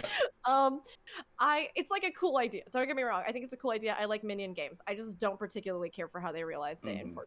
But I'm sure that they are drawing from some of that to, yes, let you like have these more personal interactions with your minions. I'm so excited to see if there's even like a little mini game where you can like feed them a thing or, you know, whatever it is. I don't know. But I think it's a great way to, like you said, give people another way to feel like they have agency and connection, and, you know, they themselves have something that's personalized to them in the world. And that whole thing with like, well, if housing is not going to be addressed, which is the next part, right? People who can't get a house at least can now theoretically do farming. I Yeah. do hope that they take it further than that. It's not just like gardening and that's it. I do hope there's more, and that there's a good little story with it, because I think it could be fun to sort of, you know, see, in contrast to the such devastation things happening in Garlemald, to actually see like peace and see a rebuilding again, like we got with Dome and Enclave, which really had it was such a good culmination. Like, I loved those final cutscenes. I loved seeing the land heal, and so I hope they kind of tie a bunch of different things together with this, and I'm pumped. I'm gonna spend time in it. Yeah. Definitely. And it's one of those things, like, even if I like PvP, right, going back, someone in chat was like, I don't know who you are if you said you would try PvP. I'm gonna try mostly everything. Like, I mean, Right. even Blue Mage, I actually did try, right? Back in the day when it first came out, I tried it and I decided it wasn't for me. So now I just make fun of it and I don't care about it anymore. But I did try it. You gotta try everything, you know? There's a try lot to do everything. in this game. Before we hop into all the right. next, Okay. can I welcome you all to my corner of salt? Please join me. Please join me for this next one. It feels so good to have people join me being salty. You can go the ahead moon now. is actually, it's not dirt, made it's of not salt. dust, it's made of salt. That's why I you're feel like I need to like throw some subs out to chat just to be like, thank you for dealing with Yes. the salt. All right. Housing. housing. I don't even There really will have be- anything to say. Like, there will be obviously, we're all very disappointed. there will be a new residential district. It will be Ishgard. It will be the same old thing. It will be a band-aid solution. It's not even. It's not a band-aid solution. Even it's. Here's the same thing. Remember It's- that yeah. cake that there's limited slices of? Here's another one. The same Yeah. amount of words, and you can go in and Yeah. you can ogle them beforehand, and then you've got to try and do this crush again to get them. I was really disappointed in this. I'm not gonna lie. I was also this is the part disappointed. of the show where we're just gonna be like, Yeah, thank you for those gifted subs in Chat Fusion. yeah. Thanks for How dealing. counterbalancing. Thanks for dealing with the Yeah. Because I mean, on one hand, anybody who's excited about finally getting Ishgardian housing, by all means be excited. This does not negate any of that, right? I am glad that we're getting housing in Ishgard. I am glad that, especially for our Ishgardian role players and all sorts of stuff, there's going to be a place that you can, feel like, yes, this is my environment, my landscape. This is the rebuilding made tangible. But it is, again, so oblivious to the real problem. And the fact that they didn't even acknowledge it after being so good about acknowledging other feedback in every other part of this announcement. The fact that Yoshida-san didn't say anything, like, we I feel understand. like it would have come off So- disingenuous. It would have been the guy from South Park. We're sorry. Yeah, are you? Well, so what he did say did come across like that, to be honest. So they're like, okay, we're gonna do this. The area's open at 6.0, but you can't even get the plots till 6.1. So That's already, good though. That's good. Releasing Yeah. plots at game start, you haven't had a chance to see what you want. It'd be do more of a do scramble. Do a 0.5 patch. Like, why? I don't know why they have to wait for the 0.1. Yeah. Secondly, he says that, like, we're gonna try and make sure that there's enough plots for everybody. No, you aren't. There's never enough plots for anybody. And to say that, like, you're telling the world that, like, you have no idea what the reality of the situation is. Like, fix your shit, Square. Like, Yeah, and it's terrible. It was so upsetting too, because at the time we were like listening and all watching together. We had a few new players in the chat, and these new players were like, why is everybody so upset about housing? And one of them said, oh, all that I need to get my gil saved up, and then I'm going to get a house. And I had to sit there and say to them, I was just like, the reason is so much more complex than I can even voice in this one moment Poor while we're sweet trying to watch child. this thing. But I was just like, that is how new players feel. If I can just get the gil up, I'm gonna get my house. And the reality is, you cannot. Like, some people will, and people have strategies, and people will be able to do it. But just because you were able to do it doesn't mean that, like, 90% of our community, like, when you think about the amount of plots versus the actual amount of players, and there is a portion of that that's not interested in housing. There's a portion of that that may not use houses, even if they got what, like, there's all these arguments that go into it. But when it comes down to it, there are not enough. And adding more plots, like, I agree with Chat's mentioning that when he said, like, don't worry, there will be more than enough for everyone. I was like, are No. you on the moon? Yeah. Because you're not down to earth. You have no idea. You shouldn't even Nicely say said. that. That's good. I like that. Yeah, I it's want to just- think that means there's more to come in the FanFest in May, but I'm not gonna hold my breath. I would hope so. And I mean, look, right, the fact that they're saying 6.1 for this means that there's still time to, like, save face a little bit in terms of housing, right? They could still come out in May and be like, hey, also we're doing this, or to clarify something. Obviously it's not enough. They could be adding even more wards to the other sections as well, which would be, more houses. Probably still not enough, but it would be something. And then if they come by, they come through and they do tell us that there is going to be at least a teeny tiny house in the farming place, Farmville Fantasy. Somebody in chat said. Yeah. Then that's gonna make people way happier, I feel.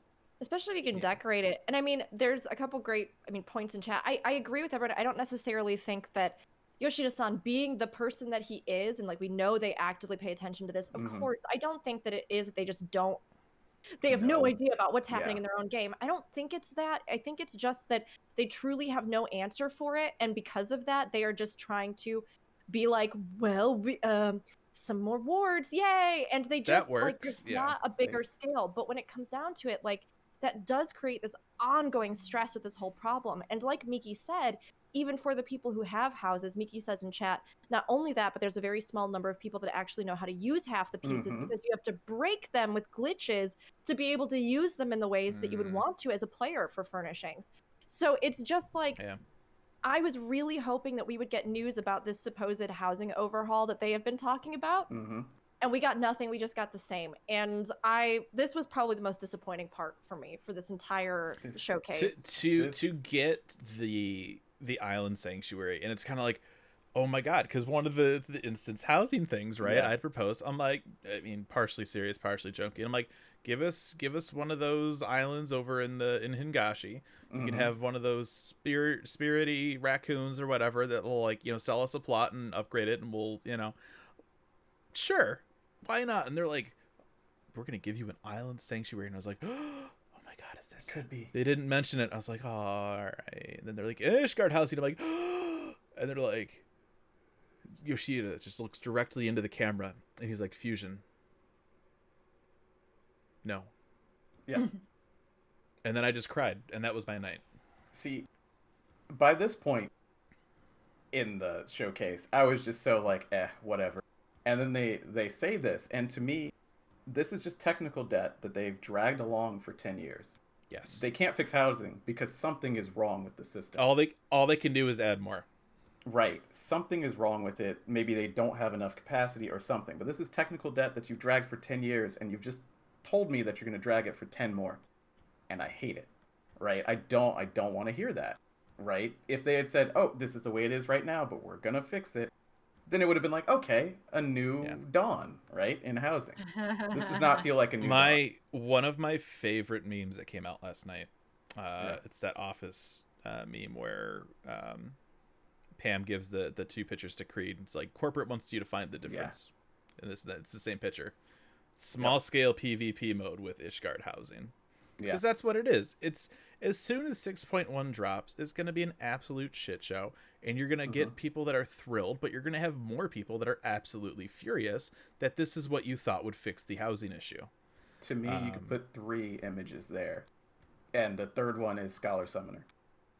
Because that's technical debt from 2.0 that they never got rid of, that they never wanted to do again. Just like housing, right? Yeah. They cannot fix these fundamental problems. I don't know why. Like that's just what it feels like to me. Yeah. I mean, I agree. I see, again, I'm referencing chat because I think this is something that, like, so much of us in the community, like, I love hearing everybody's thoughts on it because it is something that so many people have like, we all have our own thoughts on this on this topic, this issue. And Miki's saying, like, they have to start from scratch if they want to fix this, which could mean losing our homes. And it's kind of at that point right now where, I mean, obviously we've discussed the fact that if people had those plots taken away from them or the building projects or the things that they've done, it could cause a huge issue. Yeah. But honestly, rip that Band-Aid off. Yes, I would almost rip all the hair off with it. say, Just rip it right off. I would rather have them say, look, we acknowledge this is completely non-functional. So for, like, you know, you'll have your house to the end of this expansion or something. There will be no new wards or whatever it is. But this is exactly what we are planning when everybody loses stuff, when it all comes crashing down, when we do away with this system forever. You know, maybe we recompense you a little bit of gil in game or something, or the full cost of your house plus some, or whatever it is, right? Something, because gil doesn't really have that many repercussions in the game. I'm going to be real. But, like, if they did that and they said, this is what you get instead, everybody will be able to get a house. It'll be, you know, instance housing. You can upgrade it whenever you get the money to a larger size. You have multiple floor plans. You can put the furnishings anywhere that you want without having to glitch them. You can do all this stuff. We've upped whatever it is. Like, if they did that and they said that and they made it really clear and they said, like, we apologize to those of you, but as many of you know, this system has not been working for a long time and we really didn't want to come to this, but we have to. But everybody will be able to get back in. Everybody will be able to have a house, to upgrade when you want, to have one for your FC. And that is so much more important to us. And we are going to make it great, I promise you. Then I would be like, fine. Okay. Yeah. As Fine. somebody with multiple houses, please don't murder me. I don't really have a problem with that. I said please don't murder me. I But don't only because really you said have please. a problem. Just let me finish the statement. You're gonna like what I have to say. So I don't have a problem with losing the houses, as long as I can immediately turn around and get the same houses through the instance system, which theoretically is the point of the instance system anyway. I would like it if they did something where like they took all of my furniture from my houses and put it on the Calamity Salvager or something like that, like they're gonna do with belts. Put it in storage. There's a whole housing storage that they made for relocation. Just shove all that stuff in there. It exists. Yes, but that's like that is not necessarily going to transfer directly into my new house. I guess they could line it up so that it does. I don't know. But you're yeah, not going to get there's a a copy million- pasta. Yeah, there's a million things. I don't need for them to like reset up Yeah. my house like it already is. Yeah. I like decorating. I'll put it back. It'll be new and different and fun. But like as long as I can go from having something to having something, I don't care. Yeah. I think I would be upset if they were like, you get one house, you get one house, you get one house, right? Because I have two. I use them both all of the time. So, well, I have more than two because I have more than 2 accounts, but I use them all for various things. I actually use all of my houses. Again, please don't murder me. And it's not just for me either. Other people use my houses. I have the houses set up as things, and I have them up on resources being like, if you need an RP spot for like, if you need a boat to RP on, I have this house. It's designed like a boat. Please use it. But anyway, as long as I could still have what I already have, I don't care if you take it away for a second to fix it for everybody else. Yeah. And at some point, the gnashing of teeth is not a big problem anyway. You know, like, if it has to be done, it has to be done. Like, honestly, these things have to happen. Just like the next thing we're going to talk about. Yeah, people are mentioning in chat ESO system. You can have every single freaking house in the game in ESO. Mm-hmm. Granted, ESO is not as pretty or functional as 14. Yeah.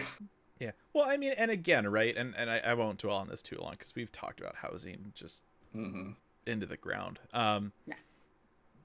People like the neighborhood system. Not everybody cares. Keep the neighborhoods for people that want them. Give everybody else something else. Done. Like, I mean, not done, right? Obviously, that would be a lot of work. But, like, yeah. Anyway, all right. Some other things that they're going to do system side. So they will be downscaling values. So basically, why they're doing this, the different calculations are causing overflow, which result in bugs.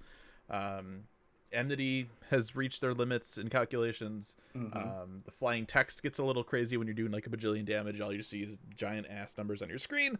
Enemy HP is really high. They said that the highest HP pool for bosses in 5.5 is 440 million.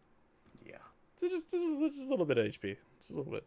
So what they're going to do, the difference in values used between levels 51 and 80 are going to be reduced. Maximum damage per attack will be reduced. Experience points will also be reduced. Enemy HP and damage dealt will be reduced. Yoshida gave an example saying that the numbers will decrease by maybe like 80% or like a fifth. You will not be weaker. Your numbers will be lower, but relatively you will still be the same strength. Do not worry. Do not complain about it. People will anyway, but don't. Yeah. You heard it here. Don't be one of those people. You're not getting weaker. Just calm down. This is for Please, people for all our sakes.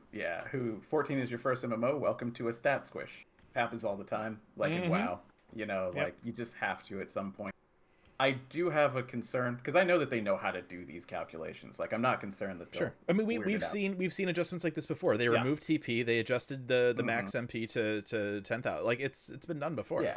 The thing that I'm concerned about, and it's going to sound like a broken record, but it's pets. And I don't just mean Summoner Scholar pets, but I mean Bunshin, I mean Frey. They have a different calculation than a person, and the stat squish is going to be weird.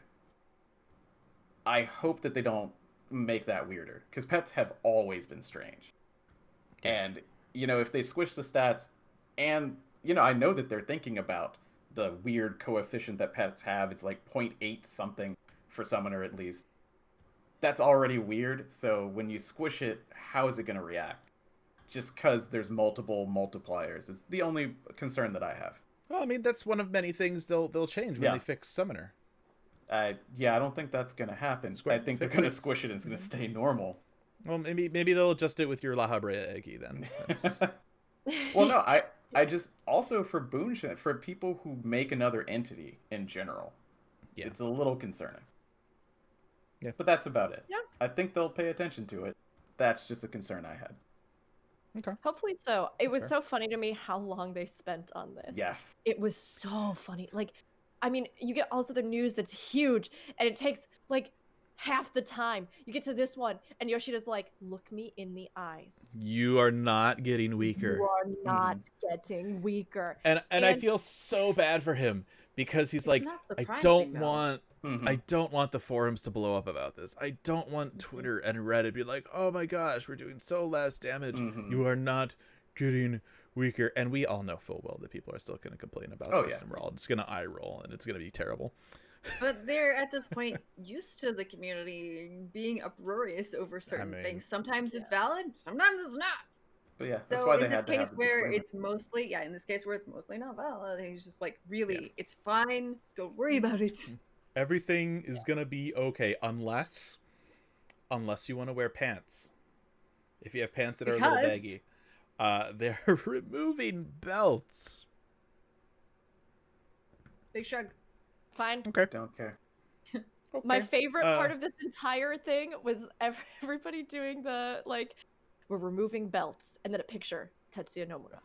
And he's Yeah. just like, Yeah. Or my favorite was that last little dialogue bubble from the end of 5.0. From that, I don't know if you remember that famous line from Emmett Belt. Remember us. Remember that we once lived. Oh my god. So as a dancer, I'm just like, Oh. I already don't wear pants. That's fine. There you go. Yeah. So starting with 6.0, you can't wear belts anymore. Any equipped belts at 6.0 will be given to the Calamity Salvagers for safekeeping. They will no longer be obtainable via duties and item exchanges. They do say, though, that you should remove materia from the belts prior to 6.0. They talked, it was funny when they talked about this, the idea of, hey, remember back in 1.0 you could like see belts, and now you can't anymore. And I'm like these people are gonna like talk about like how you can't see things, but they still made them, and like while we have the whole Hrothgar Vera hat situation. Yeah. Okay. All right. The good news on this, because they're removing belts, those 35 slots in the armory chest right now are going to be reallocated. So primary weapons and rings will get 15 slots each, and then that means that there's going to be 5 slots. Oh, that's a typo. Oh no, what did I write this at midnight or something? You did. That's the joke. The remaining 5 slots will be held in reserve. So we'll have more primary weapon slots, and we'll have more ring slots, which is great. Maybe I'll finally stop getting that you don't have enough inventory when I try and change jobs now. That'd be great. We need this. Yeah, We have that's just awesome. enough space for all. If you have every job to aid crafters and gatherers and war jobs, you use all the space. It's totally full. You have to take crap out and move your Yes. new weapon in when you get a new It's weapon. so good. It's such a great change. Okay, so Endwalker was announced. Looks great. Storyline's gonna be great. Housing, they just right out. Terrible. They redeemed themselves. Yes. Oh my Like- goodness. Like a lot. So for months now, Rook has just been guilt tripping me left and right. She's not even hiding it. She's like, look The at that look on her grin. face. Yeah. Just Me? Just impish. Hmm. Just impish, by the way. Because everybody except for me is on Crystal. And so, we did our stream for our anniversary. I actually had to get a jump skip potion to go over on Crystal and run some stuff. So they're doing data center travel, which means I don't have to level an alt. I could just go over and hang out. It's going to be so good. I don't have to lose my house. I don't have to fight World War III to get another plot on another data center. I can just go and play with people. This Good was job. this was such a good thing. Like, especially coming off of that housing where I Mhm. was just Like "Ugh." when they go through these new systems, I'm like, oh please do it. That would be so cool. Mhm. I And then never, they I kind of never like expected the this. way they were No. talking about it. They kind of felt like it built up a little bit, and I was like, oh my god, are they gonna do it? Yeah. And then they did it. There were people That's talking about it and being great. like, it would be so cool. And I'm like, there's never in 100 years will they do this. Bam, there it is. And so well placed too, right after housing. I wonder if they did that on purpose. They're like Fusion. What would you like? No more near raids. Done. Zen. What don't you think we'll do? Pfft, ha! Done. Aldi, Yeah, what this do you want? Nah. Nah. Screw you, Aldi, though. This was Rook, you this wanna was the heal thing. This Yeah. yeah, I'm sorry. That's right. I'm like trying to think. I'm like, what did Rook get? I forget. Oh no. Yeah. I got my sage. You That's got a big your one. healer. That's a big one. Yeah. Yeah, this is what was the news that actually brought me back out of that funk for this, Yes. Same. You know? Same. Big same. like I was just so down. I'm like, I don't even care. It'll be fine. I'll play whatever. It's okay. I'll get it next expansion. Scholar and Summoner's gonna suck, but that's okay. They'll fix it eventually. But like data center travel, that's a foundational issue that they did fix, which gave me a little bit more hope that housing and other things maybe in time. This has to happen first, to me. Yeah, and That's true. And it's It has one to. of those things like Zen, Rook. I love you guys so much, but I ain't got no time to level an alt for another server. I got Yeah, a no. million different games I'm trying to keep up with. I'm running a podcast. I don't know if you've heard of it. It's called Ain't the Right Radio. We do it every Saturday at noon on Twitch. I don't have that kind of time to level an alt. As tempted as I am, right? Because it would be so fun to be able to play with you guys, but. And again, it's that same issue I had when I was on Hyperion and I was moving to Gilgamesh, but I have a house. I don't want to lose my house, and now I have a small house. I had somebody apologize to me when they announced this, and I was like, why? It's because they know that when I am looking to buy something that's semi-expensive, I look at all of the servers on Crystal because I am a penny pincher extreme. They're like, now you're just going to be data center hopping. Look for Zen's the like, cheapest thing. I need to buy this mount. Hold on, I'll be back in 3 hours. Yeah, going to Exactly. Primal. These aren't good. And that was Okay. interesting. So obviously, they didn't get too in depth on this. And I would fully expect them to, like they did with World Visitation.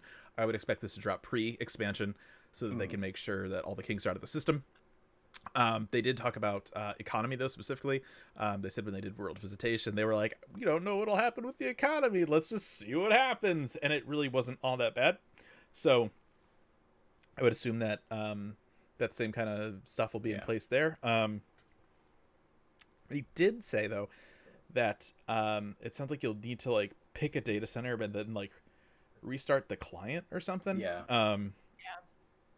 So I mean, all right, it's whatever. That's fine. I'll restart the client if it means I Yeah. could play That is with such a a little whole hoop to jump different through. group Yeah. of friends. Yeah, absolutely. It makes perfect sense too. You have to literally change the data center you're connecting to. Makes perfect sense. and I think too and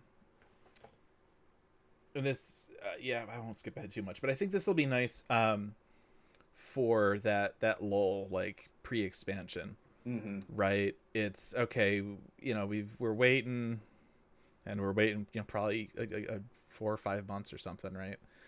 But now you'll be able to play with a whole new set of people, do stuff that you weren't doing with new. I think this will help alleviate that quite a bit. So that's awesome. I love that. Yay. I am really excited for that. I think that's like expansion aside, right? Because Yeah, it's the obviously best news. it's the moon. I love this. I genuinely love this. I think this is gonna be great. This is so great too.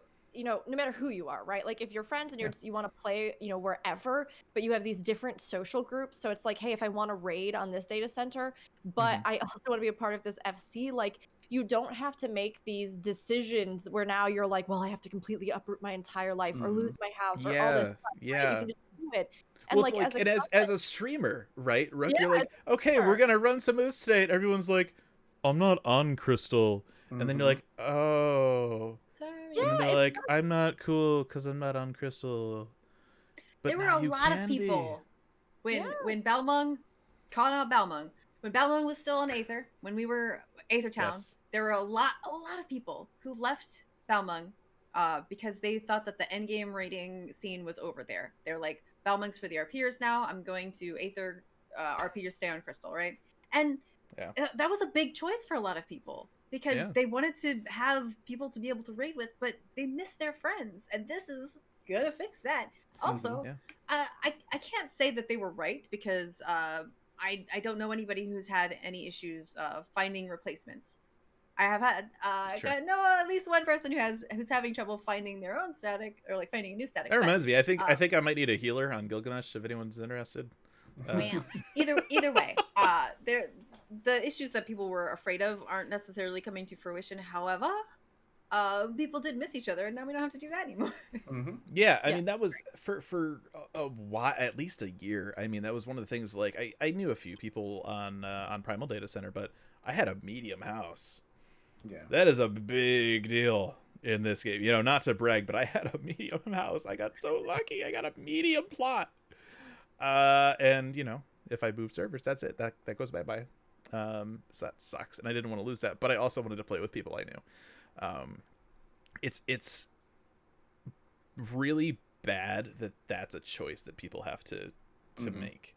I mean that's right. That's in part. It's you know, the housing system is complete rubbish, and they need to fix it. But by having this now, it's so good. I so happy that they're doing this. I really am. And Fusion, like you said, this even affects content creators, like not just from like having people in chat be able to hop in to run with you, but like also to go to each other's social events. Like how I had to go make that alt over for Sly's thing. Oh, and get you and ready, I were Sly. trying to Get scrub ready, die, Sly. You know? But And even it's more gonna so be too- great because I still remember that because I was laughing because I think we were there and everyone was wearing blue, but because it's like an alt, I'm like, I can't dye my gear.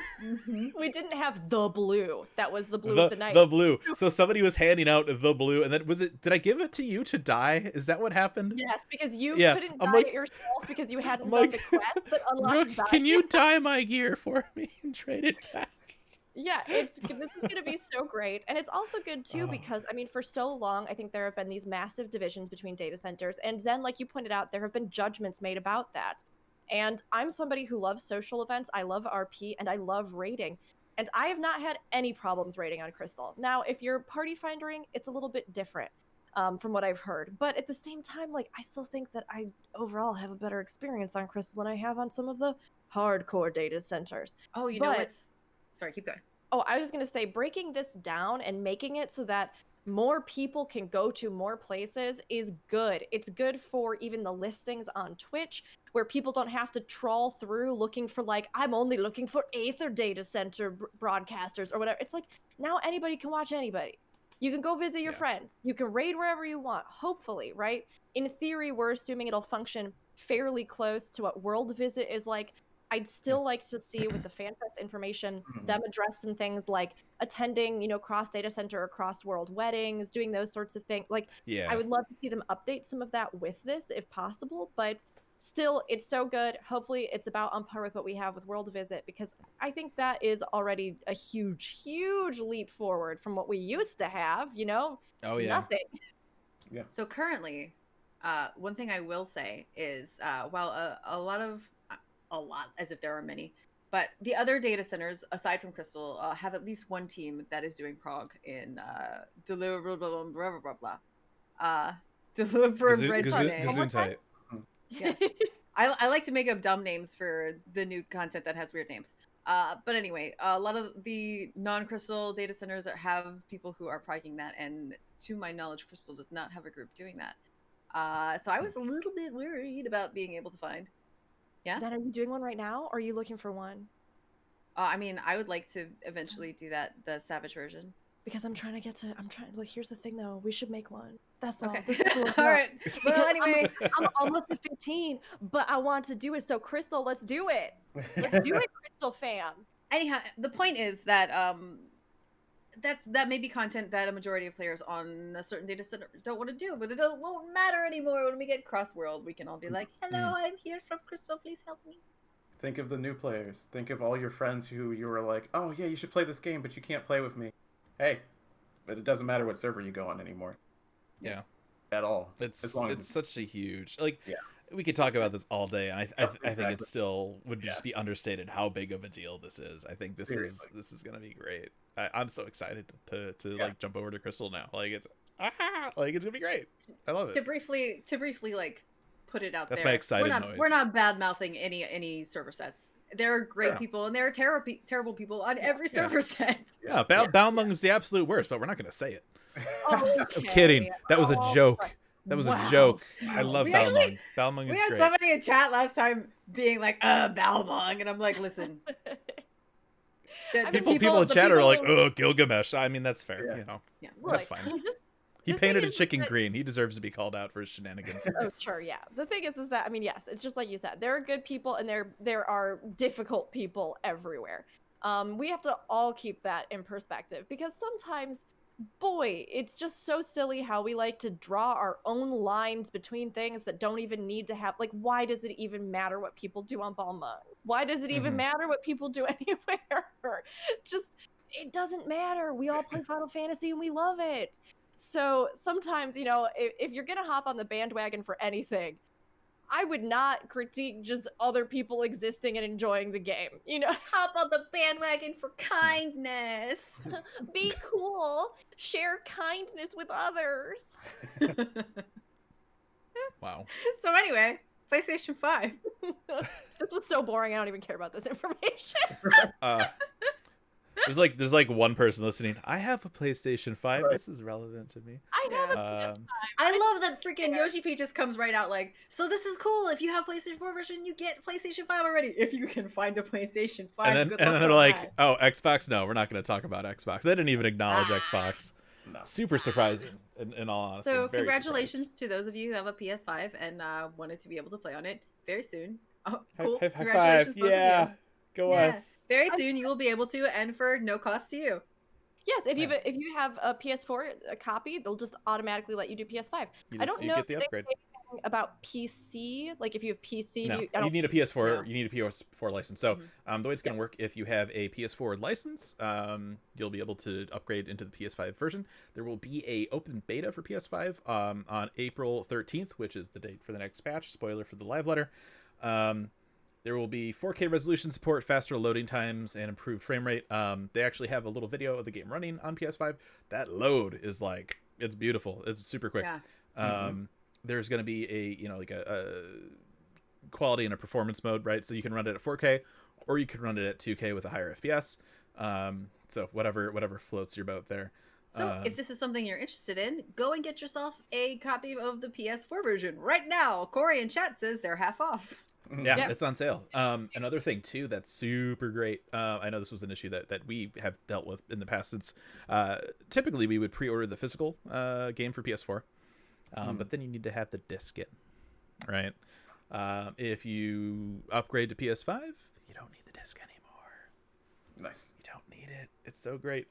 Coincidentally, if there's people that don't have PS5s and are still doing this on PS4, you can download the free trial version from PSN, and that'll count as license for the base game, and then you won't need the disc anymore. Which Yeah. is great. And people are asking in chat, this does not mean support for PS4 is going away. No. To our knowledge, it No. is not. Yoshida I isn't assume that it leaving. is- PS4 is not going anywhere. Everything Yeah. will be fine. I mean, Everything will okay. be Let me really Unless you want a quickly house. give myself a little caveat on this. Not that this was boring news. I should say, I don't think it's boring news because it's not relevant. Like Mhm. it definitely is, and I think this upgrade as well obviously opens up the door for like future players and people who were able to get PS5s or in the future. Like we know it's being moved on to future generations of platforms, Yeah. which is big. Like that's a big thing for the longevity of the game. So all of that is fine. For me, my comment about it being boring is mostly just that like this was such a no-brainer to me that when Oh, yeah. they they bring him out. This and is they're like this is the free "More space on news." the announcement showcase bingo card. Like Yes. this is they will talk about it. Like it's I was just like, oh, okay, so this is for the money peoples, like the people who are investors, and for me, this is the most boring thing that we could have ended on. Yeah, exactly. Brooke's like, oh, Yeah. PS5, time to go refill my drink. Yeah. Yep. But it also I did. means I got up then. Yeah. that the new limited job is E CEO. Definitely. You know, it's funny because CEO Matsuda came out to talk about this, and as soon as you hear his voice off screen, I'm just like, and what are you dressed as today? Yeah. Exactly. Nothing. So, if it for those that are like, what? I liked his tie though. Hmm. Last NA Fan Fest, Masato-san came dressed as a blue mage when he came out at the end when they announced blue mage. So that was the thing. And then a few years before for Heaven's Word, he came out with like a little pistol or gun or something. Yeah. Yeah. So there you go. Coming up, so earlier we just mentioned this briefly. Digital Fan Fest. So this is going to be happening in May. They're calling it Around the World. So for us here in NA, it's going to be May 14th and 15th. All the imagery is 15th and 16th because it's Japanese time. But 14th and 15th here for North America. They are also hoping to have a concert. Because of third-party affiliates, they say that there might be a chance that the stream may not be archived, so watch it live or maybe like record it with something if you want to keep it around. But the good news is it will be free.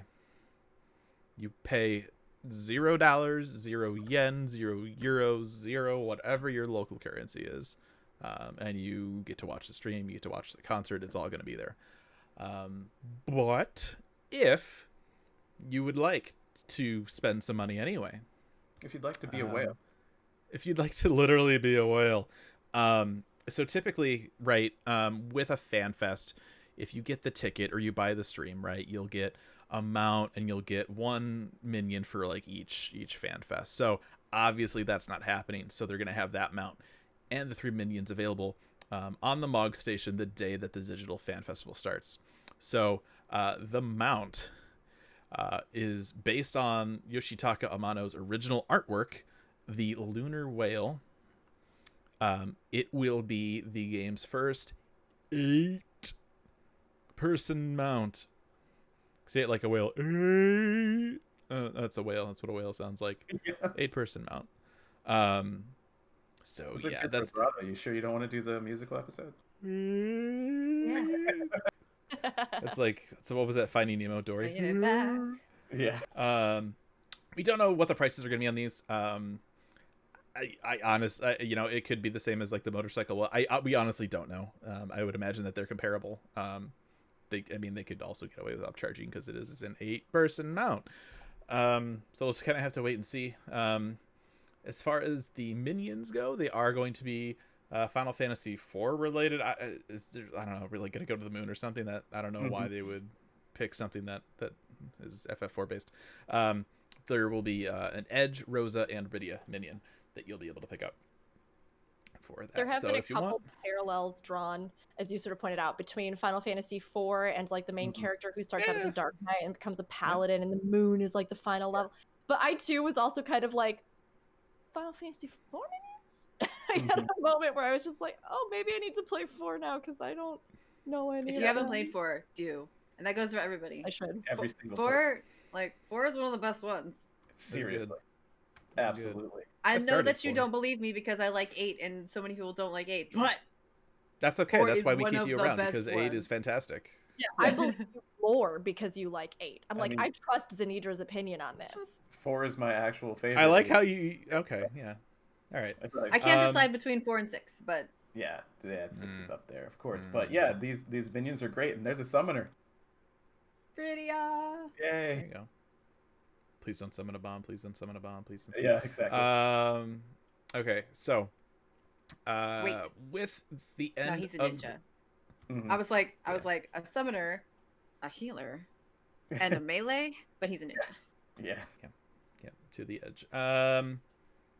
They closed out the announcement showcase with a beautiful piece of art from Yoshitaka Amano that has Hydaelyn and Zodiark, and you can kind of turn it upside down and change the perspective on it, and it looks so cool. What does Endwalker say upside down?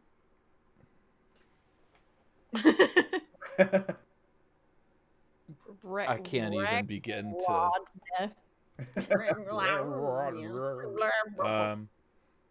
So obviously, we don't have news on the collector's edition for Endwalker yet. But I bet you $1 million that that's the box art. It's Just so as the Amano art always is. We do have that up again. Gamerscape.com. We have the full write up here for the announcement showcase, with all the images and everything. So make sure to check that out if you haven't seen that stuff yet. People were drawing the parallel. I don't know what her name is. That the bottom figure Zodiark possibly does bear some resemblance to some of the older Chaos designs that he did, and the woman is Cosmos. Cosmos. Yeah. Cosmos. I mean, also, Also, go back and you can look at the 1.0 and 2.0 collector's editions as well. Heidelin is, pretty close to those, iterations as well. So I don't know. I saw the bottom one, and all I could think about was the dude from like Fantasia. Like the big dude. Yeah, totally. I see it.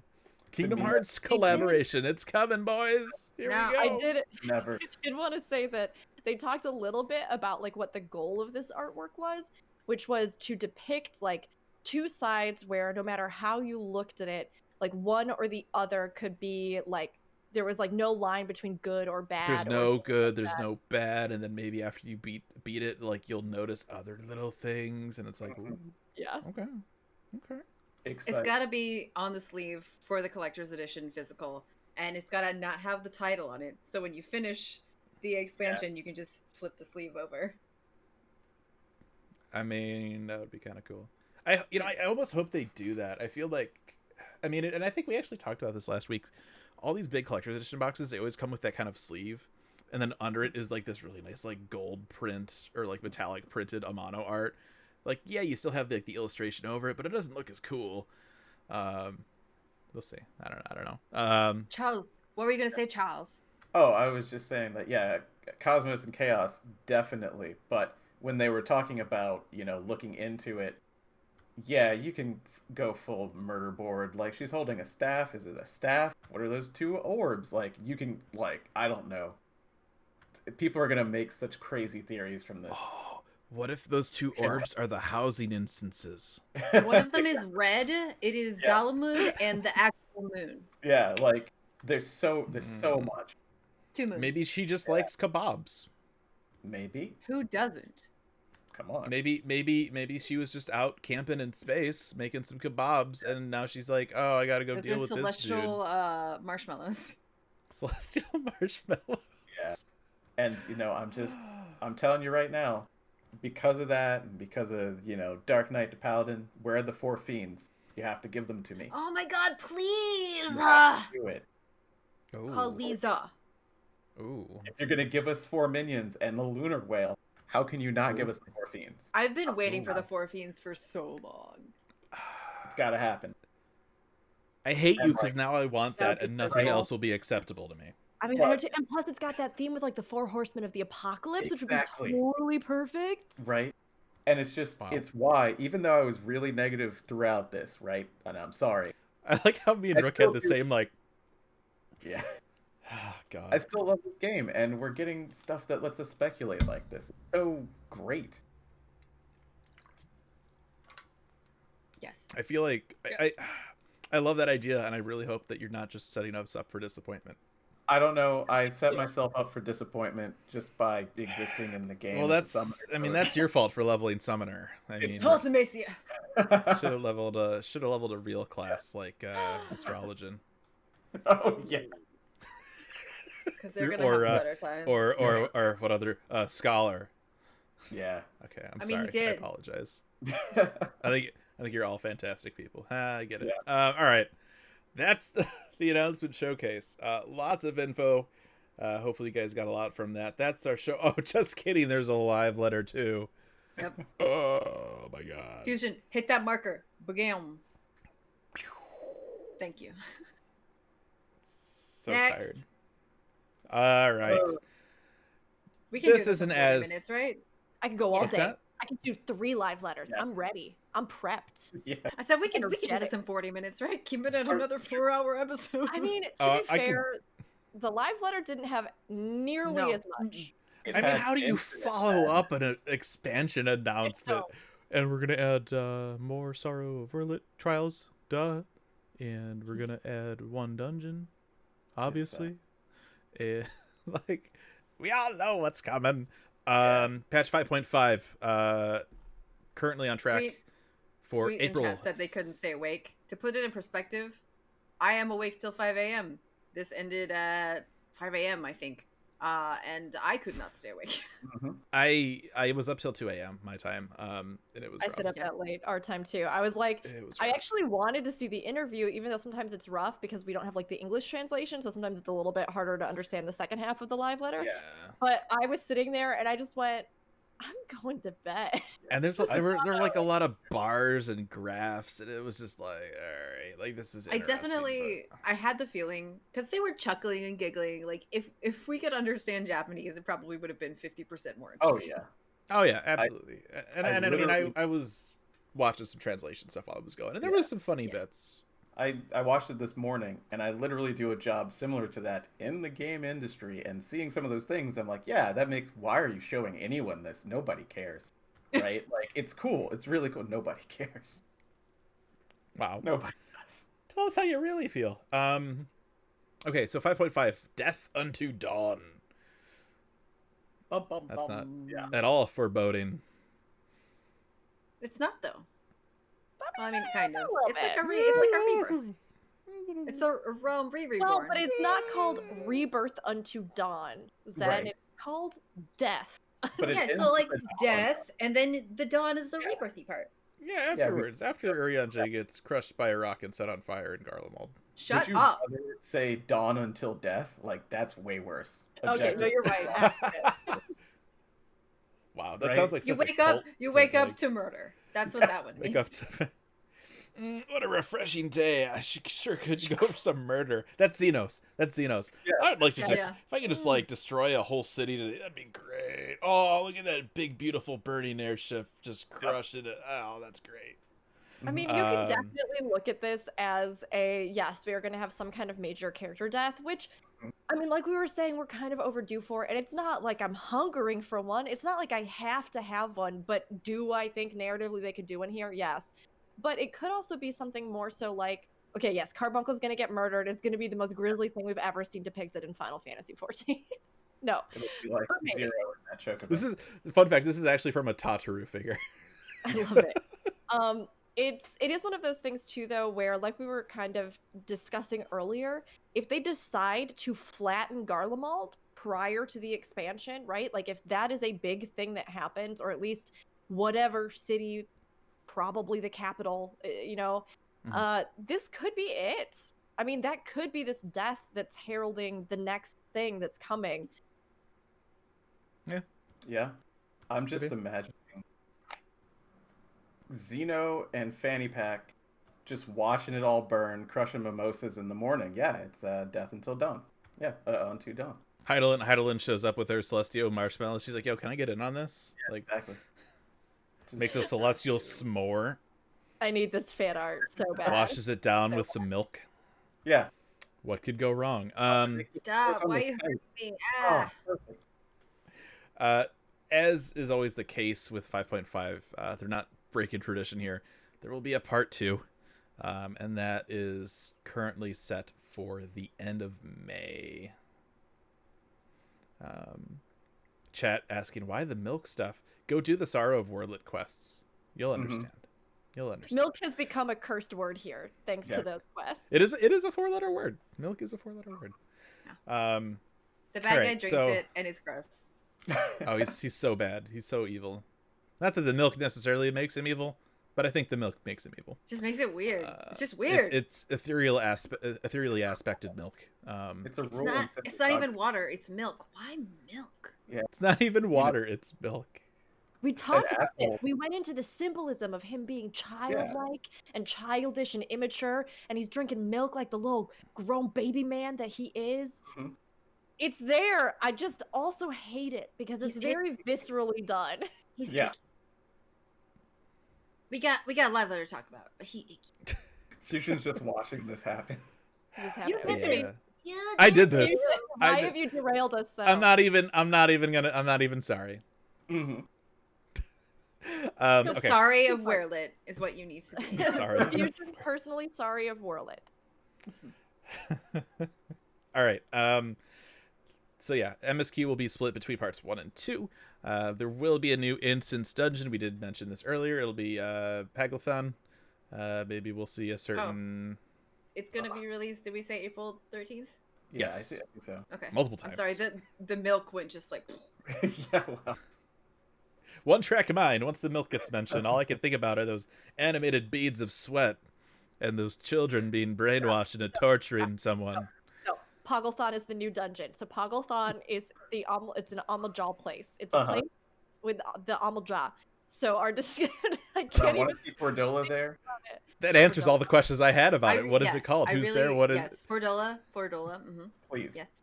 because Fordola, as we know, was sent there Mhm. along with some other people to try and deal with the stuff that's happening with the Amaljaw who have been disappearing. So this is the context for anybody who might not know. So it's very likely, and from the little teaser art that they showed of this too, it did look like it could be one of the like larger Amaljaw settlements Mhm. or something with that. People are guessing maybe Lunar Bahamut, or sorry, Lunar Ifrit is a thing, which would be pretty wild. Spoilers, that place is on fire. As is actually one of the other dungeons in 6.0. So yeah, everything's on fire. Everything's burning. We're gonna start the burninating here with 5.5. So But I learned get your Phoenix celestial last marshmallows ready. You said what, Charles? time. I said, but I learned Phoenix last time. Yeah. Now everything's on fire. Okay. I feel like it's become a pattern that the last dungeon's on fire. Just I saying. think so too. Yeah. Hmm. Yeah. Anyhow. Fair. That I that mean, tracks. Yeah. Yeah. Holy- there is a lot Yeah. of fire going on and a lot of destruction and a lot of things that are happening. So this one seems intriguing to me, honestly. What I was, mean, what as was the last dungeon before Heaven's Word? Wasn't it I haven't. the I wall? haven't. No, that was Heaven's Word and a Stormblood, Okay. Okay. Yeah, that's right. which did have fires. Yeah, that's what I was thinking. And then afterwards we had Gimlet Dark, which had fires. Pegglethon fires. What was the one right before Heaven's Word? is it the icy one with the tinkle music? Oh yeah, that's like the opposite of fire. Is icy one with tinkle music? Keeper Does of the anybody Lake. check? Oh Keeper no, of the Lake. Keeper of the Lake was. Oh, that's right. It did have fire. It definitely had There fire. were some bosses with lots of Yeah, fire. flamethrowers There were elements of fire. Yeah. Also a dragon with a fuck ton of fire. Yeah, a lot of fire. It's Makes kind of what they do. Yeah. Okay, I think that- there you go. I'm sorry. Yeah. Good. Obviously will be trust system compatible.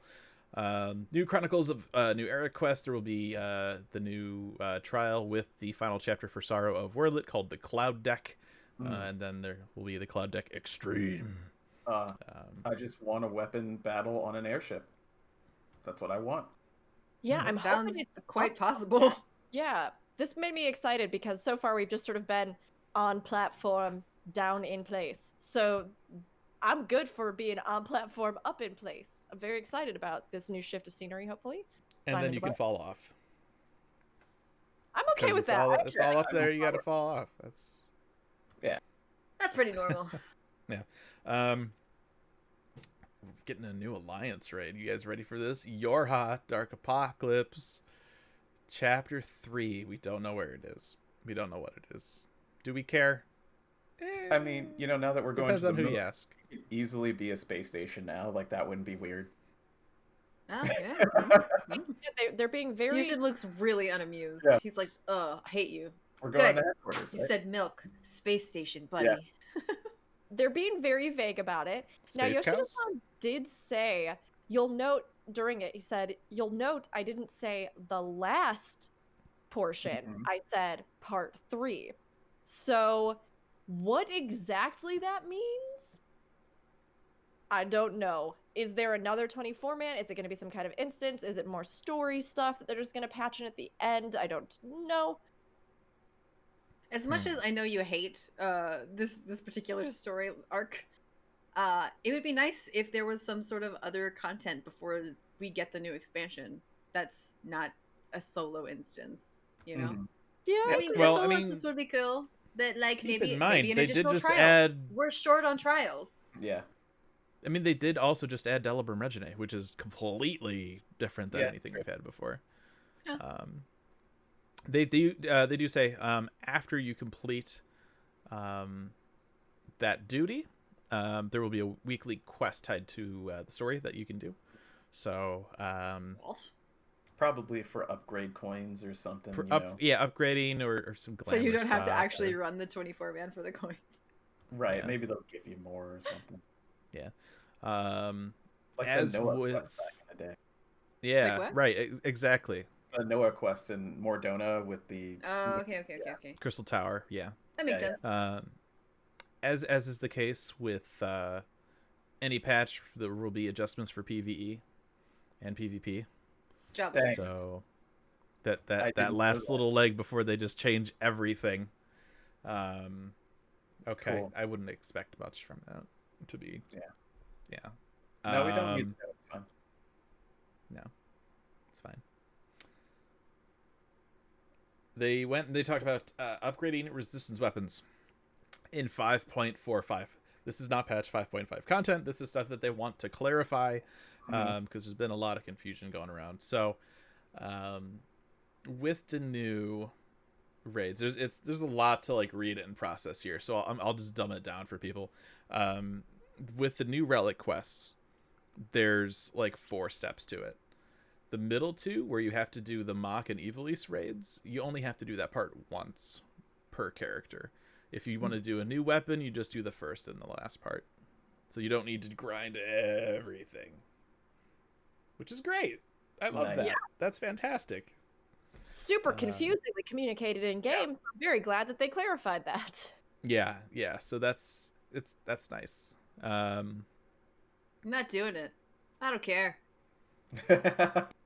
I mean, gun. I actually gun. I did want to bring this So- up, kind of.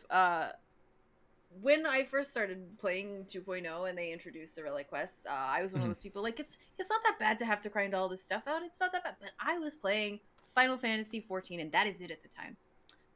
Now that I have branched off into other games more often, I'm kind of like, you know Yeah. what? There's 17 billion thousand other things that I'd rather do. Right. I mean, I've well, made the comparison. I've Yeah, so I've been this- playing this- some other stuff. Yeah. As somebody who's raiding, and you know it's casual raiding, but I already have weapons that are better than this. Like, this is glamour, and this is a lot of effort for glamour, and I don't care. I'm not doing it. That's fair. I don't mind putting effort into glamour, and I think one thing that's been nice about Boja is the fact that at least there's so much that you can kind of do or engage with the other stuff that you're doing. Like, I like that, you know, if I'm working on getting this medal and stuff, I can also go in and now do this optional savage. I like that there's all these different things that I can do that I think they've balanced well. But I do agree that there are some like weird hiccups with this. I see in chat people mentioning the fact that you can't do every step in Boja feels real weird, and I would agree with that. Like, Yeah. they obviously acknowledged as well with the live letter, which we'll get to here as well, the castrum issues and the fact that it's kind of prohibitive for people at this point. Like, there are definitely some Yeah. things that need to be tuned with this, but is this relic grind as punishing as previous ones? No. And am I okay with that? Yes. And I like the glamour and the aesthetic, especially when we have a great story kind of anchoring it and this creative content that's coming out simultaneously. But I do agree that it feels like there are some parts that were a little bit weird, a little bit chaotic, a little bit hard to understand, and that maybe just didn't quite. Just inscrutable at times. Just Yeah. like, what? It's weird because they're like, Groups- all right, we're gonna make this content, and we know people hated Eureka, so you'll be able to do it outside of the content. All right, that's cool. But also, if you want to do it inside the content, it's gonna be completely like not optimal, and it's gonna be terrible. Yeah. Okay. Groups of 18. That's what I've heard. I really haven't looked into it, but you have to do 18 of certain 24 man. The Mach and Evilise raids, yeah, or Yeah. really What? terrible drop rates. That from is a Fates. humongous time sink. The And, well, first yes, step. things- The first step, Hold I on. ran Circus Tower 15 times to get that first step done. Okay, just saying. That is a humongous amount of time, and yes, we have had requirements that were that amount of time and other things too. But it was you could do it in smaller portions. When you go into a 24 man, you're there for at least 20 minutes, 20 to 40 minutes. You have to sit. Not and- true. Hmm? because let me let you in on something. You can go in with a pre-formed party. You still need to, you can't like do the eye level like whatever go away thing, for lack of whatever the heck that's actually called, brain fart. Yeah. I was doing 10 I minute. like that name better. I was doing Okay. 10-minute circus runs Okay, because so it's 10 minutes. because Blue Mage. Yeah. True. You can So take if Blue you Mage can in. go in with Of a all pre-form, the people, I of know. all the people to say, oh, look how useful Blue Mage is. It is Yeah. Fusion X Griever. I'm so Yeah. I'm so proud that both Just his you full know my name. full in-game name. Nice. Way to call me out like you're an angry parent yelling at their child. Yeah, with the exactly. full That's name. what I was going for. Middle name would have been there had characters had middle names. But the point is, if you don't have a full formed Blue Mage party to go in with, it takes a lot of time. It is a big sink. Whereas previous things that you could just pop into without Yeah. preformed parties only took like 6 minutes.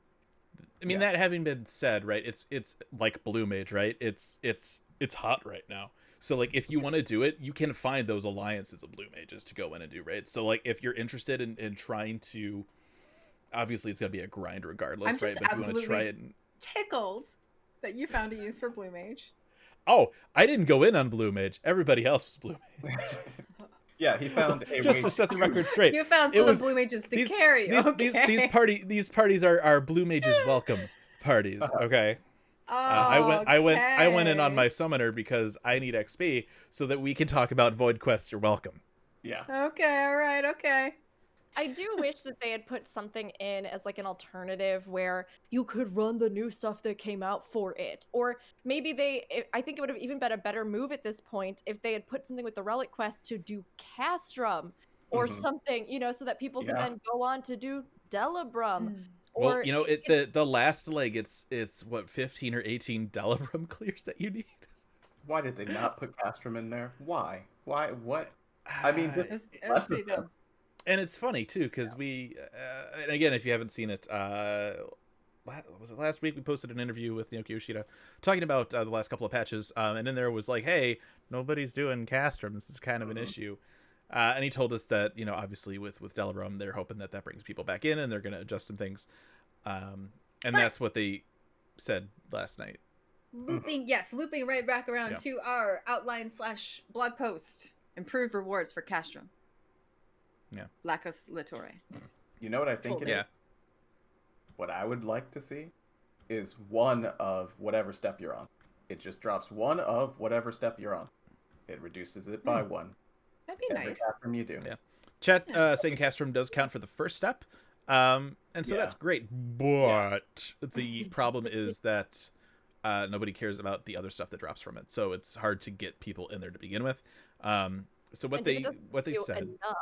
if it doesn't give you enough of those either, you're not going to run that versus something else that'll be faster, Right. Yeah, I mean, you're gonna queue into to Circus every 5 minutes right now with the Duty Finder versus waiting like what was it, an hour for Castrum to pop? No, Yeah. I don't think so. Yeah. Yoshida says that the Duty has become a bottleneck for both unlocking Delabrum Regine and completion of resistance weapons. It's becoming increasingly difficult to find players to join the Duty. And so right now, scheduled for a hotfix, so we might even see this before the next patch. Maybe one day. They are planning on adding additional rewards. We don't know what these are. Part of me wouldn't be opposed to, coming out with at least like a handful of silver coins to use towards that Delabrum armor. Right. I don't know if they would do that, but Yeah, I don't know. yeah, we'll have to wait and see. Yeah, put glad a new some people- hairstyle in there. That'll get people to run it. Yep. If they put a Rainmaker bunch of- hairstyle just drops from Castrum Litore. Let's do it. Everybody will flock over there. It'll be great. You can use it to regenerate the metal you lose from dying in Delubrum Regine, because you have to get up to 700k anyway, right? If they just made it a whole bunch of metal, that would help too. It's so weird, right? Because I mean, we've talked about Southern Front before and Yeah. improvements that they made over Eureka and stuff, but then you talk about Castrum and stuff, and it's just like, wow, this flopped. Yeah. I like the thing is Which that I sucks 'cause like it I was like- fun. yeah. Yeah, it was fun. Yeah, It's fun. it's just It's that nobody's doing it anymore because there's no Yeah. reason to, which was They- kind of the we'll see what things are like in a few months, and they kind of went the way that we thought they might. they didn't tie it in as coherently. So I'm glad that they are going back and addressing it, and that it's going to be a hot fix, right? It's not like Yeah. we're going to have to wait ages for the next thing. I'm really, Yeah. really pleased that they are addressing it right now, and hopefully those rewards that we get are good enough that people do start running it again to help, because it really does. It's fun. It's a great piece of content. It's got some neat ideas in it. I think it's a great way to shake up just the overall grind of Boja, because it is on that timer again too. So like people Mhm. are saying in the chat, having it even award medal or something, Yeah. whatever they decide to put in. Just will queue be better than directly where it for is. it. Just Yeah, have that a would be have great. a wait time Oh. for it, just like everything else. It'd be so great. Yeah. I get why Let- they didn't to make it begin easy with, so but that you can, they saw it didn't work. Yeah. let you know when it's gonna pop. Don't be like, okay, let me go into the party list or the area list. Let me see who's at the bottom of the list, how much time they have left, and then try and do math. And then that's how long I need to go AFK. Like, I'm sorry, Yoshi P. Come on. I'm sorry, Yoshi P. I feel like I've been extra like passionate about hating this part, but it's always a learning curve. And then I for devs, right? So It always is. sure. I'm mean, that's sorry. the- I'm sorry that's the for my thing, passionate right? anger, but I'm sure you're doing the best you can. Right. Like, devs, we love you. Thank you for data center movement. Also, no housing this instance. I hate you so much. Like, Right. but the island thing looks neat. Yeah. But no hats. Like, okay, devs, we love you. And you know, and I've done this on Twitter. Just shout out to everybody over at Square right now. Seriously. You know, being able to have an announcement showcase like this, in the middle of everything that's going on.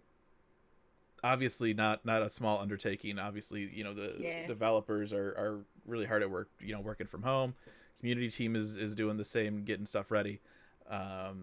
And they're gonna end up, you know, launching this in the fall, and we're not gonna be fully out of it, you know, by then. So just shout out to everybody at Square. Like, you guys, like, you know, we as much as we say we don't like certain things, right? The reality of it is we meet every Saturday at noon on Twitch to talk about this game because we like it. So keep on kicking ass. Seriously. Yes. Let's see. 5.5 will also have the final step for the resistance weapon upgrades, which will require completion of the Save the Queen story quests. And this will come with a new area called Zadnor. Zadnor sounds like a planet from like a really bad 70s sci-fi movie. Mm-hmm. We Yeah. are from planet Mork and Zadnor. Mindy. Mork and Yeah. Mindy. Mork is from Zadnor. Yes. That kind of thing. Yeah. Mm-hmm. Zadnor. It's on There'll the be a new Unreal Trial update. We don't know what it is, but there will be one. What do you want to see? We've had Shiva, we've had Titan. Are they going to stick with those original 2.0 primal, or are they going to branch out and do something else? I Good kind of hope question. they do something else, because Yeah. after the raid tier and stuff, I'm sort of tired of doing those exact same fights. But at the same time, I mean, I think that they will probably just continue through the iconic Yeah. ones, you know? Mm-hmm. I want would- Leviathan the least, so it's probably Yeah, going to exactly. be Leviathan.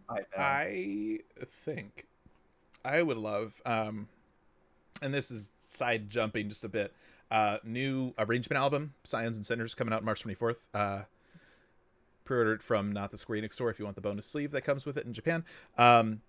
Has a Soken and Gun Vocals Equilibrium track, Yeah. which is the Sophia fight. That's right. Yes, one of my favorite. fights, one of my favorite songs. The Primals Blu-ray also had gun vocals for Oblivion, which was fucking awesome. I loved that track so much. Give us an Unreal Sophia. It would make a lot of sense going into the next expansion with the theme of balance. Ballad, there you go. Yeah. See, it works. There we go. Yeah, I would be happy if they would get out of the 2.0. Like, Yeah. they're great, but we redid so many with Eden, but that almost makes me think that that's exactly why they would do more of them, because it's like, oh, there's Shiva here, let's remember the old Shiva. Nobody cares. That's a terrible way of thinking about it. do something else. So That said, I actually had fun doing that fight. So no, you didn't. No, kid, that's Yeah. crafter update. They're gonna do things with crafters again because this is a 5.x patch. That's what they do. There will be more challenging recipes, more challenging content geared towards crafters that will require a high level of equipment and expert use of crafting skills. And there will be achievements to earn unique crafting tools. You guys just gave us super glowy crafting and gathering relics, and you're giving them more tools? That seems maybe they'll be like joke odd. tools. Yeah, maybe. Look, all I want to do is have a culinary knife that looks like a fish. Mm-hmm. So you can chop. We have a fish fish with model. fish. Grab that blue mage fish spit thing and just turn it into a knife and just let me. Oh, maybe it's the offhand tool. Sweet says in chat. Yeah. Yeah. That would be okay. Okay, I like that. Mm-hmm. Gatherer update. Maps opened via the gathering That's log. so good. Well, I haven't even finished it. My God, And you're Zen excited. furiously waves I a don't fish. even know what You want to this just take this one? You can't even let me. I'm sorry. Random ass Maps fish. open As she via says the gathering log, Patui, will indicate areas where gathering points appear. So when you go to an area, they're like, it's a bent branch, and you go slightly north of bent this. Yeah, branch. but like and you bent don't- branch is like this big. Yes, it's large. So you go to north of Bent Branch. Nope, it's the bunch of ones south of Bent Branch, and you spend like Not 5 there minutes, either. It's like north, south, west bent north, branch. south. Yeah. So yeah, instead it's going to show you exactly on the map where the points show up, So and it's I gonna think that's Go excellent. here. They should have just said they were gonna make the map useful, because Yeah. that explained it to me. Like that's what. Okay, the map works like a map should. That's good. Hmm. This is great. A list of fish will be released at fishing holes. To be released at That's fishing holes cool, will be added. So if you want to know where fish are, Yeah. there you go. In Zanidra's case, she doesn't need one because the fish is right there. It's right She's here. good. She's Yeah. good to go. It's weird that you just This have is a for- fish. No, this is for Like I know it's D&D. I know it's for D&D. It's just weird. I really want like to get one of those like singing fish now on my wall. Is Right. it? Is Hello, it my weird baby. Hello, my darling. to some That's people? no, that's the frog from Looney Tunes. That's Whatever, it was in my that's head. not the singing. Oh my gosh. Is What's it up, weird to Charles? anyone that we just said that fish is for D&D? Just normally, like that's Yeah. fine. That's normal. Yeah, normal that's the thing to D&D say. fish. Yeah, D&D Yeah. fish. That's no, fine. it's fine. Everybody has to have one. Everybody has to have one. I like props. I got this hat. I got this Zanidra's fish. D&D character is like the Oprah Winfrey of fish. And you get You'll a get a fish, fish. and you get a. Everybody I here do gets have more than fish. this. Why you have so many stuffed fish? I mean, What? it came in a pack. I couldn't just get one. Like Pringles? Yeah. Like, there's just a tube of fish. Once you pop, the fun don't stop. New adjustment coming up in Final Fantasy. All And fish will everything now be smells acquired like from Pringles fish. tubes. I mean, Lay's you can't eat just one, but Pringles is just funnier because of the tube. Yeah. About time for us to do a stuffed fish giveaway here on the channel. Oh, This God. happens to everyone who tries to do both the showcase and the live letter together. At some point, you just fall apart. It I happens did have to with laugh Happy. after joining us for predictions last week. Sly thanked us for Yeah. allowing him to keep some measure of sanity when talking with Haps and Ethis last night. I'm glad. Those are fun, by the way. If anyone hasn't seen them yet, or if you weren't watching last night, go follow some of your creators. A lot of people were doing like co-streams and stuff with reactions last night. Very entertaining. They were great. Moving on, Ishgard Restoration update. The firmament will periodically celebrate its completion, and during these periods, the locals will hold fetes. Fetes. Yeah. It's like a It's French. it's like a So like face. if you want to get your bunions massaged or whatever, they'll hold your fetes and they'll rub your fetes, give you a mani pedi, and Can we do fates at the fets so we can do guild leaves with our levs? boba fetes. Yeah. Can we get some boba while we do the fetes? Is that? I'd be okay with that. Do we have Yeah. boba in 14? I don't think so. Maybe. Oh, who knows? Where would I it don't come know. from? Well, to Right. do a whole Like a- whole like a- separate episode about it. Kingashi. Kugana. Does Kugane Yeah. have a boba place? That's if Tataru needs to make a guild, that's what she needs to set up is a little It's a chance to do. boba I tea. am Yeah. happy to hear that they're doing this at least because there has Yeah. been some discussion where they obviously are going to leave various things open with the firmament so that people can still use it as like a leveling tool or still get in there and get the rewards from it, right? So it's nice to hear that they are doing, since you might have missed those fates that were going on during the reconstruction, it's nice to hear that they're going to be doing these sort of celebratory days where people can still get those big bonuses and feel like maybe there's something fun that they did, or I don't know if they're going to be like putting streamers up or crafting decorations that then appear for a day or something, but that's still pretty This fun. I'm Actually glad for it. reminds me of a tweet I saw. Let me think real quick if I can find this. Last night when here it is, when they tweeted about Ishgard housing. They actually had 2 tweets. They deleted one. The first one says that the new residential is based on the firmament, and they removed that nod to the firmament when talking about. Yeah, so that's weird. I don't know if that's just a mistake or if the new housing place isn't based on the firmament, even though it's like clearly a housing Based on district. the broom. Yoshida did That say broom. Yoshida did say there was some vague wording even on his part where he was like, if you've seen the firmament, it was gonna kind of be like that, but maybe you won't, but it'll kind of look sort of familiar. So I'm guessing that the zone, like when you go into firmament, that zone that has been reconstructed there that has just houses on it, it's probably going to have the same kind of aesthetic and maybe even use some of the same assets. But it seems like probably off of that, there's going to be a different entrance to the wards or something that will then be its own map that might be different than the one we even see. Oh my god, That could you actually bumps imagine me if they out. just came out of nowhere and they're like, would you like grassy 1.0 Ishgard housing? Ah, But yeah, it Here actually you bums go. me out a little bit. 'cause Gotcha. The way the firmament's set up is so pretty. yeah. Yeah, but oh my god, could you imagine if they gave us that nice kind of grassy 1.0 Ishgard housing? Would Oh, I'd be cool. so happy. I'd be so furious because it's still crappy housing, but it'd be like beautiful housing. But I, wouldn't be able to get a large plot. So beautiful. I do really love the firmament's aesthetic. It's real That pretty. is cool. Yeah. All right. What else we got here? There will be a new custom delivery client. This will also be related to the firmament, so we'll have 2 in the firmament now, I guess. Okay. Will they be wearing a pig suit? Perhaps a frog suit? Maybe.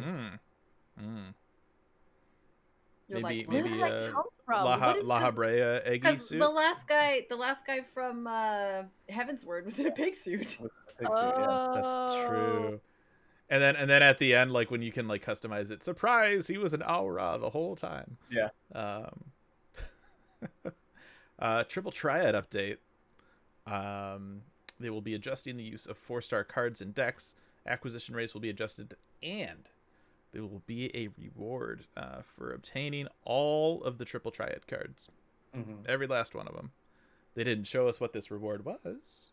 Yeah. Well, actually, there was wording on this that's a little bit different, and I think yeah? it's important to note. Well, I stand corrected in saying they did not show us. Yeah, okay. There Oh, was no. speculation in chat, though. I know. I don't know if there was a translate.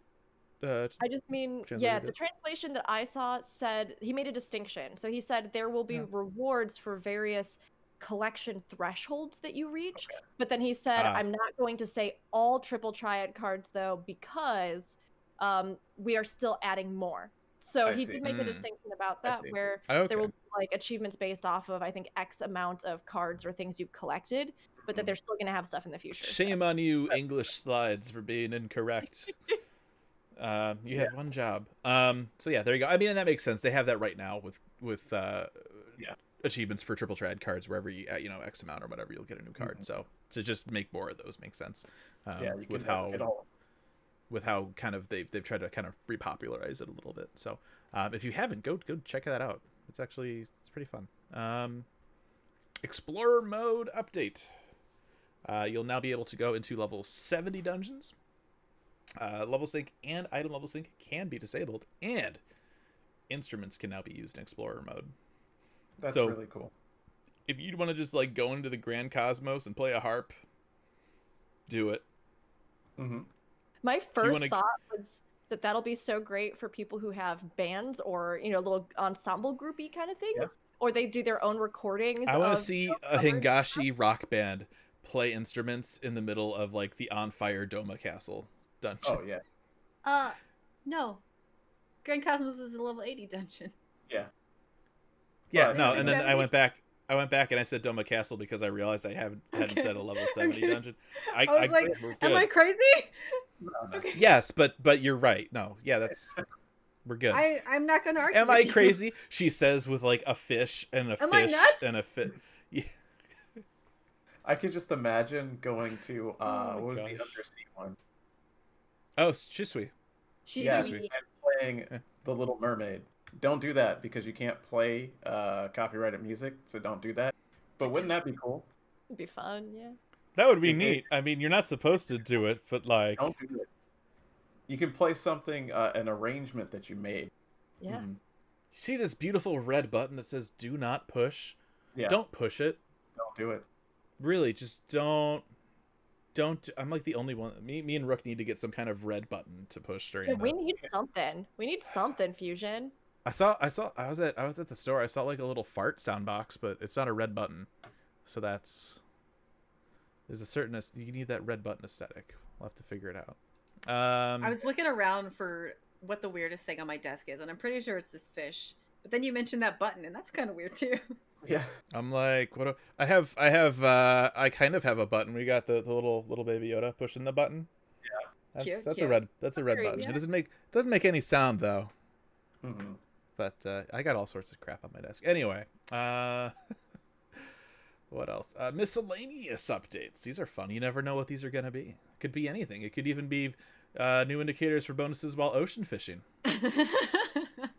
Could Oh it? my gosh, they're actually adding new indicators for bonuses while ocean fishing. Wow.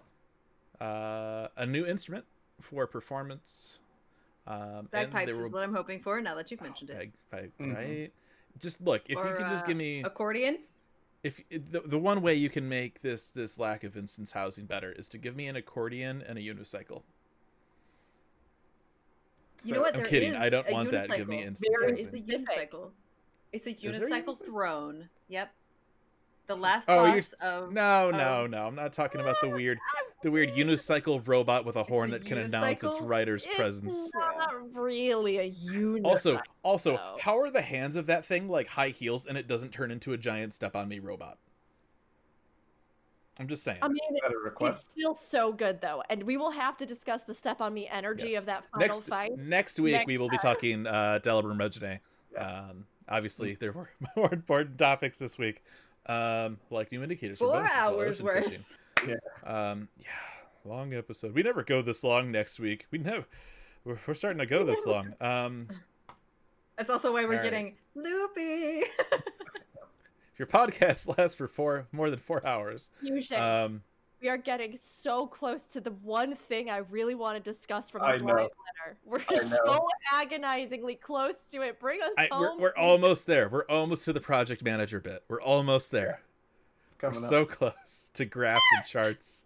You killed her. I didn't see that one coming. You really got me. And that was the last we ever saw of her.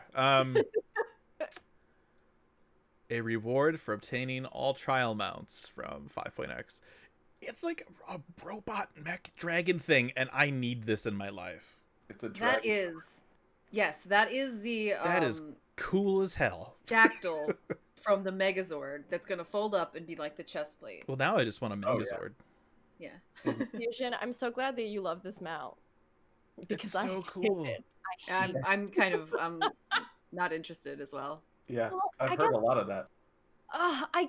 this is just divisive. I think it's just divisive. It's got right? like missiles and shit. Like, how is that not like the coolest mount in the they world? gotta have something for everybody, but I much prefer the gold Kirin and the gold Phoenix. They're way cooler. Yes, I really I don't know how I feel about the deviation from the sort of pattern of the first two. Like I really really thought it was neat, that aesthetic, that upgrade from like here's the things you've been collecting. Now here is like a cool mega version of it in this gold. I thought that was so neat. All right. Couldn't get All right, repetitive. chat. sense. I'm doing a poll. 1 Okay. minute vote. If you're watching live on Twitch right now, Saturdays noon, twitch.tv/gamerscape. Is the mount cool?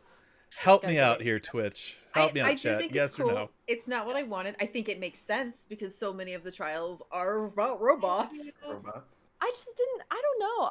I like the mount. I like the mount as like I like this dragon mecha just standalone. But as a Okay. culmination for collecting these like actual physical magical dragons, I don't know if I like it. I would have rather almost have seen each of the different dragons be mechanized. Exactly. And then at the end, they like do a Power Rangers, like they all come together and they Fair. form like a mega dragon. Yeah, That would have just been cool. thematically. Yeah. Yeah, honestly, I'm on that boat. If the rest of the dragons had been more robot-y, then this one would make more sense. Like I say, I don't think it's not cool. Don't think it's not cool. Yes, that's what I think. I'm in the But it's- I'm in the minority here. Chad is it votes for it being cool. It's So- apparently cool. I It am was such a so big cool. nerd for dragons, like for actual dragons, that I was really fair. thinking like this is gonna be my super cool dragon mount. And we do have, I mean, Twintania is pretty cool, and some of the other ones that we have are neat dragon The mounts. wyvern is very good. Well, we've also got the Twintania mount from, or I'm not Twintania. You said Twintania, and it threw me off. The other dragon, We have Midgard Stormer. Midgard Stormer. Yeah. You got the Midgard Stormer mount, I just want which is more weird because it dragons. looks like you're going camping with all the stuff on his back. Yeah. You know what this mount has over all of the other dragon mounts? Missiles. Its eyes aren't crossed. Oh, yeah. And its teeth don't look like they tore free The- of its those mouth. It's so Doggos horrific. always drove me nuts from Stormblood. The mouth just hangs there. It doesn't animate. It's just drove I me would crazy. rather it's just closed. It just close the mouth if they're not going to have some kind of animation for the mouth. so weird. I hope it folds up cool when it lands. That would be very cool. Pretty neat. Yeah, I don't I guess I should say I don't hate the design on its own. I just didn't feel like it was a logical culmination That's of fair. collecting the others. That's- if that makes I'll sense. give you that. Yeah. This is one of this is rare for me that I see this and I'm like, I need to go do extremes. Like I would not be opposed to And having you know this what? mount. You can visit us really soon. I know it's gonna be great. We could all I'm go gonna make together. I'm gonna make all of you carry me through all the extremes to Nah, get you this have a dragon static mount now. that you don't you like. have a static now. No, I don't. People are leaving. Oh, no. Oh, buddy. Yeah, you feel terrible now, don't you? We'll run with I mean, you. We'll run with you, Terrible, Fusion. but We'll also run. oh, buddy. So yeah, I think it looks really cool. I know Chet's asking, we don't have the image to like queue up, but we do have the post. It's up on gamerescape.com. I'll drop the link in the chat if you want to see it. So make sure to go check that out, and of course, check out Gamerscape anyway because we do a lot of cool stuff over there. So many reviews, so many This guides. is where the end game shit hit the fan last night. This is a big controversy. Endgame Twitter was very not happy last night, and I get it. The Ultimate Trial, Dragon Song War Ultimate. All right, it's gonna be a reimagining of the Song War with a what if scenario. That's cool. I like that. Jordan's gonna ride Nidhogg. You heard it here first. Please? I mean, that's cool. And then if he gets hungry on the way, he can just pluck out an eyeball and Yeah. lunch on the They go. did mention in that like one side quest, is it one of the Dragoon side quests or something, that there used to be actual like dragon knights Yeah. that would like ride the dragons, and they wanted to bring that like, this little baby wants to bring that future. I mean, this could be the first start. I'm I really like curious. that. Yeah, I'm really curious what they do with this. So originally, that's the big planned for release in 5.55. Because of COVID-related complications, and the need to prioritize development of other content, like an expansion that's coming out, they needed to postpone it. So right now, they are saying that it's been postponed and presently scheduled for 6.1.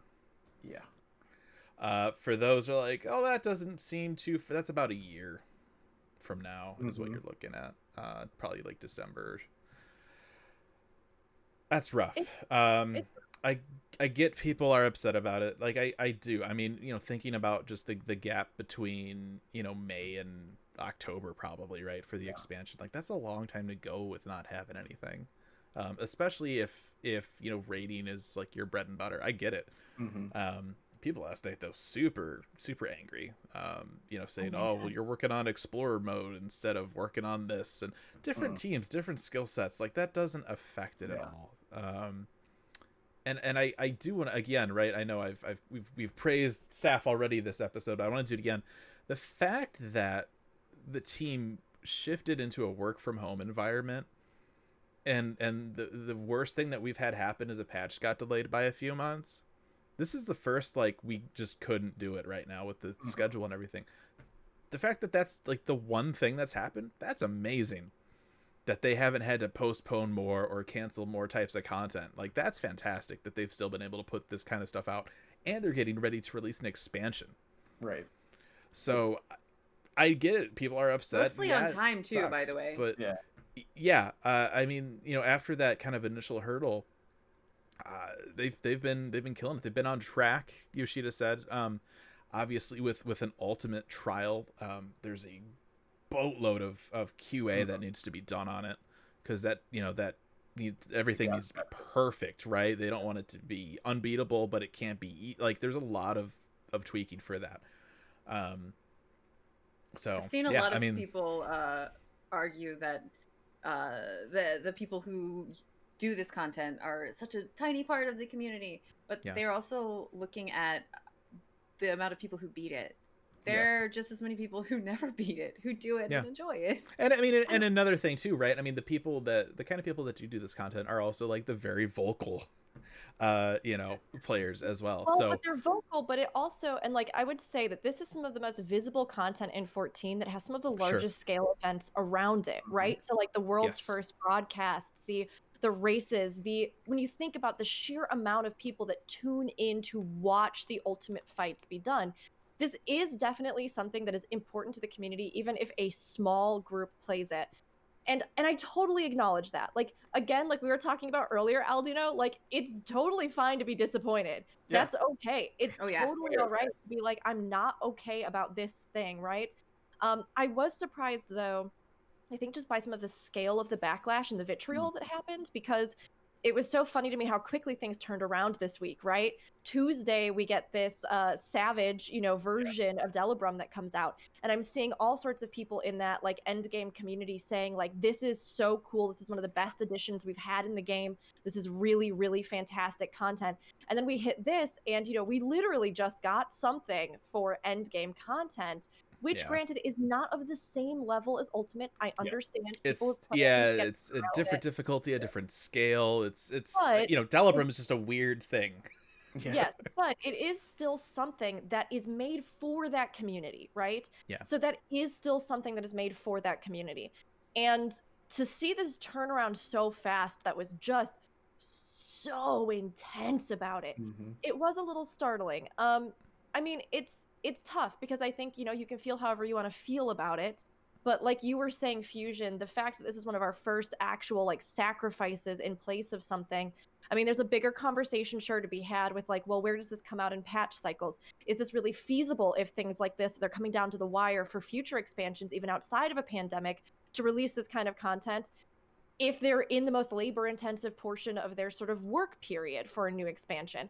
And like, I can only hope that what this meant was that they are adding so many new features and things and so much new stuff to be excited about with the expansion that they really did take a look at this and go, we can't right now. Like we can't do what we need to get this out and make it good. So with all the things, all of the really progressive, exciting things we're trying to do for this next expansion, we just can't do this. And I'm hoping they maybe clarify a little bit more. They maybe, it's I think they were as clear as they could be. And I think maybe if they had even announced, back when the pandemic first hit, this is not going to happen, I think it might have been received a little better, but they probably didn't know until these months. They said they had it about 70% done. And then they just went, we were literally coming down to, we either will not be able to get the X-Pack released or we will not be able to get this ultimate fight out. And so when it comes down to that, I'm sorry, I'd rather have the expansion. Right. Like, Yeah. And it's not like it's not just a hit for in-game raiders or streamers, in fact, to use this to draw in people to their streams. It's a hit for Square Enix too, in publicity.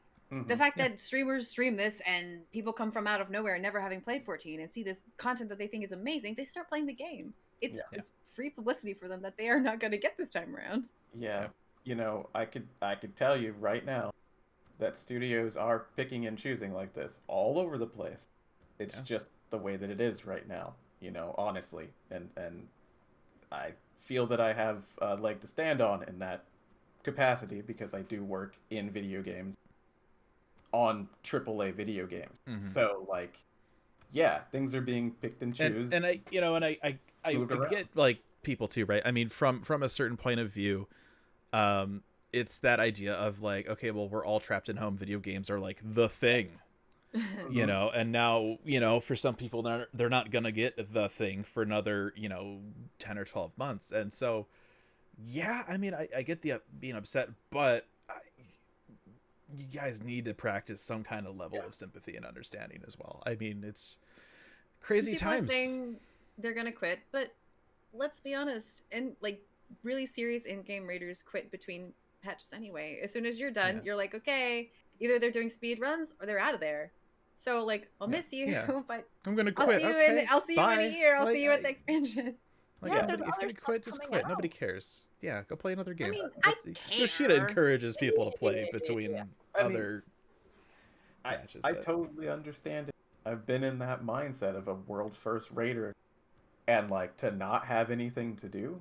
Yeah, it sucks, but in those situations, you just go play something else. Like that's literally what you do anyway. and I do I agree. mean, I see Yoshida where- literally tells people like, go play something else. If Yeah. you like, Yeah. take a break, go play something else with 3 patches. Like, I mean, I that's- do see in chat Work to Game. Also, hey, Work to Game. Hey, Work to Game mentions this gap is a good deal larger, and that is Absolutely. absolutely fair. That's Like true. 110%. When they first said this and they were like, "Oh, 6.1," in my head, I just kind of went like, "Oh, so like right after the release of the expansion," and then I Yeah. went, "Oh no, No, like wait, Fusion said, it's like a year from now. that's Yeah. like We'll a also have the year." expansion between then. And Yeah. it Yep. sucks. It sucks that we're not going to have that content for people. It sucks. But it's better than having Yoshi P die. well, yeah. No, we wouldn't. Do This you want this wouldn't be Yoshida-san 2022. die? No, if expansion launches in May, we'd get 6.1 probably October or right in December or so. So it wouldn't be 2022. Well, no, it would have to be 2022 because the expansion is launching in fall. It is. Yeah. Yep. So it's Mhm. got to be 2022. Yeah, unless they do. Oh unless yeah, they're no, you're right. trying I'm to- sorry. Yeah. I mean, Time unless is they're hard. trying We're to- live Yeah. for 4 hours. Is this real life? What is even More now. happening? I mean, I the don't only even other know. possibility with that is that they're trying to push to get back on their regular scheduling, Yeah. and maybe we see something come out sooner, which is also why they felt better about this. But I wouldn't necessarily bank on that by any means whatsoever, right? So it is like I said, I think that the upset is absolutely fair. But I think on both sides, both from like people who might be critiquing people that are vocally upset right now, but also from the people who might be really, really, really angry about this. Just like anything in any MMO, you're not going to have stuff for every single person, and we all have to like acknowledge that there are going to be times that we're going to be upset about things, and there are valid reasons to be upset about things, but we all have to make sure to keep it a constructive, positive, and or communicative space. Like even if your feelings are not positive, right, the way that you share that feedback and information can be. So it's tough, and I feel so bad, but at the same time I do think we've seen them take strides with expanding this expansion, some of the end game variety that they might offer with stuff like Delibrum, which was a huge success in my Yeah. opinion. But have I also personally felt like this particular patch cycle has been a little bit rough for PvE content, where we've gotten a ton of craft and gathering stuff. We have less dungeons. We have we've talked about that before. So I think that like a lot of those different things have contributed to exacerbate why people would be frustrated that we are not getting a big piece That's of like fair point. PvE and Mhm. endgame content. And I feel that. I mean, I'm Plus, hoping that everybody's grumpy about having to stay home. yes. So Yeah. yeah. Yeah, I mean, and you know that hit hard, especially last night, right? Watching the showcase for a lot of Yeah. people. You know, this But time. you know what? I did get to sit in a Discord full of the friends that I would have been sitting in real life with. So that It was was still nice. it was still great being able to, you know, be on Twitter with everybody and, you know, kind of see reactions and stuff like that. So it wasn't completely And you know, not everybody gets to go to FanFest. Not everybody can make it. Not everybody can schedule time. Not no, everybody can that's get a ticket. absolutely But in that Discord, everybody could go. yeah. No, that's absolutely true. And I hope that, you know, the people that are out there and stuck at home, I hope that, you know, I know for me, it was nice to be excited about something again. After just been kind of, you know, trucking along for the last year. Just, yeah, the patches are great and stuff, but it's for me personally, like, I usually kind of measure my year in like conventions, right? It's like, okay, there's PAX and there's E3 and there's a FanFest. I've had none of that, and so I'm like, what is it's? I don't know what day it is. So it's been Is it March been rough. still? So is it? Yeah, I don't even know anymore. So it was great to be able to just like watch that and just freak out. Moving along the second half, there's not a lot here. Some of this we covered already with the FanFest coming in May, the digital FanFest, but they did bring in lead project manager Suichi Matsuzawa. This is not Project Manager M. I know that I had this thought and I was like, oh, it's not Project Manager M from the blog. Their job is, they said, everything Yoshi P doesn't want to do. They also talked a little bit about, you know, all the kind of complexities. It's like, let's add Mahjong into Final Fantasy 14. Okay, well, what does that mean? Then we need an engine. We need to license the engine from somebody. We need to do this and that. One of the things that I think is really interesting, and this is actually kind of relevant to what we were talking about with Ultimate, they say that on average it takes between 15 and 17 weeks to work on one patch. So that's like 75 to 85 working days for one patch. Then you add an expansion. Then you add working from home where your kids need you, you know, while you're trying to fine-tune mechanics for Ultimate fights. You know, that's why Ultimate didn't get done, right? It's just, there's a lot going on right now. It's not, I mean, even just for development, there's a lot going on. And then you just throw in the current situation into it. So like, you can't get a 75 to 85 days. I think that's working days. Cause there's I remember they had mentioned, you know, you could only push overtime so far. Yeah, and Yoshida-san did say, I asked the team, like, could they work overtime for this? And it just wasn't feasible. And honestly, in an environment like with the Cyberpunk and CD Projekt Red debacle, or in any other studio where there have been these large-scale God, that is the last thing you want to do. Overworking employees and just breaking the spirits of game devs. I mean, we have seen this in so many of the major studios. So, like, hearing him say, you know, we considered trying to put in extra hours, but it wasn't feasible. For me, it wasn't necessarily like, some people may hear that and go, you know, oh, but they just didn't care enough, so they didn't do it. But that's the kind of mentality that completely degrades the working environments and systems for devs. And so to hear him just be like, look, this was important. We even considered pushing our own like work practices, but to be completely honest, like, we just couldn't. I'm like, that's fair, buddy. Right now, a lot of days, I don't even want to do the dishes. I don't even have the energy for dishes. We know that this dev team cares. We know that they've put their extra time into stuff before. So it's not beyond reason to assume that it just couldn't be done. Yeah. And I, you know, and again, like, talking about how really this Ultimate fight is really the only thing that we've, you know, other than that initial work from home transition delay, right? It's like, this is like the one like victim of that, right? Is this piece of content. And the fact that they got together and they're like, look, we can push or we cannot push, and the feedback was, yeah, we'd really prefer not to. And, you know, she was like, all right, no problem. Yeah. And like, that's right. It's that quality over quantity kind of thing. Like, again, yes, it sucks that we don't have the Ultimate, but I would also rather that the dev team is happy and can spend time with their family who are also stuck at home and miserable. So I, mental health is a very real thing, especially this past year. So I think that they came out and they said we're not going to do that. I think that speaks volumes to the leadership in charge of this. Not even just Yoshida, but everybody else that isn't in charge of that kind of stuff. I think that's that speaks very highly of them. So good job there. For lack of a better boy, that's GG. Just reality sometimes intersects with video games, and it sucks. Yeah, sucks when it happens. Yep. Gosh, almost 4.5 hours live. All right, almost there. We're almost there. But the rest So of the close. stuff, just about, we've already talked about. So Right. close. Yeah, almost. So we talked about the FanFest stuff already. Merch. There is new merch for the Digital FanFest coming up in the middle of May. Lots of different stuff. Also depends on which region store you visit. Japan has a really cool wooden mug, handcrafted from Japanese cedar. Sold out before the live letter was even done.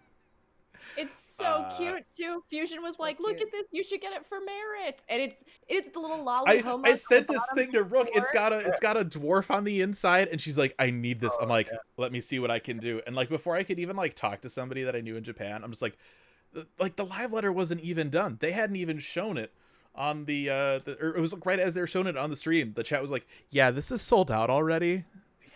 Oh. Okay. Yeah. Well then. Depending on how expensive it was, because these items are honestly expensive. Mhm. The mug was $80. $80. Freaking expensive. Handcrafted wooden mug from Japan, that's $80. You could probably get one made from Etsy though. Getting drunk during your D&D campaign, priceless. Yes, I approve. They have I mean, I they need got it to be in character, but Fusion, I Yeah. appreciate you so much. As Sending we that were my saying way and then earlier, trying to get a prop.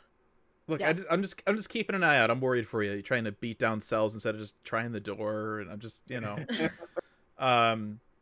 have fragrances on the Japanese store as well. Like if you ever wondered what like Old Da smells like, Hmm. they're all flowered. Corruption, They're all corruption and piss. Smells like Corruption and corruption. street pee. I love it. Pee in the gutter and the tears. That's Olda. The Yeah, tears. and once, So- it's so- fish So what inspired you for this scent? The Well, tears of refugees Yeah. oh my God. and money. Um, It smell like cash money. But yeah, they got like all the city states, Kugane, Crystarium. Yeah, so those are cool. Japan only. They have a really nice looking pillow. Japan only. They have a cute little like children's Namazu picture book that Oda-san made for his Aw. daughter. Hmm. Japan only. Hmm. Killing me. Square. Cute. I mean, there are other sellers you can get to try and secure some of those, like Fusion was saying, Yes. but it's tough when they sell out and things. And we Yeah. did get some of our new FanFest items, which we mentioned earlier, so check Yeah, those out. the shirts and the hoodies. And again, there are like proxy sites and stuff. To get them from Japan. Hopefully, if there's something that people really, really want, go on the forums, the official forums, be like, hey, can you like give us stuff? Poor EU That mug. had like one shirt. It was a really it's cool like- shirt. Yeah. I this is like how ridiculous this stuff is, right? We got like 3 shirts and a hoodie. Japan got a hoodie of like a different art print. And then EU gets one long sleeve shirt that neither NA or JP get. And the shirt actually has Japanese on one of the sleeves. Yeah. So we're going to give Japanese English on the other sleeve. That's the EU only shirt. What? You know, Like, oh my gosh. And then, oh gosh, the books. I forgot about the books. Doesn't help that everything's in Japanese and not everybody speaks Japanese, so they see a set of 3 books and they go, oh shit, is that a lore book 3? No, it's not, don't worry. Those are scenario books, which are basically like just in-game scripts, like the texts from like NPC. Like it's nothing super fancy. Which you can find on Gamerscape.com. but it's also Japanese only. Like, I would buy that in a heartbeat if they brought that over for NA in English. And they look really Um, cool. Like the Heavensward one has big look- gouges in it, like a dragon got to it. They do look really cool, yeah. And so that's you know, it's nothing new, but it's exhausting every time we see it. Yeah. So if there's something you want from it, let Square Enix know in a very nice way, please. Dear Square Enix, this is a really cool shirt, and I would like it if I could buy it in America. Thank you. Yeah, don't talk like I've been like Square Enix kicked me in the nuts with Ishgard housing and they suck and they need to stop being dumb. Don't do that. Try and be a Fusion. little. Fusion told me I should come over here and say that you smell like butts. So You smell like Alda. Always go under the butts and the farts, Rook. Every time. Yeah, so I'm tired. I was up till 2 a.m., you guys. All these write-ups, all the basically tweets, that was through it. me on a Through it. couch with a Mountain Dew. I'm so tired. Fusion. Proud And of now we're like 4.5 hours into a stream. Oh my gosh. I had a donut this morning. That's it. A donut and another Mountain Dew. Watcher. I'm so excited though. you. We got a new Yes. expansion. We're Oh. going to the moon. Yeah. We're getting a weird, crazy Mercy wannabe healer. No, we can't diminish. We can't diminish this because Right. Sage looks awesome. And in Definitely. anything where I can didn't get, mean to diminish it. I do think it looks cool. Like if I was gonna main healer, I would main Sage. That looks. I like the Yeah. it spins around. And like that's cool. You heard it here. Fusion's gonna try to heal on Sage. Fusion's gonna no, be I a healer on Sage. Fusion's like, say I'm too that. tired. to do this." did not say that. No, I'm so thrilled about Sage. It Gonna have totally, it wasn't in any prediction. Yeah, This no. is not in any prediction, and that is so exciting. And I love when they do that because those original concepts are so fantastic, and I just can't wait to see what they do with it. And of course, we still have to see what happens with healer balance and all those bigger picture Mhm. things. But just on its own, that Yeah. was so exciting for me. Big highlight for sure. And we're gonna All get right, a this. friend. All right, people in chat know are picking them. All right, next time we do dungeon run, I will heal on Sage. Yes. Okay. Excellent. Wonderful. All right. What were you gonna say, Rook Charles? has to. Oh no, I was gonna Rook- say that. Who doesn't tank? Who's never tanked? Does anyone have uncomfortability with tanking? Then Oh, that's the Charles. person. I Charles tanked is it gonna before, tank. though. I mean, What? I will again. Yeah, I was a warrior to start before I switched to summoner. I Oh, thought you okay, needed okay. a tank, remember? Mhm. So I leveled it all the way up, and I was Wow. tanking, and then I switched to summoner. I can tank. I just don't like to. Okay, so Rook will tank. I'll heal. Ah. Zen can play. Summoner. So- And I'll play the new melee to come There to you teach All right. the fact. There we no, go. that we don't know what that is yet, though. That could actually be enjoyable. We don't want that. We don't want you to have a good time. We I Oh, don't want you to Sage be is mis- gonna be have fun. enjoyable. It's Just keep playing DPS. Summoner. Just keep playing It's Summoner. DPS, it's enjoyable. Oh. I love DPS. Oh. Period. Which is No, why... Charles should get something enjoyable. He can have the one enjoyable slot. No, that's fine. Aw. I have no idea how to play Summoner. There's buttons.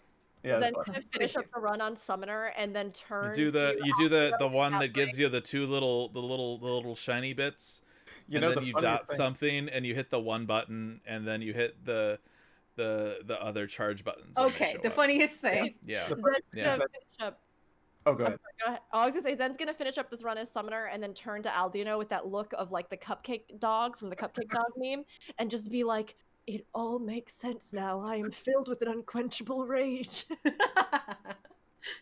The funniest Uh. thing is that you're all wrong because it will be completely different by the time you play it. Okay, Oh, okay, yeah. all right, okay. Like, Okay. we're I think it's probably- really interesting talking about disappointments this episode, and I'm just all like, ah, and Charles is just like, I just hate everything. all like super calm, and I'm like, Yeah, just quietly.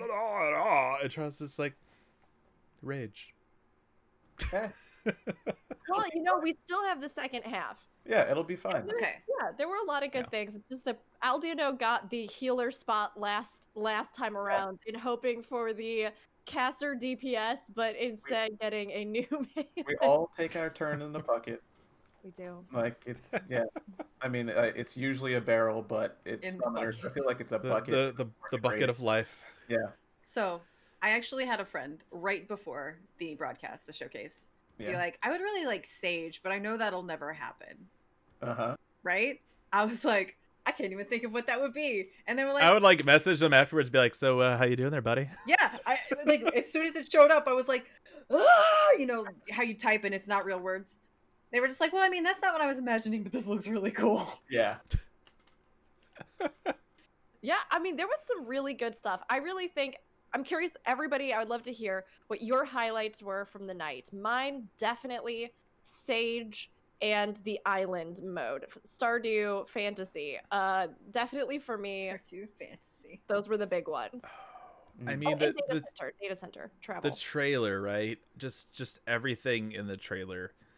Like Sage looks really cool in motion. We got Best Girl in CG. That music, I need that music. Just I don't know how you would do this, but if you can like liquefy it and just insert it just right into the vein, just give me that music. It was so good. Like I've just like been looping this trailer in the background while I've been working on stuff just to listen to that music. Like I got it hit me hard. Like it's bad. I've probably listened to it like 30 times since last night. It's terrible. The fact that they just straight gave us a job was cool. Sage looks Yes. neat. I'll level it, but I'll probably never play it because I'm not a Shields gal. But it looks really cool. And who knows, maybe I will like it. I always Yeah. enjoyed looking at Yoshi P's shirts. That was a highlight for me. Mm-hmm. I liked that we're going to Thavnir. Right. I was really that was excited. that was a surprise. I was not expecting Yeah. Fafnir. I mean, I honestly cool. thought we would probably go to Thavnir because it is a stepping stone to Yeah. Garlemald. If we went to Garlemald, we had to go to Thavnir. So I was excited about that. Something that did make me like, ugh, was Pandemonium, but just because of the name. And the first place that I really experienced Pandemonium was 11, which was terrible. It's terrible and bad. Pandemonium is bad. Bad. Yeah, for me, you know, I'm not gonna pick things that other people have picked. I'm gonna try not to, but the music, I mean, that was just way too good. Pick things we picked. It's fine. Nah, it's fine. So For me, good. one is Garlemald because we're finally gonna go there. I don't really Is it enjoy- even Garlemald anymore though? right? But I want to know how it got there, right? And what we do. So that's cool, and I'm gonna surprise literally everyone with the melee. Because yeah, I don't like that it was a melee. I wish it was a caster. That's my personal feeling. However, I love theory crafting for DPS, and there's a new DPS, so that's Okay. cool. And it's probably going to be. Who super- are you? This is who I am. I just. I've always been this. Yeah. I'm just now showing my true form. That really surprises me that Well, that melee is your. It's so cool that we're gonna get another one, and like I would love it to be that Ranjit one, but it doesn't really matter what it is, right? Because it's gonna be cool. It's gonna share some Yeah. gear, and it's gonna have a different way to DPS, which is cool. Charles I'm- has said before, him playing summoner in this game is kind of an outlier. Yeah, it really You're is. usually a melee. Yeah, absolutely. But I liked Summoner, the lore, and I just want it one day to be equal to its lore. That's really it. I And realized so we all too, pick I things. I from didn't the, mention the showcase. data center thing, even though I already talked about it at length earlier. Oh yeah, data that's a big center. one. Yeah. So good. I also just- enjoyed just how many Star Wars parallels there were. Endwalker, I think you mean Skywalker. The blue that- elephants. like the Skywalker. I don't know. Like, all right. I mean, the fact that but it's in front of what basically looks like an Imperial starship and the Death Star kind of helps. Yeah. I mean, that's true. That's true. That's true. That's true. I see in chat, Thavnir was a big one. Trustinian is another one. Yeah. Sage. The fact that Paladin was featured, that's one that we didn't mention, but that was Yeah. probably really exciting for a lot of people. I know my partner has played Paladin and has always been so sad that Paladin is just Oh, like, I mentioned it. Remember the terrible grunts and Oh, squeals? yeah. yes, yes. I am glad that they are getting some love. yeah, Yeah. lots of good stuff. I'm excited. One day it'll be. Although, to be honest, go ahead. Oh no, I just said one day it'll be a caster. Our time Oh, yeah. will come. To be honest, this I hate to say this so close to the end, but this one wasn't as hyped for me as the previous one. Like Sure. I felt like Shadowbringers was way more exciting for me, and that could have been because I Ah. first saw it in person, Sure. Yeah, I mean that's a big thing, right? That's a huge part of it. You know, I mean, joking earlier about how aroused I was by the raid stuff, right? I mean, I vividly remember watching that Heavensward teaser at FanFest and turning to my then girlfriend at the time, who is now my wife, and just saying like, that same thing, like I am just so turned on by this. Like this is the most amazing thing ever. And I don't know that. I mean, the videos that the trailers we've had since then all been amazing, but nothing's really hit me quite like that Heavensward trailer. You know what else was really great about this one? It was at night, so I got to see it. Yeah, that's true. I mean, the first two yeah. FanFests, I absolutely missed the keynote because I'm a nighttime weirdo, and Oh, I couldn't no. wake myself up And early. you were and it was- there. Yep. Yeah, I was there. Physically missed the keynote. Oh. Not last time though. I was there. Oh, I do wonder dear. how much of it has to do with. Okay, there are probably a few different things, Zen. And I mean, like, obviously, you were super hyped. It's funny because, Aldino, I think I was in your shoes last expansion, and I wasn't there in person. So there's, like, those two things. But when we didn't get that healer, the rest of everything, I had to almost recover from it. And Right. it was so silly because it felt like I was dragging myself up. And here I am like, oh, Rook, you're always the voice for like, well, try and stay positive. And, you know, don't judge too quickly. But And when Rook's they just were over there like, I hate everything about this. no joke, I had to mute myself because when they were Yeah. like no healer, I think I cursed. I unleashed like a chain of Oh. curses and then I had to Oh. mute myself. You know, Square, you know you done messed up if Rook Yeah. swears at you. I was Yeah. so Wow. unhappy. But when I look at what we got with even just this first portion compared to at least what I was watching with Shadowbringers, like the trailers and stuff I think were mega hyped for Shadowbringers. Absolutely, I was losing my mind. I felt more hyped about the trailer. But the actual like content news and information and stuff that we got, I felt like we got way more this time around. Mhm. Like we got a little bit of a bunch of different things. We have an idea that we're going to get this new raid. It's all original. We got this new class right up front with demonstrations of it. We got this new PvP mode. We get this new Stardew Valley. Like, minus the housing thing, all the other stuff was stuff that I was really like, man, I'm so excited for this. Whereas I felt like as we went on with the Shadowbringers things, more and more it was like, oh, no healer. Oh, I can they're totally just agree one with that. gender. But I'm Oh, talking they about, don't get to wear just the hats? trailer. Like, Just the yeah. trailer.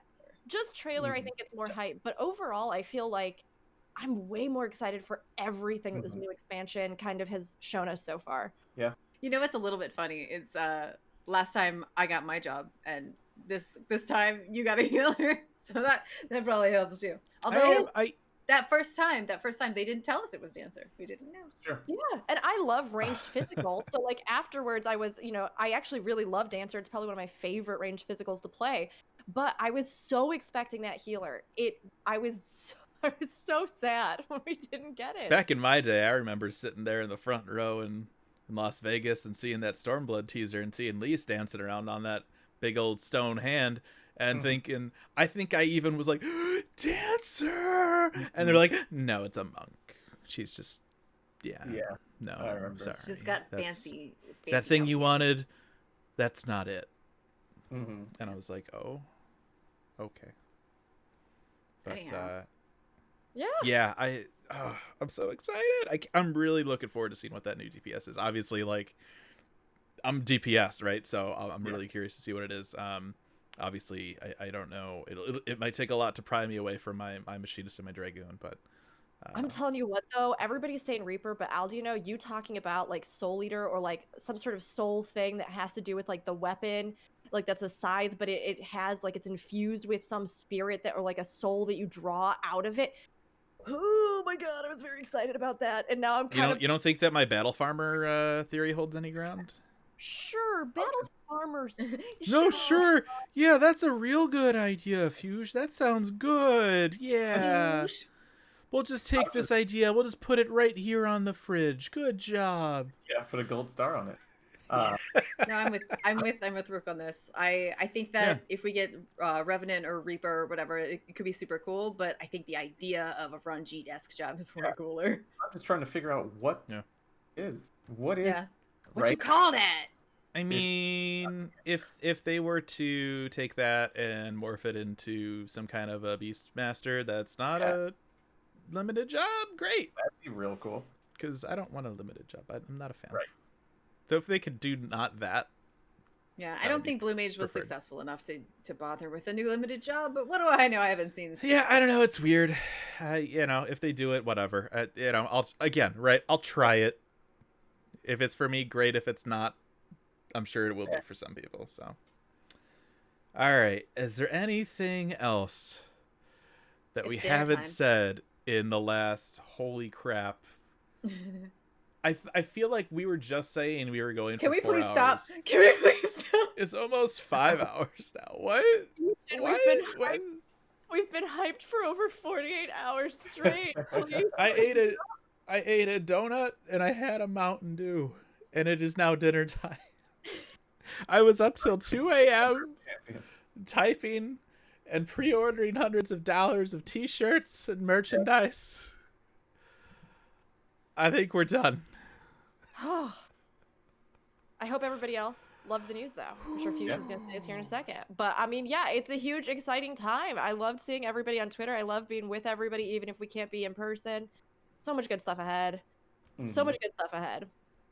As much as I was like totally acting that up, like I'm genuinely a little tired, but I'm excited. I think I'm really hyped for everything that's coming up. I think it's gonna be a lot of fun for everybody. And I'm hyped for a sandwich. I want to say, oh, I got tacos left over from last night. How dare you. Oh, hell yeah. Rook knows she had those tacos when she came over. They were in the before good. times. Good tacos. Yeah. All right. So let's go ahead here. If you want button. Oh, that's the wrong button. Did I hit that button? I did it. Yay.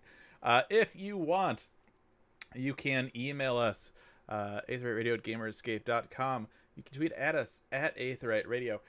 You can come and hang out with us on our Discord, discord.gg/gamerescape.